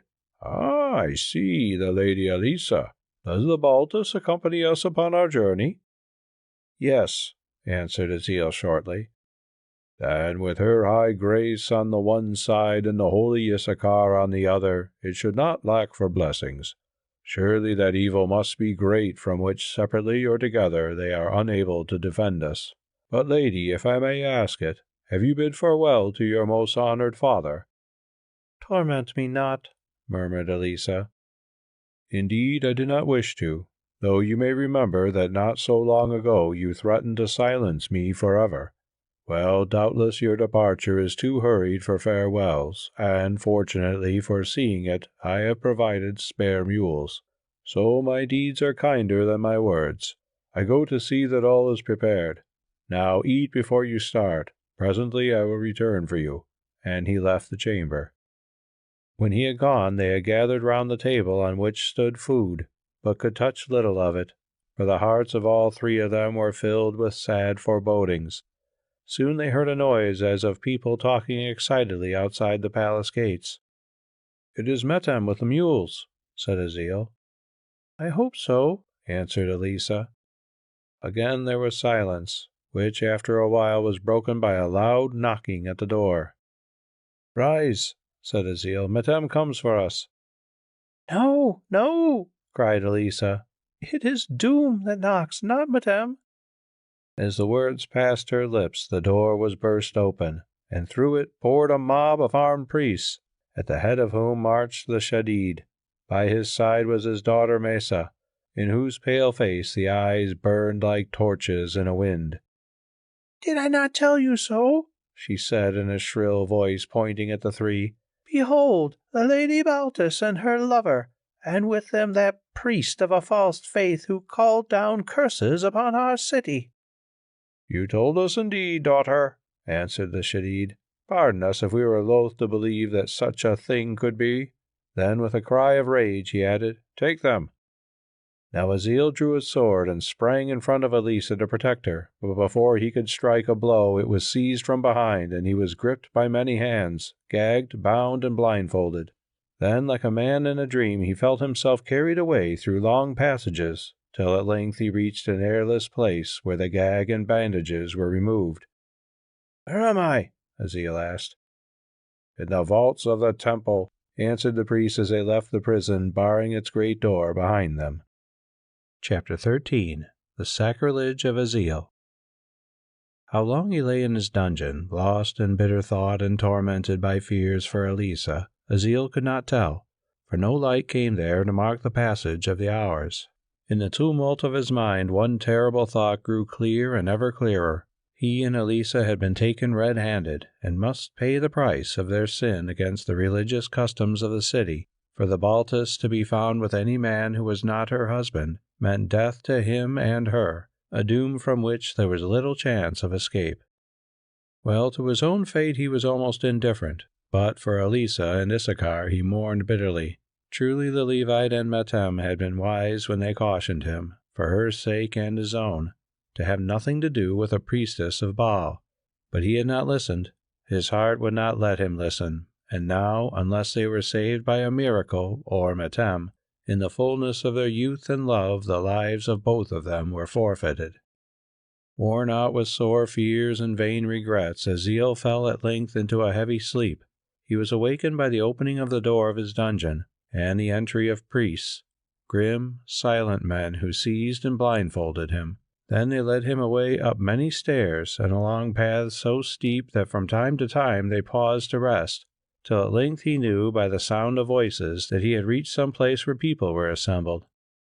Here the bandage was removed from his eyes. He stepped backwards, recoiling involuntarily at the glare of light that poured upon him from the setting sun, whereon, uttering an exclamation, those who stood near seized and held him. Presently he saw the reason. He was standing on the brink of a precipice at the back of and dominating the dim and shadow-clad city, while far beneath him lay the gloomy rift along which ran the trade road to the coast. Here in this dizzy spot was a wide space of rock, walled in upon 3 sides. The precipice formed the 4th side of its square, in which, seated upon stones that seemed to have been set there in semicircles to serve as judgment chairs, were gathered the head priests and priestesses of El and Baltus, clad in their sacerdotal robes. To the right and left of these stood knots of favored spectators, among whom Aziel recognized Metem and Sakon, while at his side, but separated from him by armed priests, were Elissa herself, wrapped in a dark veil, and Issachar. Lastly, in front of him, a fire flickered upon a little altar, and behind the altar stood a shrine containing a symbolical effigy of Baltus fashioned of gold, ivory, and wood, to the shape of a woman with 100 breasts. Seeing all this, Aziel understood that the 3 had been brought here for trial, and that the priests and priestesses before him were their judges. Indeed, he remembered that the place had been pointed out to him as one where those who had offended against the gods were carried for judgment. Thence, if found guilty, such unfortunates were hurled down the face of the precipice and left a shapeless mass of broken bone to crumble on the roadway at its foot. After a long and solemn pause, at a sign from the Shadid, he who had been the husband of the dead Baltus, the veil was removed from Elissa. At once she turned, looked at Aziel, and smiled sadly. "Do you know the fate that waits us?"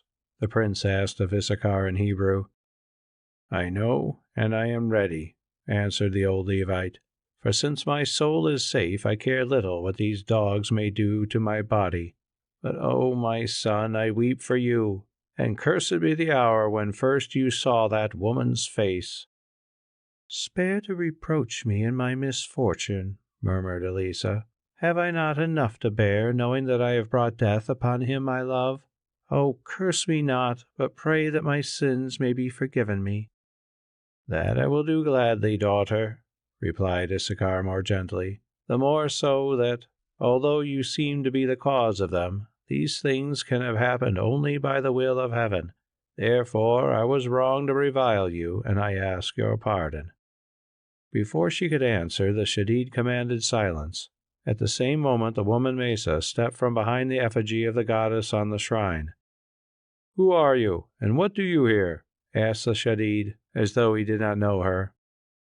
"I am Mesa, the daughter of her who was the Lady Baltus," she answered, "and my rank is that of mother of the priestesses of Baltus. I appear to give true evidence against her, who is the anointed Baltus, against the Israelitish stranger named Aziel, and the priest of the Lord of the Jews."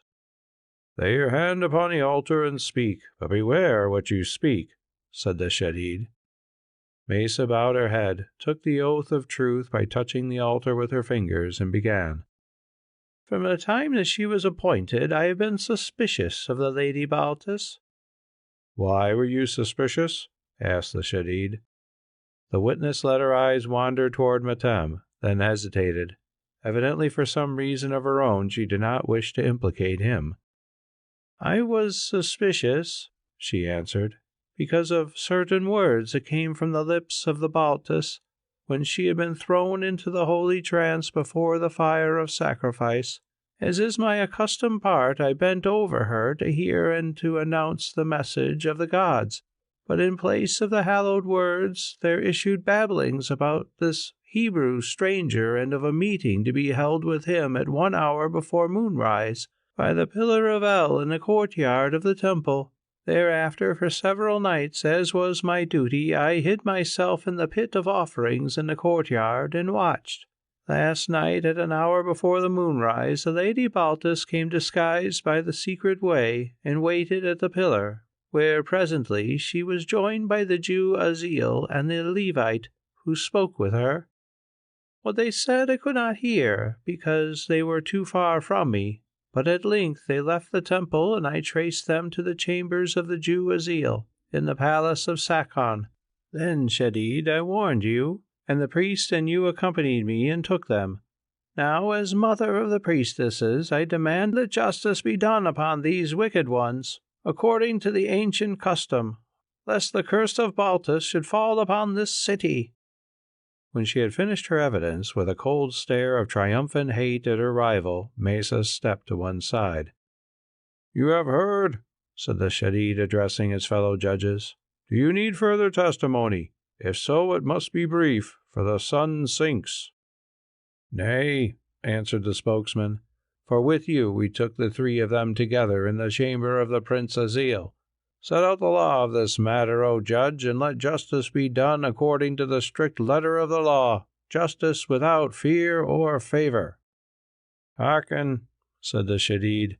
"Last night this woman Elissa, the daughter of Sakon, being the Lady Baltus duly elected, met men secretly in the courts of the temple and accompanied them, or one of them, to the chamber of Aziel, a prince of Israel, the guest of Sakon.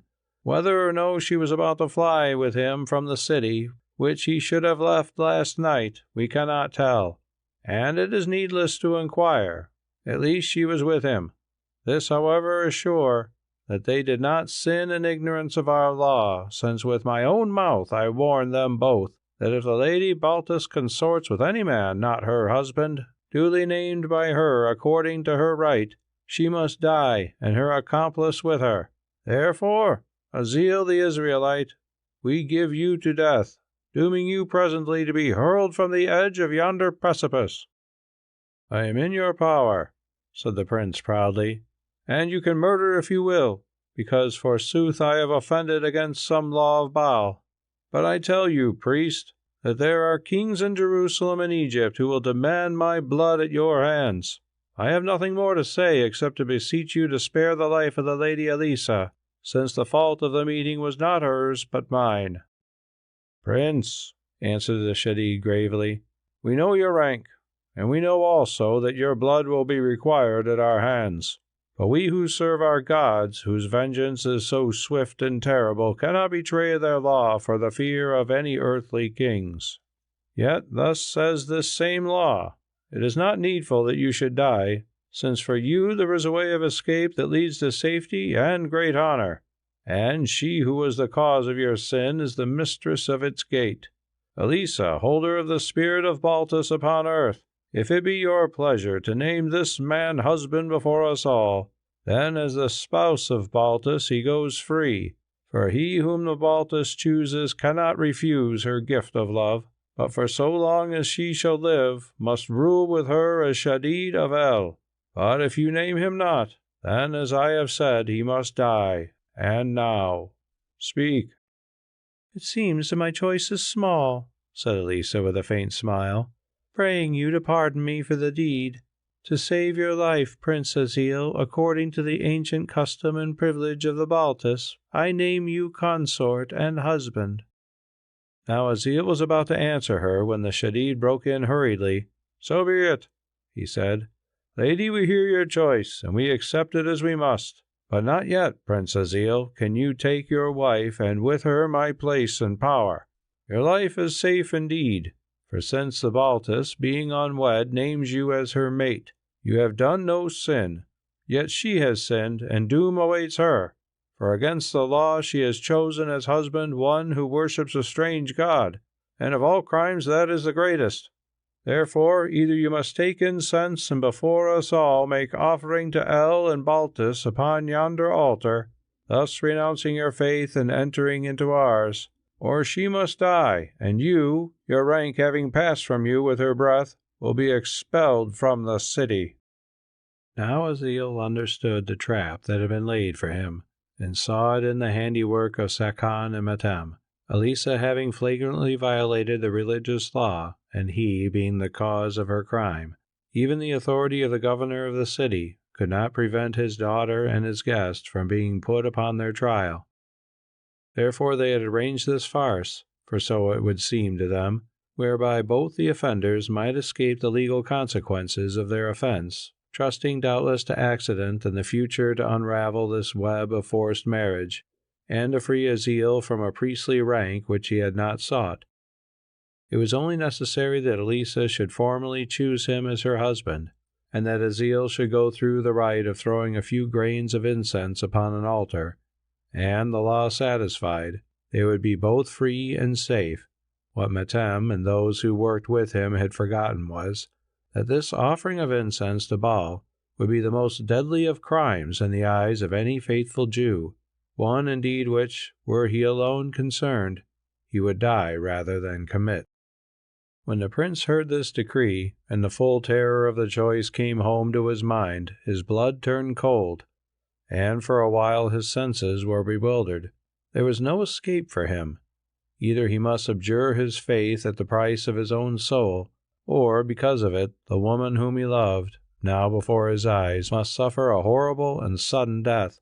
It was hideous to think of, and yet how could he do this sin in the face of heaven and of these ministers of Satan? The moment was at hand. A priest held out to him a bowl of incense, a golden bowl, he noticed idly, with handles of green stone fashioned in the likeness of Baltus, whose servant he was asked to declare himself. He, Azil of the royal house of Israel, a servant of Baal and Baltus, nay, a high priest of their worship. It was monstrous. It might not be. But Elissa, well, she must die. If this was not a farce, and in truth they meant to murder her life could not be bought at such a price. "I cannot do it," he gasped with dry lips, thrusting aside the bowl. Now all looked astonished, for his refusal had not been foreseen. There was a pause, and once more the woman Mesa, in her character of prosecutrix, on behalf of the outraged gods, appeared before the altar and said in her cold voice, "The Jew whom the lady Baltus has chosen as husband will not do homage to her gods. Therefore, as mother of the priestesses and advocate of Baltus, I demand that Elissa, daughter of Sakhan, be put to death, and the throne of Baltus be purged of one who has defiled it, lest the swift and terrible vengeance of the goddess should fall upon this city." The Shadid motioned for her to be silent and addressed Azil. "We pray you to think a while," he said, "before you give one to death whose only sin is that, being the high priestess of our worship, she has named an unbeliever to fill the throne of El and be her husband. Out of pity for her fate, we give you time to think." Now Sakhan, taking advantage of the pause, rushed forward, and throwing his arms about Azil's knees, implored him in heartbreaking accents to preserve his only child from so horrible a doom. He said that did he refuse to save her because of his religious scruples, he would be a dog and a coward, and the scorn of all honest men forever. It was for love of him that she had broken the priestly law, to violate which was death, and although he had been warned of her danger, yet in his wickedness and folly he had brought her to this pass. Would he then desert her now? But Issachar thrust him aside and broke him with fiery words. "Hearken not to this man, Azil," he said, "who strives to work upon your weakness to the ruin of your soul. What? To save the life of one woman whose fair face has brought so much trouble upon us all, would you deny your Lord and become the thrall of Baal and Ashtoreth? Let her die, since die she must, and keep your own heart pure, for be assured, should you do otherwise, Jehovah, whom you renounce, will swiftly be avenged on you and her. At the beginning I warned you, and you would not listen.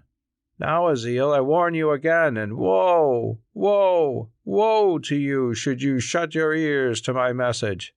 Then lifting his hands toward the skies, he began to pray aloud that Azil might be constant in his trial. Meanwhile, Metem, who had drawn near, spoke in a low voice. "Prince," he said, "I am not chicken-hearted, and there are so many young women in the world that one more or less can scarcely matter. Still, although she threatened to murder me 3 days ago, I cannot bear to see this one come to so dreadful a death. Prince, do not heed the howlings of that old fanatic, but remember that after all you are the cause of the lady's plight, and play the part of a man. Can you, for the sake of your own scruples, however worthy, or of your own soul even, however valuable to yourself, doom the fair body of a woman who risked all for you to such an end as that?" And shuddering, he nodded towards the gloomy precipice. "Is there no other way?" Aziel asked him. "None, I swear it. They did not wish to kill her, except that wildcat Mesa who seeks her place. But having put her on public trial, if you persist, they must. This is one of the few laws which cannot be broken for favor of gold, since the people, who are already half mad with fear of Ithobal, believe that to break it would bring the curses of heaven upon their city. Perhaps we might have found some other plan, but none of us even dreamed that you would refuse so small a thing for the sake of a woman whom you swore you loved." "A small thing?" broke in Aziel. "Yes, Prince, a very small thing. Remember, this offering of incense is but a form to which you are forced against your will. You can do penance for it afterwards, when I have arranged for both of you to escape the city. If your God can be angry with you for burning a pinch of dust to save a woman who at least has dared much for you, then give me Baal, for he is less cruel." Now Aziel looked towards him and held the bowl of incense, but Elissa, who all this time had stood silent, stepped forward and spoke. "Prince Aziel," she said in a calm and quiet voice, "I named you husband to save your life, but with all my strength I pray of you, do not this thing to save mine, which is of little value and perhaps best ended. Remember, Prince Aziel, that being what you are, a Jew, this act of offering, however small it seems, is yet the greatest of sins, and one with which you should not dare to stain your soul for the sake of a woman who has chanced to love you to your sorrow. Be guided, therefore, by the true wisdom of Issachar and by my humble prayer. Make an end of your doubts and let me die, knowing that we do but part a while, since in the gate of death I shall wait for you, Prince Aziel." Before Aziel could answer, the Shadid, either because his patience was outworn or because he wished to put him to a sharper trial, uttered a command, "Be it done to her as she desires." Thereon 4 priests seized Elissa by the wrists and ankles, carrying her to the edge of the precipice. They thrust her back till she hung over it, her long hair streaming downwards, and the red light of the sunset shining upon her upturned ghastly face. Then they paused, waiting for the signal to let her go. The Shadid raised his wand and said, "Is it your pleasure that this woman should die or live, Prince Aziel? Decide swiftly, for my arm is weak, and when the wand falls, opportunity for choice will have passed from you." Now all eyes were fixed upon the wand, and the intense silence was only broken by Sakon's cry of despair. Metam wrung his hands in grief. Even Issachar veiled his eyes with his robe to shut out the sight of dread, and the priest, who bore the bowl of incense, thrust it towards Aziel imploringly. For some seconds, 3 perhaps, though to him they seemed an age, the heart of Aziel was racked and torn in this terrific contest. Then he glanced at the agonized face of the doomed woman, and just as the wand began to bend, his human love and pity conquered. "May he whom I blaspheme forgive me," he murmured, adding aloud, "I will do sacrifice." Taking the incense in his hand now, he cast it into the flames upon the altar, repeating mechanically after the Shadid, "By this sacrifice and homage, body and soul, I give myself to you and worship you, El and Baltus, the only true gods." The echo of Aziel's voice died away, and the fumes of the incense rose in a straight, dense column upon that quiet air. To his tormented mind it seemed as though its smoke took the form of an avenging angel, holding in the hand a sword of flame, wherewith to drive away his perjured soul from heaven, as our first forefathers were driven from the shining gates of paradise. Yes, and they were not human, those spectators who, in the intense glow of the sunset, stood in their still ranks and stared at him with wide and eager eyes.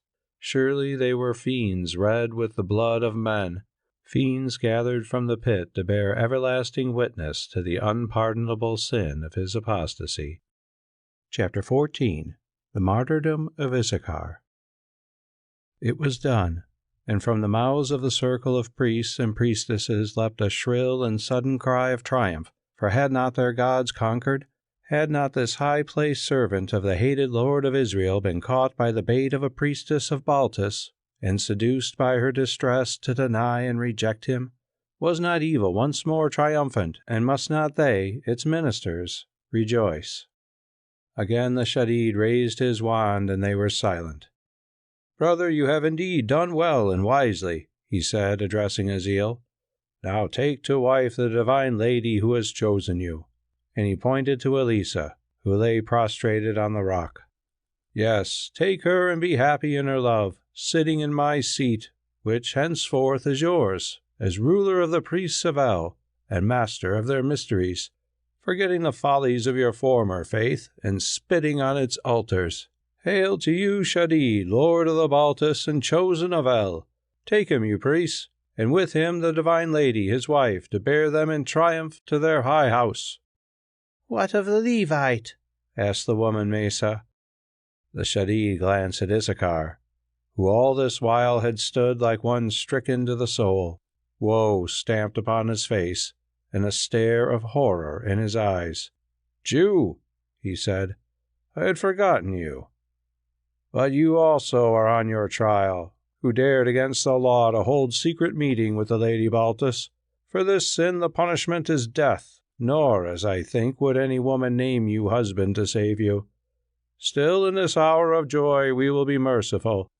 Therefore do as your master did, cast incense on the altar, uttering the appointed words, and go your way." "Before I make my offering on yonder altar, according to your command, I have indeed some words to say, O priest of El," answered Issachar quietly, but in a voice that chilled the blood of those who listened. "First, I address myself to you, Aziel, and to you, woman," and he pointed to Elissa, who had risen and leaned trembling upon her father. "My dream is fulfilled. Aziel, you have sinned indeed, and must bear the appointed punishment of your sin. Yet hear a message of mercy spoken through my lips. Because you have sinned, through love and pity, your offense is not unto death. Still shall you sorrow for it all your life's days, and in desolation of heart and bitterness of soul shall creep back to the feet of him you have forsworn. Woman, your spirit is noble, and your feet are set in the way of righteousness. Yet through you has this offense come. Therefore your love shall bear no fruit, nor shall the blasphemy of your beloved save your flesh from doom. Upon this earth there is no hope for you, daughter of Sakon. Set your eyes beyond it, for there alone is hope. Yonder she stands who swore our lives away," and he fixed his burning gaze on Mesa. "Priestess, you plotted this that you might succeed to the throne of Baltus. Now hear your fate. You shall live to sweep the huts and bear the babes of savages. You, priest," and he pointed to the Shadid, "I read your heart. You deign to murder this apostate whom you greet as your successor, that you may usurp his place. I show you yours. It lies in the bellies of the jackals of the desert.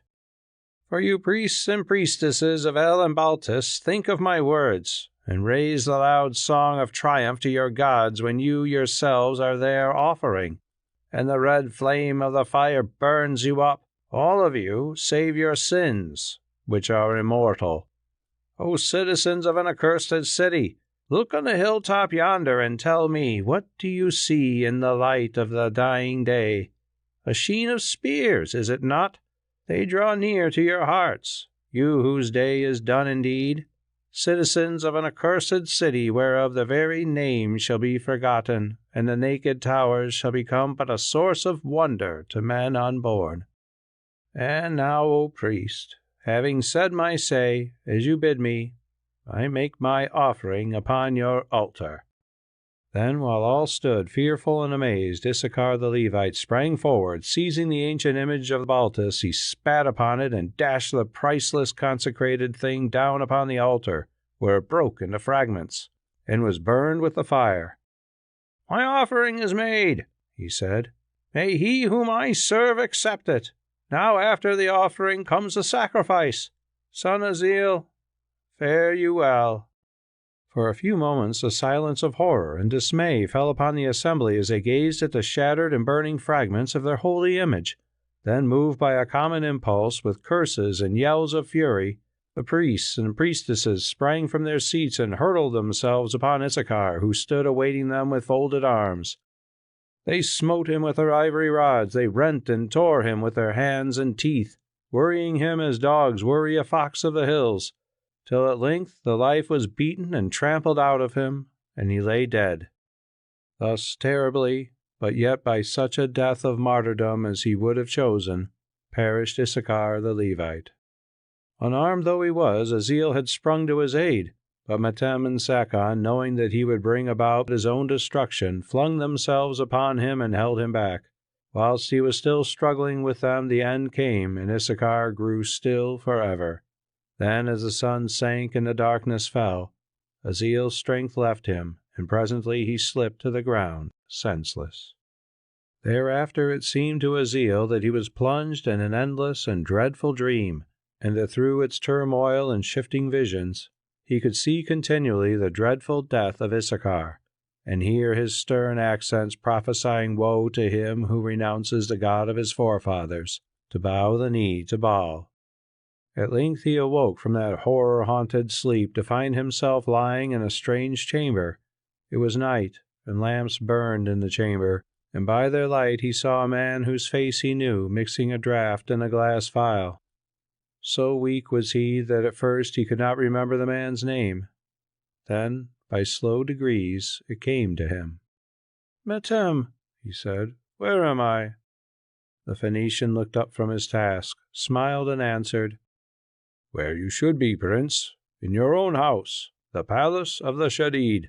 But you must not speak, for you have been ill. Drink this and sleep."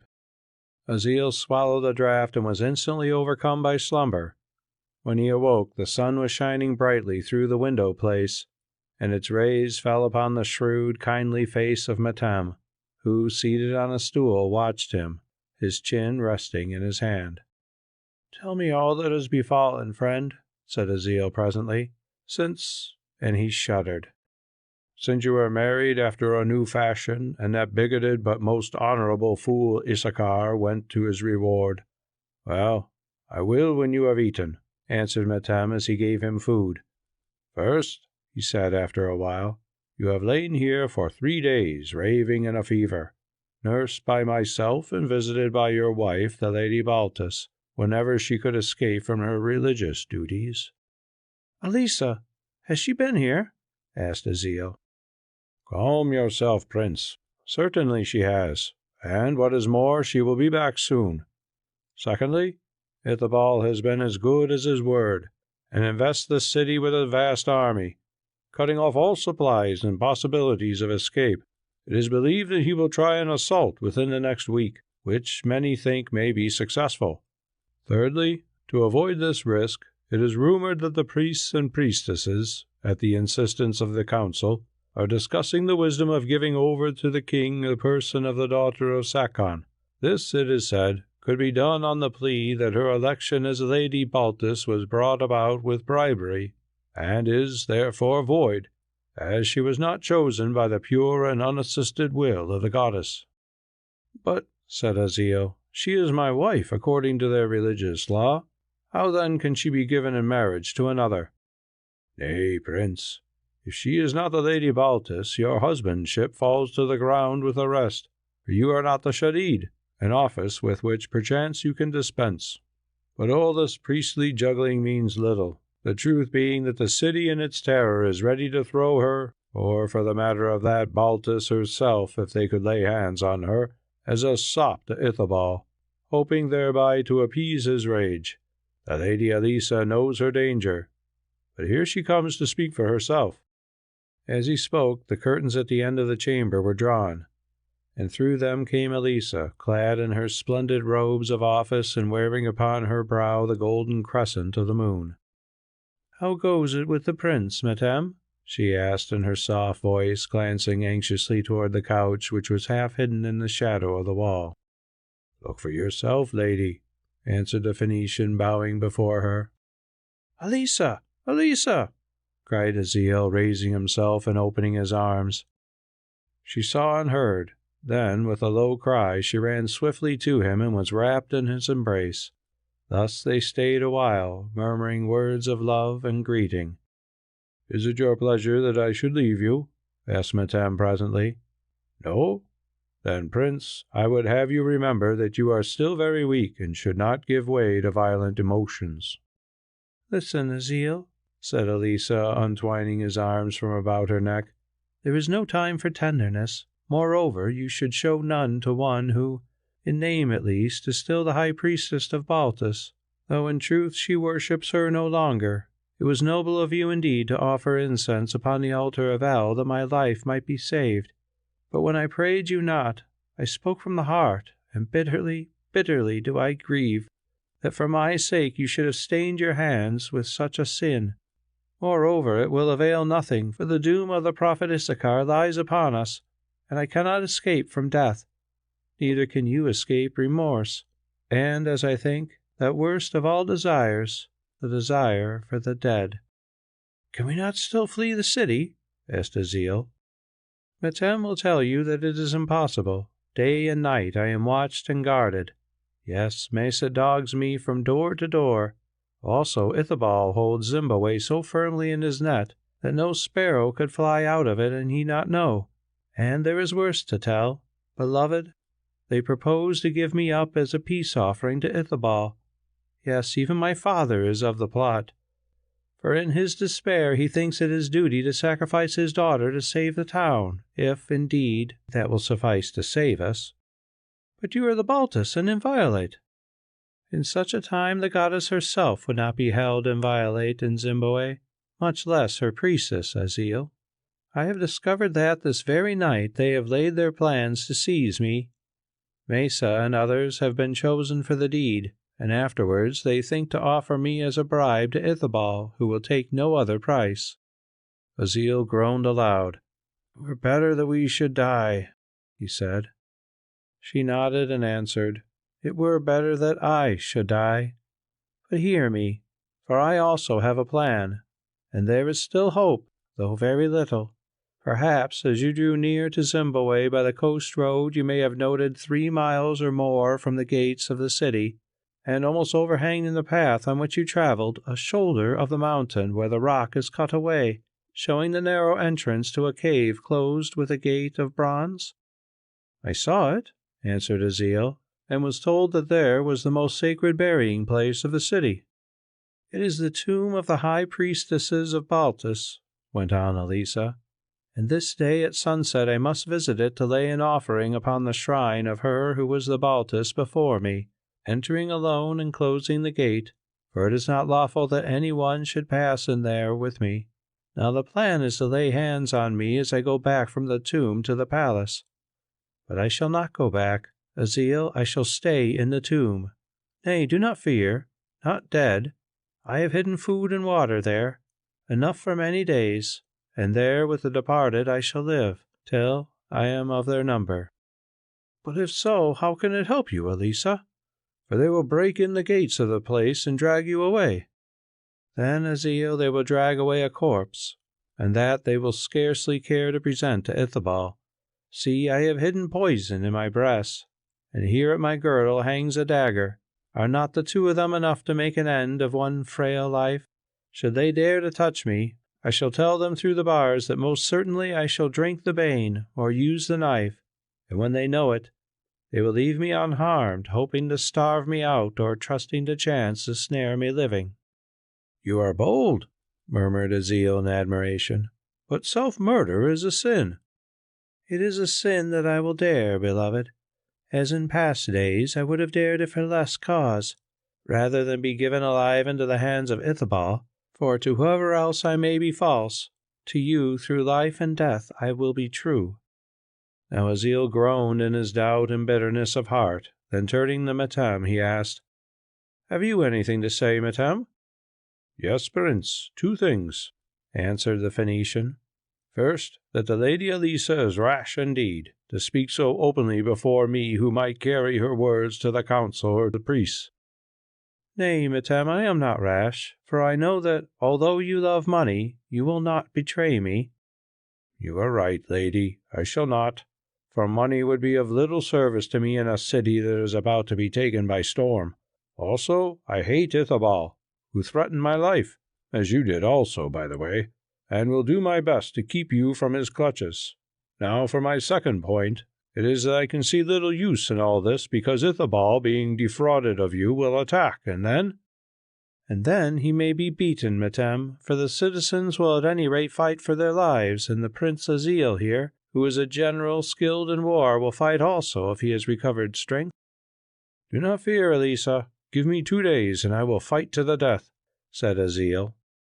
"At the least," she went on, "the scheme gives us breathing time, and who knows but the fortune will turn? Or if it does not, since it is impossible for me to escape from the city, I have no better." "No more have I," said Metem, "for at length the oldest fox comes to his last double. I could escape from this city, or the prince might escape, or the lady Elissa might even possibly escape disguised. But I am sure that all 3 of us could not escape, seeing that within the walls we are watched, and without them the armies of Ithobal await us. Oh, Prince Azil, I should have done well to go as I might have gone when you and Issachar were taken after that mad meeting in the temple, from which I never looked for anything but ill. But I grow foolish in my old age, and thought that I should like to see the last of you. Well, so far we are all alive, except Issachar, who, though bigoted, was still the most worthy of us. But how long shall we remain alive, I cannot say. Now our best chance is to defeat Ithobal if we can, and afterwards in the confusion to fly from Zimbabwe and join our servants, to whom I have sent word to await us in a secret place beyond the first range of hills.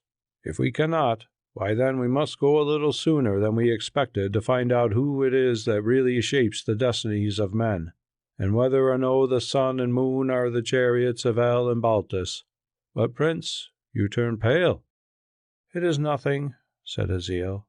"Bring me some water, the fever still burns in me."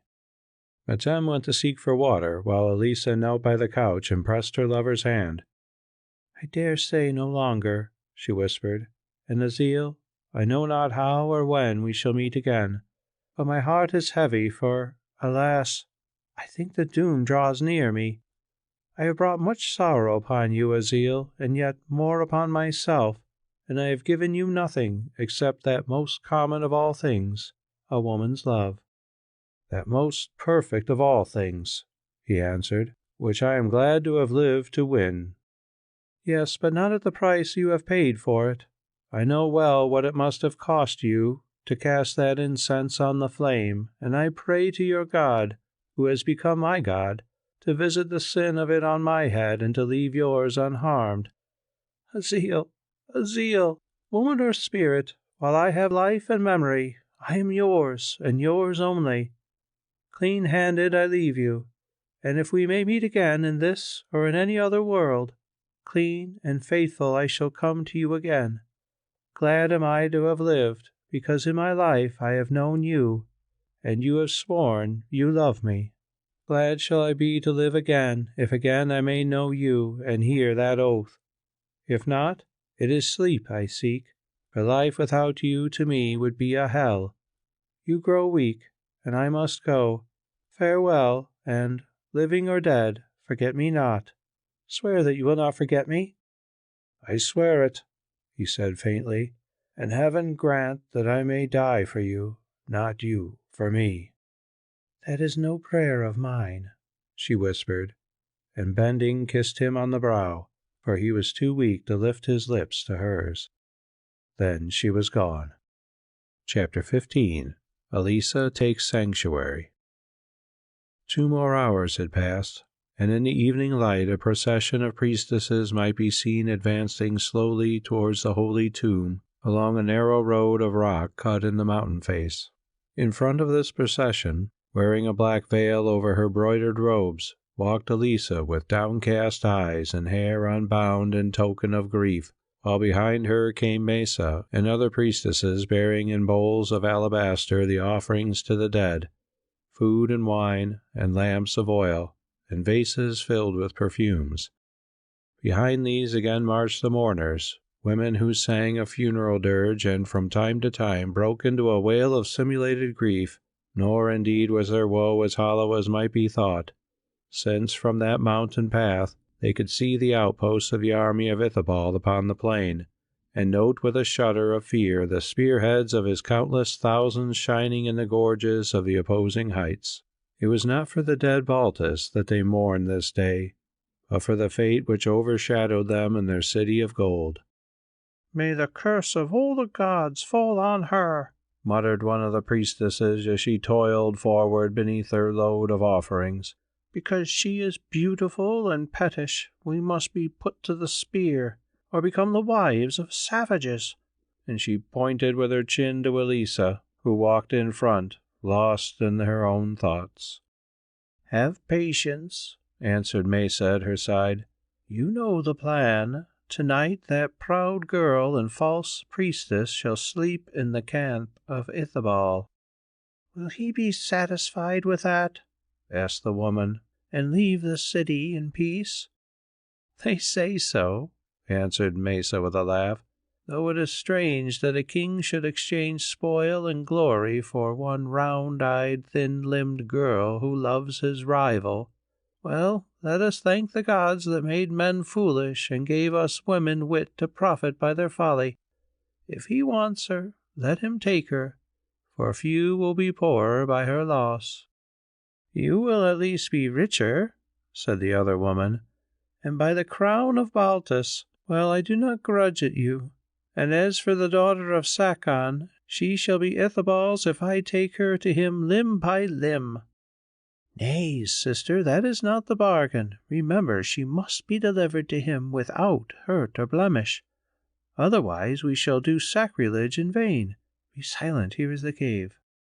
Reaching the platform in front of the tomb, the procession of mourners ranged themselves about in a semicircle.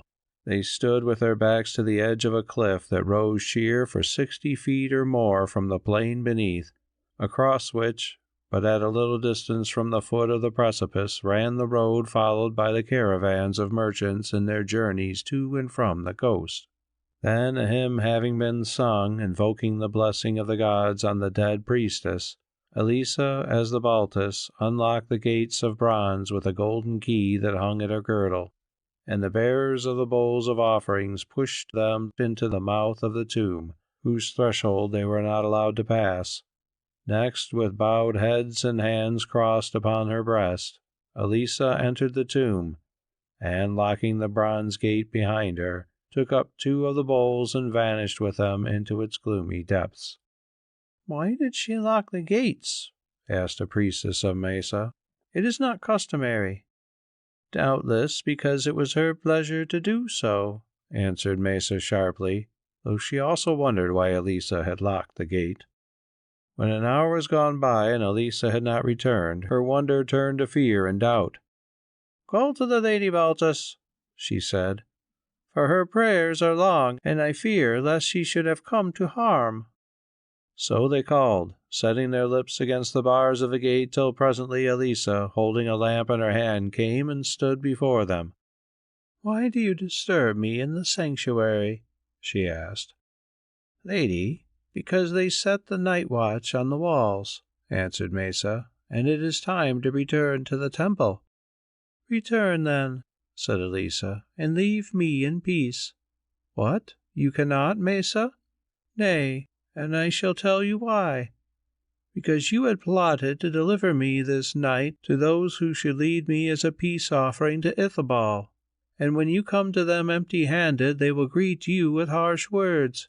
Nay, do not trouble to deny it, Mesa. I also have my spies, and I know all the plan, and therefore I have taken sanctuary in this holy place."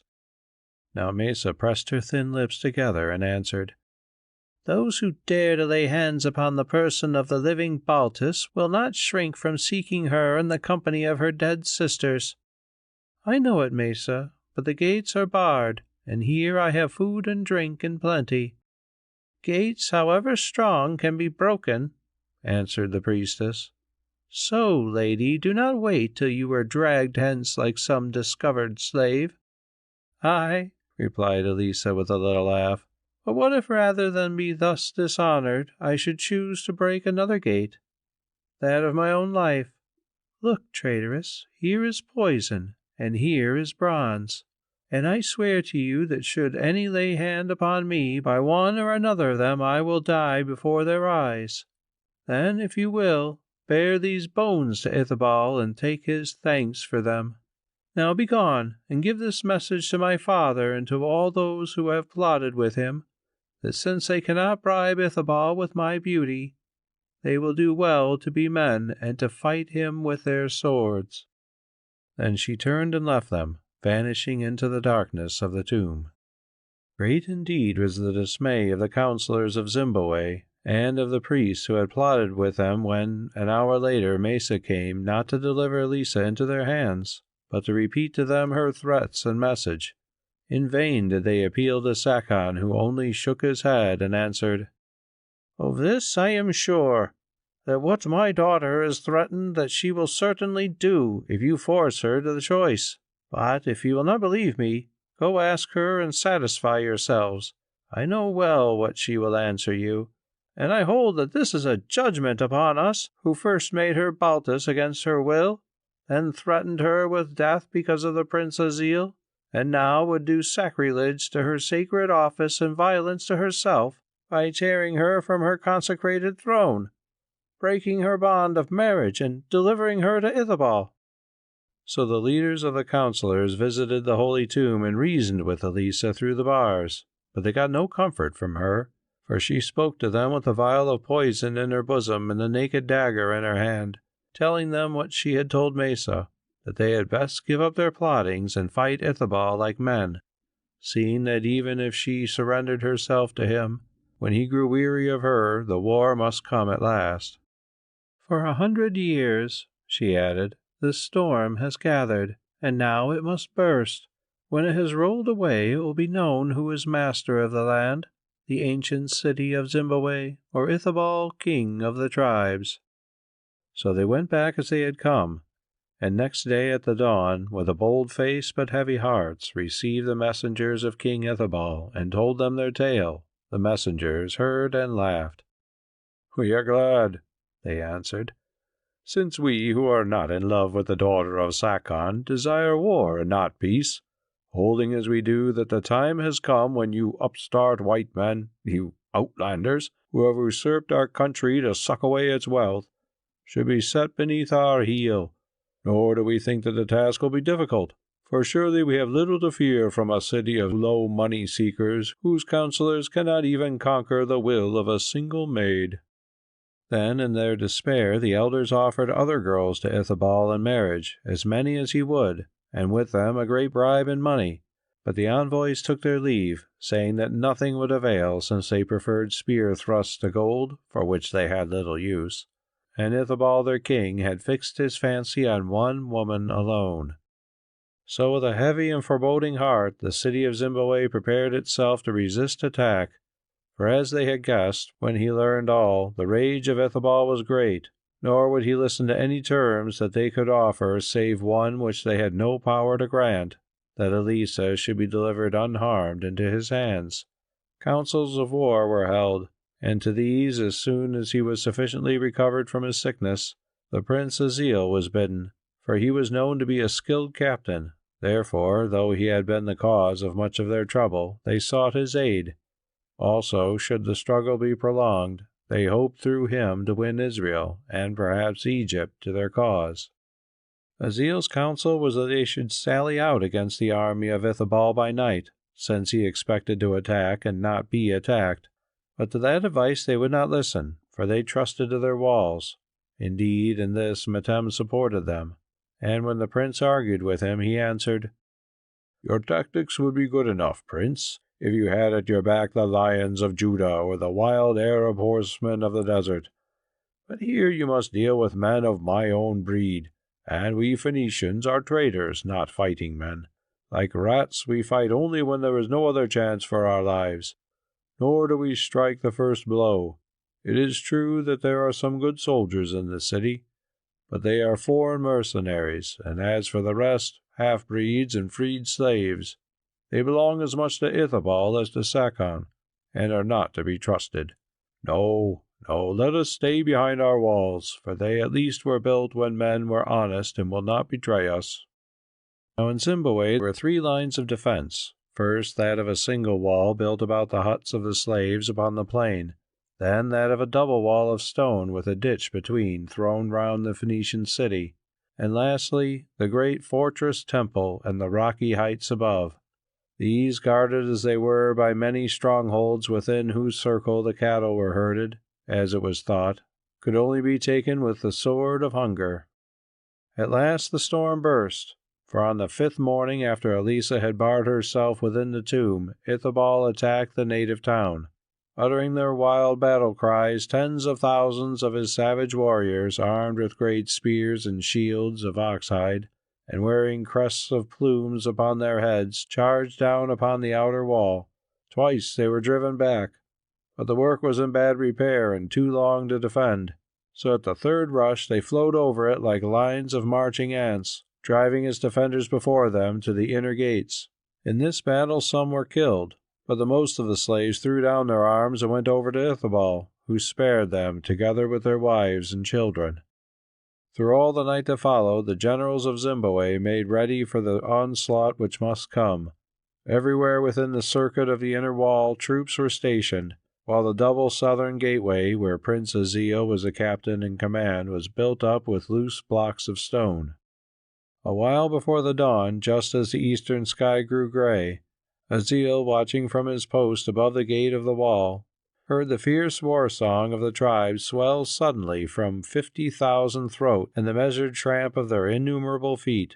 Then the day broke, and he saw them advancing in 3 armies towards the 3 points chosen for attack, the largest of the armies headed by Ithobal the king, directing its march upon the walled gate of which he was in command.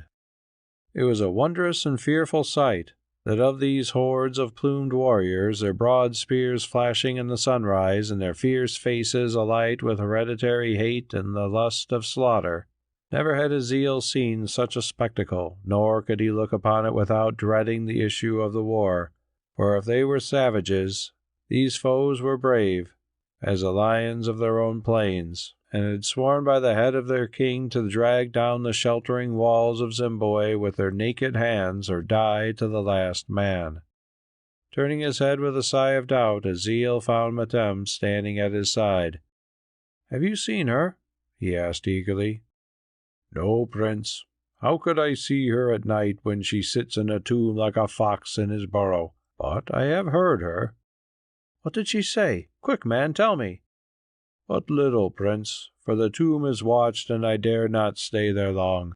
She sent you her greetings and would have you know that her heart will be with you in the battle, and her prayers beseech the throne of heaven for your safety. Also she said that she is well, though it is lonesome there in the grave among the bodies of the dead priestesses of Baltus, whose spirits, as she vows, haunt her dreams, reviling her because she desecrates their sepulchre and has renounced their God." "Lonesome indeed," said Azil with a shudder. "But tell me, Metem, had she no other word?" "Yes, Prince, but not of good omen. For now, as always, she is sure that her doom is at hand, and that you two will meet no more. Still she bade me tell you that all your life long her spirit shall companion you, though it be unseen, to receive you at last on the threshold of the underworld." Azil turned his head away, and said presently, "If that be so, may it receive me soon." "Have no fear, Prince," replied Metem with a grim laugh. "Look yonder," and he pointed to the advancing hosts. "These walls are strong, and we shall beat them back," said Azil. "Nay, Prince, for strong walls do not avail without strong hearts to guard them, and those of the womanish citizens of Zimbabwe and their hired soldiers are white with fear. I tell you that the prophecies of Issachar the Levite made yonder in the temple on the day of the sacrifice, and again in the hour of his death, have taken hold of the people, and by eating out their valor fulfill themselves. Men hint at them, the women whisper them in closets, and the very children cry them in the streets.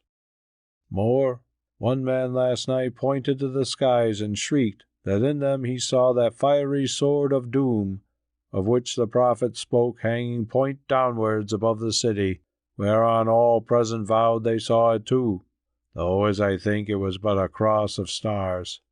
Another tells how that he met the very spirit of Issachar stalking through the marketplace, and peering into the eyes of the wraith as in a mirror, he saw a great flame wrapping the temple walls, and by the light of it his own dead body.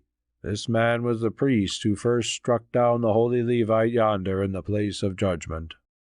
Again, when the Lady Mesa did sacrifice last night on behalf of the Baltus who has fled, the child they offered, an infant of 6 months, stirred on the altar after it was dead, and cried with a loud voice that before 3 suns had set, its blood should be required at their hands. That is the story, and if I do not believe it, this at least is true, that the priestesses fled fast from the secret chamber of death, for I met them as they ran shrieking in their terror and tearing at their robes. But what need is there to dwell on omens, true or false, when cowards man the walls, and the spears of Ithobal shine yonder like all the stars of heaven? Prince, I tell you that this ancient city is doomed, and in it, as I fear, we must end our wanderings upon earth." "So be it, if it must be," answered Aziel.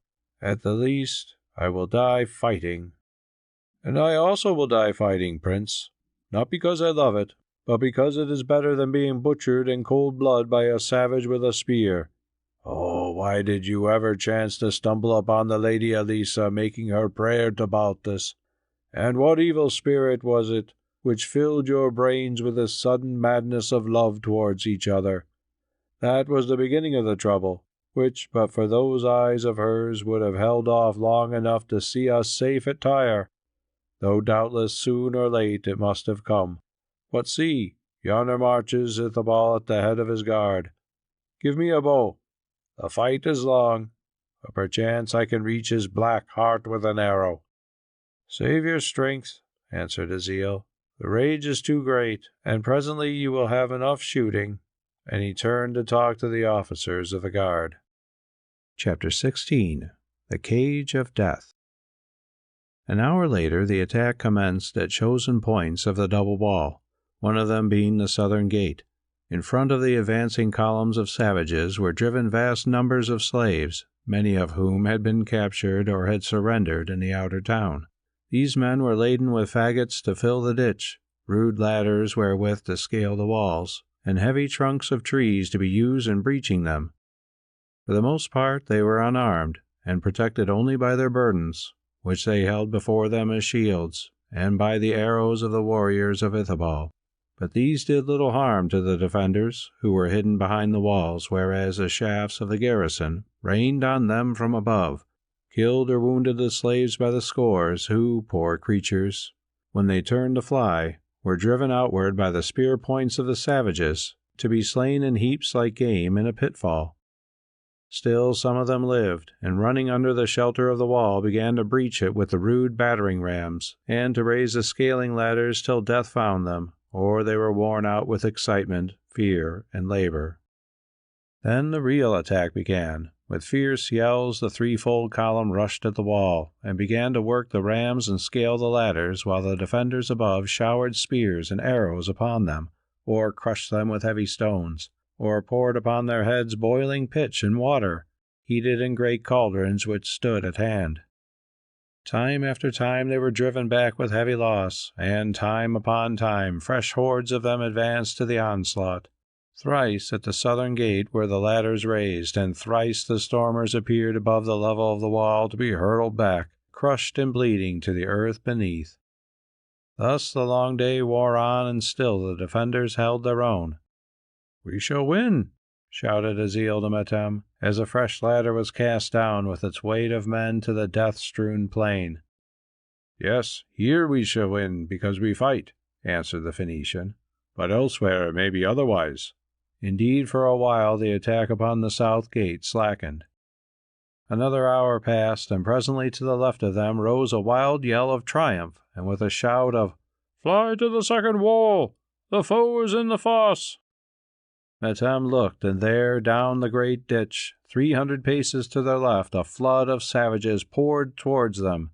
"Come," he said, "the outer wall is lost." But as he spoke, once more the ladders rose against the gates and flanking towers, and once more Azil sprang to cast them down. When the deed was done, he looked behind him to find that he was cut off and surrounded. Metem and most of his men, indeed, had gained the inner wall in safety, while he, with 12 only of his bravest soldiers, Jews of his own following, who had stayed to help him to throw back the ladders, were left upon the gateway tower. Nor was escape any longer possible, for both the plain without and the fosse within were filled with the men of Ithobal, who advanced also by hundreds down the broad coping of the captured wall. "Now there is but one thing that we can do," said Azil. "Fight bravely till we are slain." As he spoke, a javelin cast from the wall beneath struck him upon the breastplate, and though the bronze turned the iron point, it brought him to his knees. When he found his feet again, he heard a voice calling him by name, and looking down, saw Ithobal clad in golden harness and surrounded by his captains. "You cannot escape, Prince Azil," cried the king. "Yield now to my mercy." Azil heard, and setting an arrow to his bow, loosed it at Ithobal beneath. He was a strong and skilful archer, and the heavy shaft pierced the golden helmet of the king, cutting his scalp down to the bone. "That is my answer," cried Azil, as Ithobal rolled upon the ground beneath the shock of the blow. But very soon the king was up, and crying his commands from behind the shield hedge of his captains. "Let the Prince Azil and the Jews with him be taken alive and brought to me," he shouted.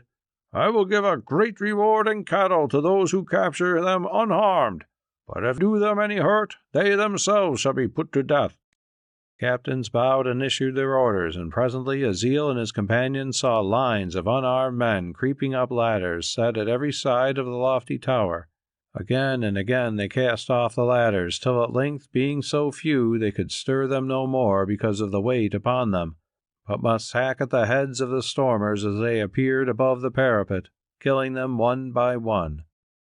In this fashion they slew many, but their arms grew weary at last, and ever under the eye of their king the brave savages crept upward, heedless of death, till with a shout they poured over the battlements and rushed at the little band of Jews. Now rather than be taken, Azil sought to throw himself from the tower, but his companions held him, and thus at last it came about that he was seized and bound. As they dragged him to the stairway, he looked across the fosse and saw the mercenaries flying from the inner wall, although it was still unbreached, and saw the citizens of Zimbabwe streaming by thousands to the narrow gateway of the temple fortress. Then Azil groaned in his heart and struggled no more, for he knew that the fate of the ancient town was sealed, and that the prophecy of Issachar would be fulfilled. A while later, Azil and those with him, their hands bound behind their backs, were led by hide ropes tied about their necks through the army of the tribes that jeered and spat upon them as they passed, to a tent of sewn hides on the plain, above which floated the banner of Ithobal. Into this tent the prince was thrust alone, and there, forced upon his knees by the soldiers who held him, before him, upon a couch covered with a lion's skin, lay the great shape of Ithobal, while physicians washed his wounded scalp. "Greetings, son of Israel and Pharaoh," he said in a mocking voice. "Truly you are wise thus to do homage to the king of the world." "A poor jest," answered Azil, glancing at those who held him down. "True homage is of the heart, King Ithobal." "I know it, Jew, and this also you shall give me when you are humbler. Who taught you the use of the bow? You shoot well." And he pointed to the blood-stained helm, which was still transfixed by the arrow. "Nay," answered Azil, "I shot but ill, for my arm was weary. When next I draw a string against your breast, King Ithobal, I promise you a straighter shaft." "Well said," answered the king with a laugh. "But now, dog of a Jew, that now it is my turn to draw the string. How? I will show you afterwards. Have they told you that the city is fallen, and that my captains hold the gates, while the cowards of Zimbabwe are penned like sheep within the temple, and on the cliff-edged height above? They have fled hither for safety, but I tell you that they would be more safe on yonder plain, for I have the key of their stronghold, a certain passage leading from the palace of the Baltus to the temple. You know of it, I think. Yes, and if I had not, very soon hunger and thirst would work for me. Well, Jew, I have won, and with less trouble than I thought, and now I hold the great city in hostage, to save or to destroy it as it shall please me, though that arrow of yours went near to robbing me of my crown of victory." "So be it," answered Azil indifferently. "I have played my part. Now things must go as fate may will." "Yes, Jew, you fought well till they deserted you, and the doom of cowards is little to a brave man. But what of the Lady Elissa? Nay, I know all. She has taken refuge in the tomb of Baltus, has she not, with poison in her bosom and bronze at her girdle to be used against her own life, should they lay hands on her or give her to me? And all this she does for the love of you, Prince Azil. For the love of you she refuses to become my queen, ruling over that city which I have conquered, and all my unnumbered tribes. Do you guess now why I caused you to be taken living? I will tell you, that you may be the bait to draw her to me. To kill you would be easy, but how would that serve, seeing that then she herself would choose to die? But, perchance to save your life, she will live also. Yes, and give herself to me. At least I will try it. Should the plan fail, then you can pay the price of her pride with your blood, Prince Azil." "That I would do gladly," answered Azil. "But oh, what a cross-bred hound you are, who thus can seek to torture the heart of a helpless woman! Have you then no manhood, that you can stoop to such a coward's plot?" "Fool! It is because of my manhood that I do stoop to it," said Ithobal angrily. "Doubtless you think that a mad fancy and naught else drives me to the deed. But it is not so, although in truth my heart, like yours, chooses this woman to be my wife and none other. That fondness I might conquer. But look you, of all things living, this lady alone has dared to cross my will, so that today even the sentries on their rounds and the savage women on the calls tell each other of how Ithobal, the great king of 100 tribes, has been baffled and mocked at by a girl who despises him because his blood is not all white. Thus I am becoming a laughing-stock, and therefore I will win her, cost me what it may." "And I, King Ithobal, tell you that you will not win her. No, not if you torture me to death before her eyes." "That we shall see," said the king with a sneer. Then he called his guard and added, "Let this man and his companions be taken to the place prepared for them." Now Azil was dragged from the tent and thrust into a wooden cage, such as were used for carrying slaves and women from place to place upon the backs of camels. His soldiers, who had been taken with him, were thrust also into cages, and with himself laden upon camels that were waiting, 2 cages to each camel. Then a cloth was thrown over them, and rising to their feet, the camels began to march. When they had covered a league or more of ground, Azil learned from the motion of the camel upon which he was secured, and the sound of the repeated blows of its drivers, that they were ascending some steep place. At length they reached the top of it, and were unloaded from the beasts like merchandise, but he could see nothing, for by now the night had fallen. Then, still in cages, they were carried to a tent, where food and water were given them through the bars, after which, so weary was Azil with war, misery, and the remains of recent illness, that he fell asleep. At daybreak he awoke, or rather was awakened, by the sound of a familiar voice, and looking through his bars, perceived Metem standing before them, guarded but unbound, with indignation written on his face, and tears in his quick eyes.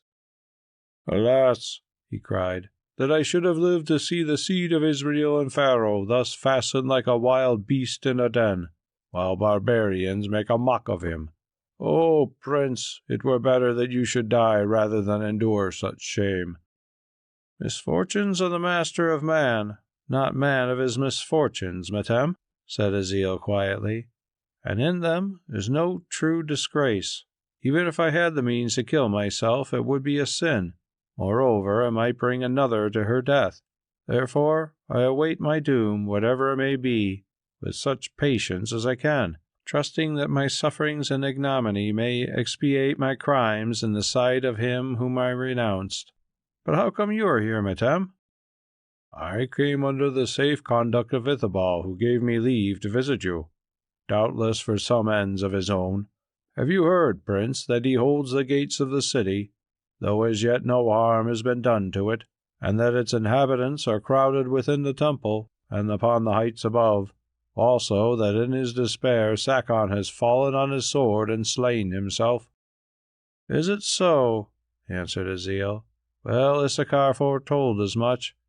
On their own heads be the doom of these devil-worshippers and cowards. Have you any tidings of the Lady Elissa?" "Yes, Prince. She still sits yonder in the tomb, resolute in her purpose, and giving no answer to those who come to reason with her." As he spoke, the guard let fall the front of the tent so that sunlight flowed into it, revealing Azil and his 12 companions, each fast in his narrow and shameful prison. "See," said Metem. "Do you know the place?" The prince struggled to his knees and saw that they were set upon the top of a hill, built up of granite boulders, which rose 80 feet or more from the surface of the plain. Opposite to them, at a distance of under 100 paces, was a precipice in the face of which could be seen a cave closed with barred gates of bronze, while between the rocky hill and the precipice ran a road. "I know it, Metem, and there runs the path by which we travelled from the coast, and there is the tomb of Baltus. Why have we been brought here?" "The Lady Elissa sits behind the bars of yonder tomb, whence her view of all that happens upon this mount must be very good indeed," answered Metem with meaning. "Now, can you guess why you were brought here, Prince Azil?" "Is it that she may witness our sufferings under torment?" he asked. Metem nodded. "How will they deal with us, Metem?" "Wait and see," he answered sadly. As he spoke, Ithobal himself appeared, followed by certain evil-looking savages. Having greeted Metem courteously, he turned to the Hebrew soldiers in the cages and asked them which of their number was most prepared to die. "I, Ithobal, who am their leader," said Azil. "No, Prince," replied Ithobal with a cruel smile. "Your time is not yet. Look, there is a man who has been wounded. To put him out of his pain would be a kindness. Slaves, bear that Jew to the edge of the rock, and, as the prince will wish to study a new mode of death, bring his cage also." The order was obeyed, Azil being set down on the very edge of the cliff. Close to him a spur of granite jutted out 20 feet or so from the edge. At the end of the spur a groove was cut, and over this groove, suspended by a thin chain from a pole, hung a wedge of pure crystal, carefully shaped and polished. While Azil wondered what evil purpose this stone might serve, the slaves had fastened a fine rope to the cage containing the wounded Hebrew soldier and secured its end. Then they set the rope in the groove of the granite spur, and pushed the cage over the edge of the cliff so that it dangled in mid-air. "Now I will explain," said Ithobal. "This is a method of punishment that I have borrowed from those followers of Baal who worship the sun, by means of which Baal claims his own sacrifice, and none are guilty of the victim's blood. You see yonder crystal?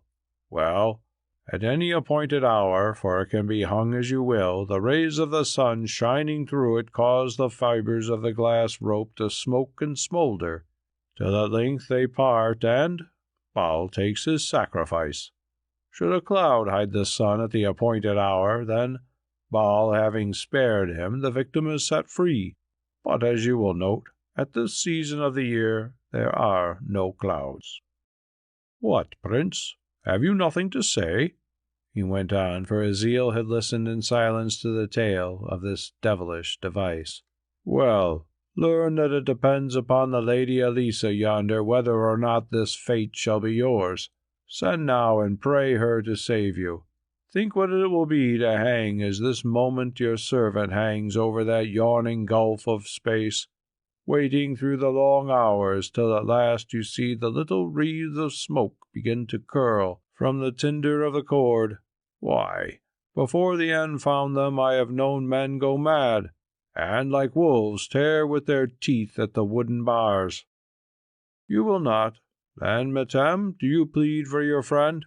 Bid the Baltus look forth at 1 hour before noon, and see the sight of yonder wretch's death, remembering that tomorrow this fate shall be her lover's, unless she forgoes her purpose of self-murder and gives herself to me. Nay, no words. An escort shall lead you through the lower city to the gateway of the tomb, and there listen to your speech. See that it does not fail you, merchant, unless you also seek to hang in yonder cage. Tell the Lady Elissa that tomorrow at sunrise I will come in person for her answer. If she yields, then the prince and his companions shall be set free, with you, madame, to guide them. Be mounted on swift camels to carry them unharmed to their retinue beyond the mountains. But if she will not yield, then Baal shall take his sacrifice. Begone!" So, having no choice, Metem bowed and went, leaving the caged Azil upon the edge of the cliff, and the Hebrew soldier hanging from the spur of rock.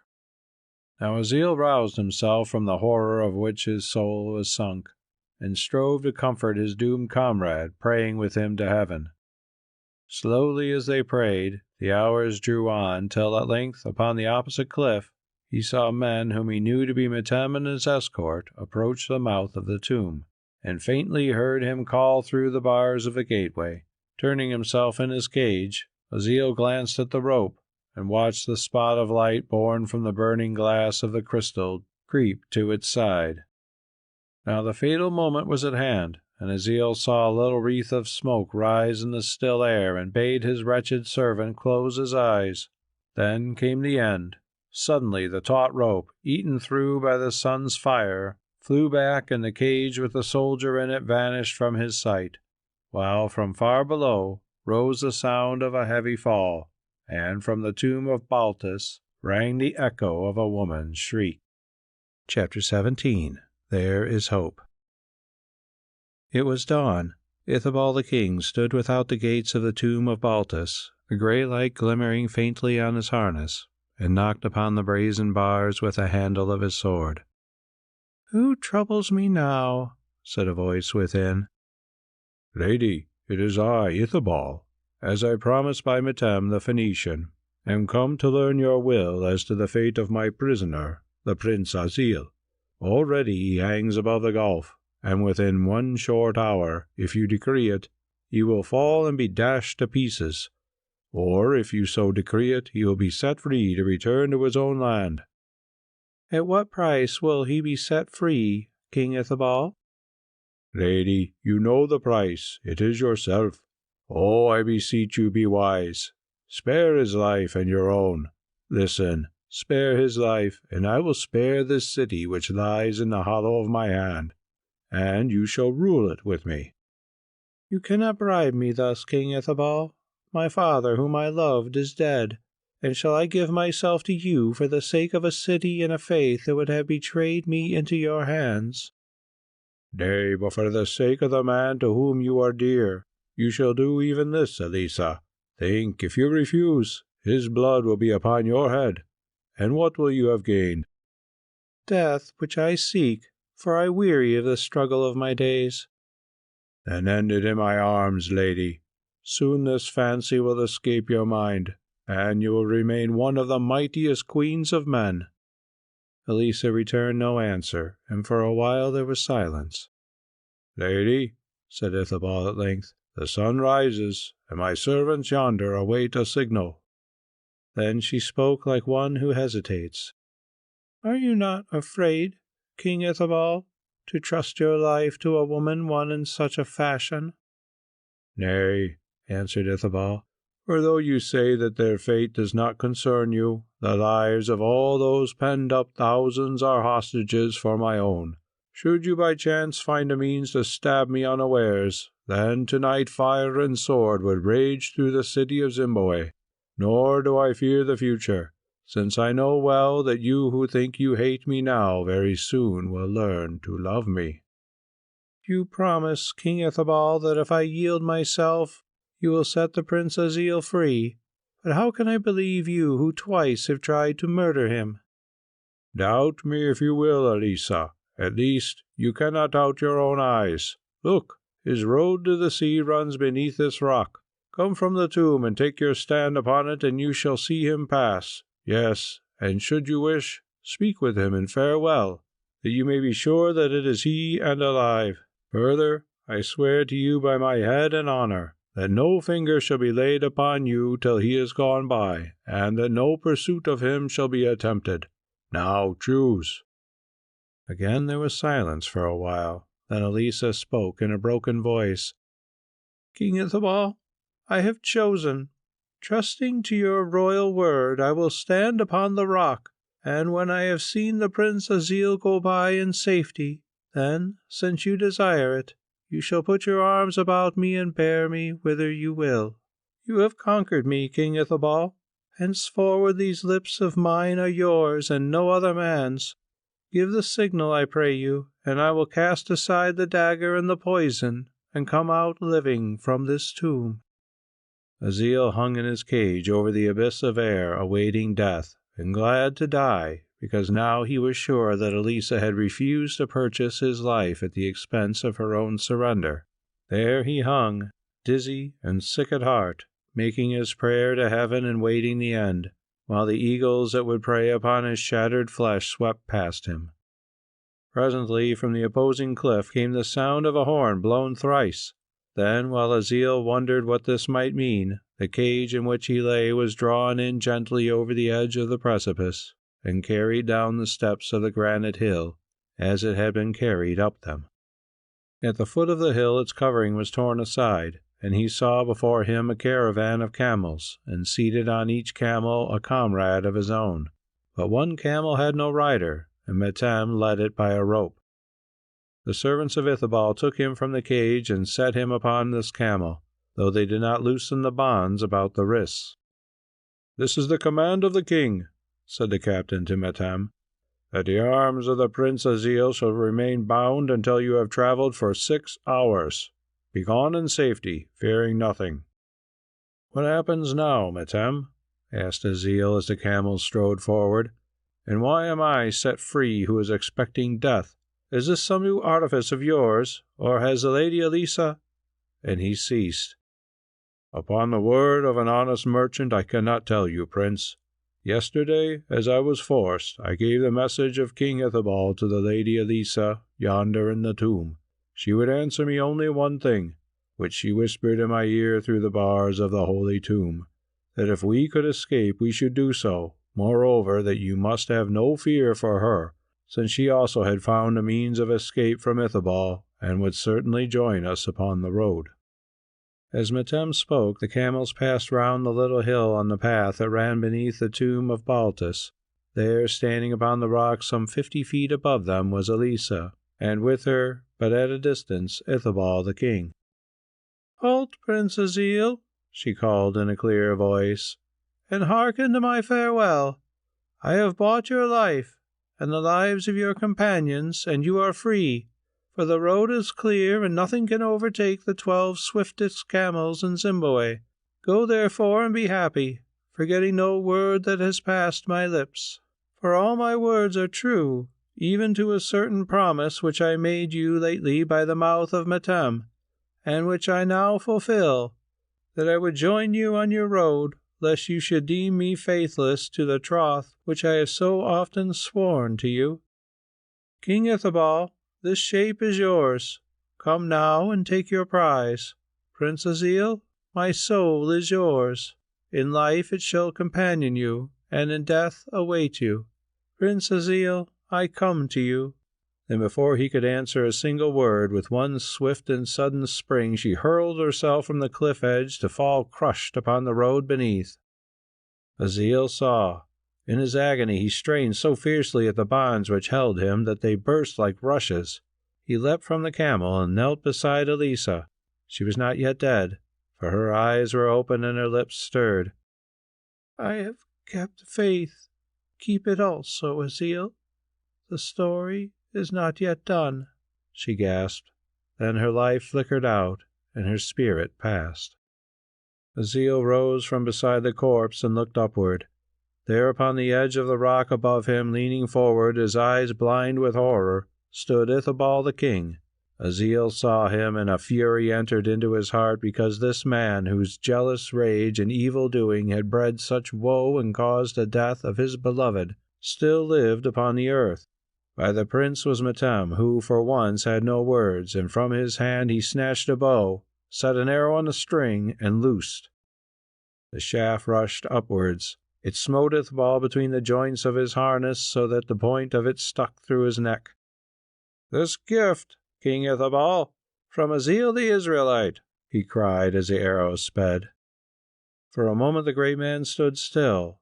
Then he opened his arms wide, and all of a sudden plunged downward, falling with a crash on the roadway, where he lay dead at the side of dead Elissa. "The play is played, and the fate fulfilled," cried Metem. "See, the servants of the king speed yonder with their evil tidings. Let us away, lest we bide here with these two forever." "That is my desire," said Azil.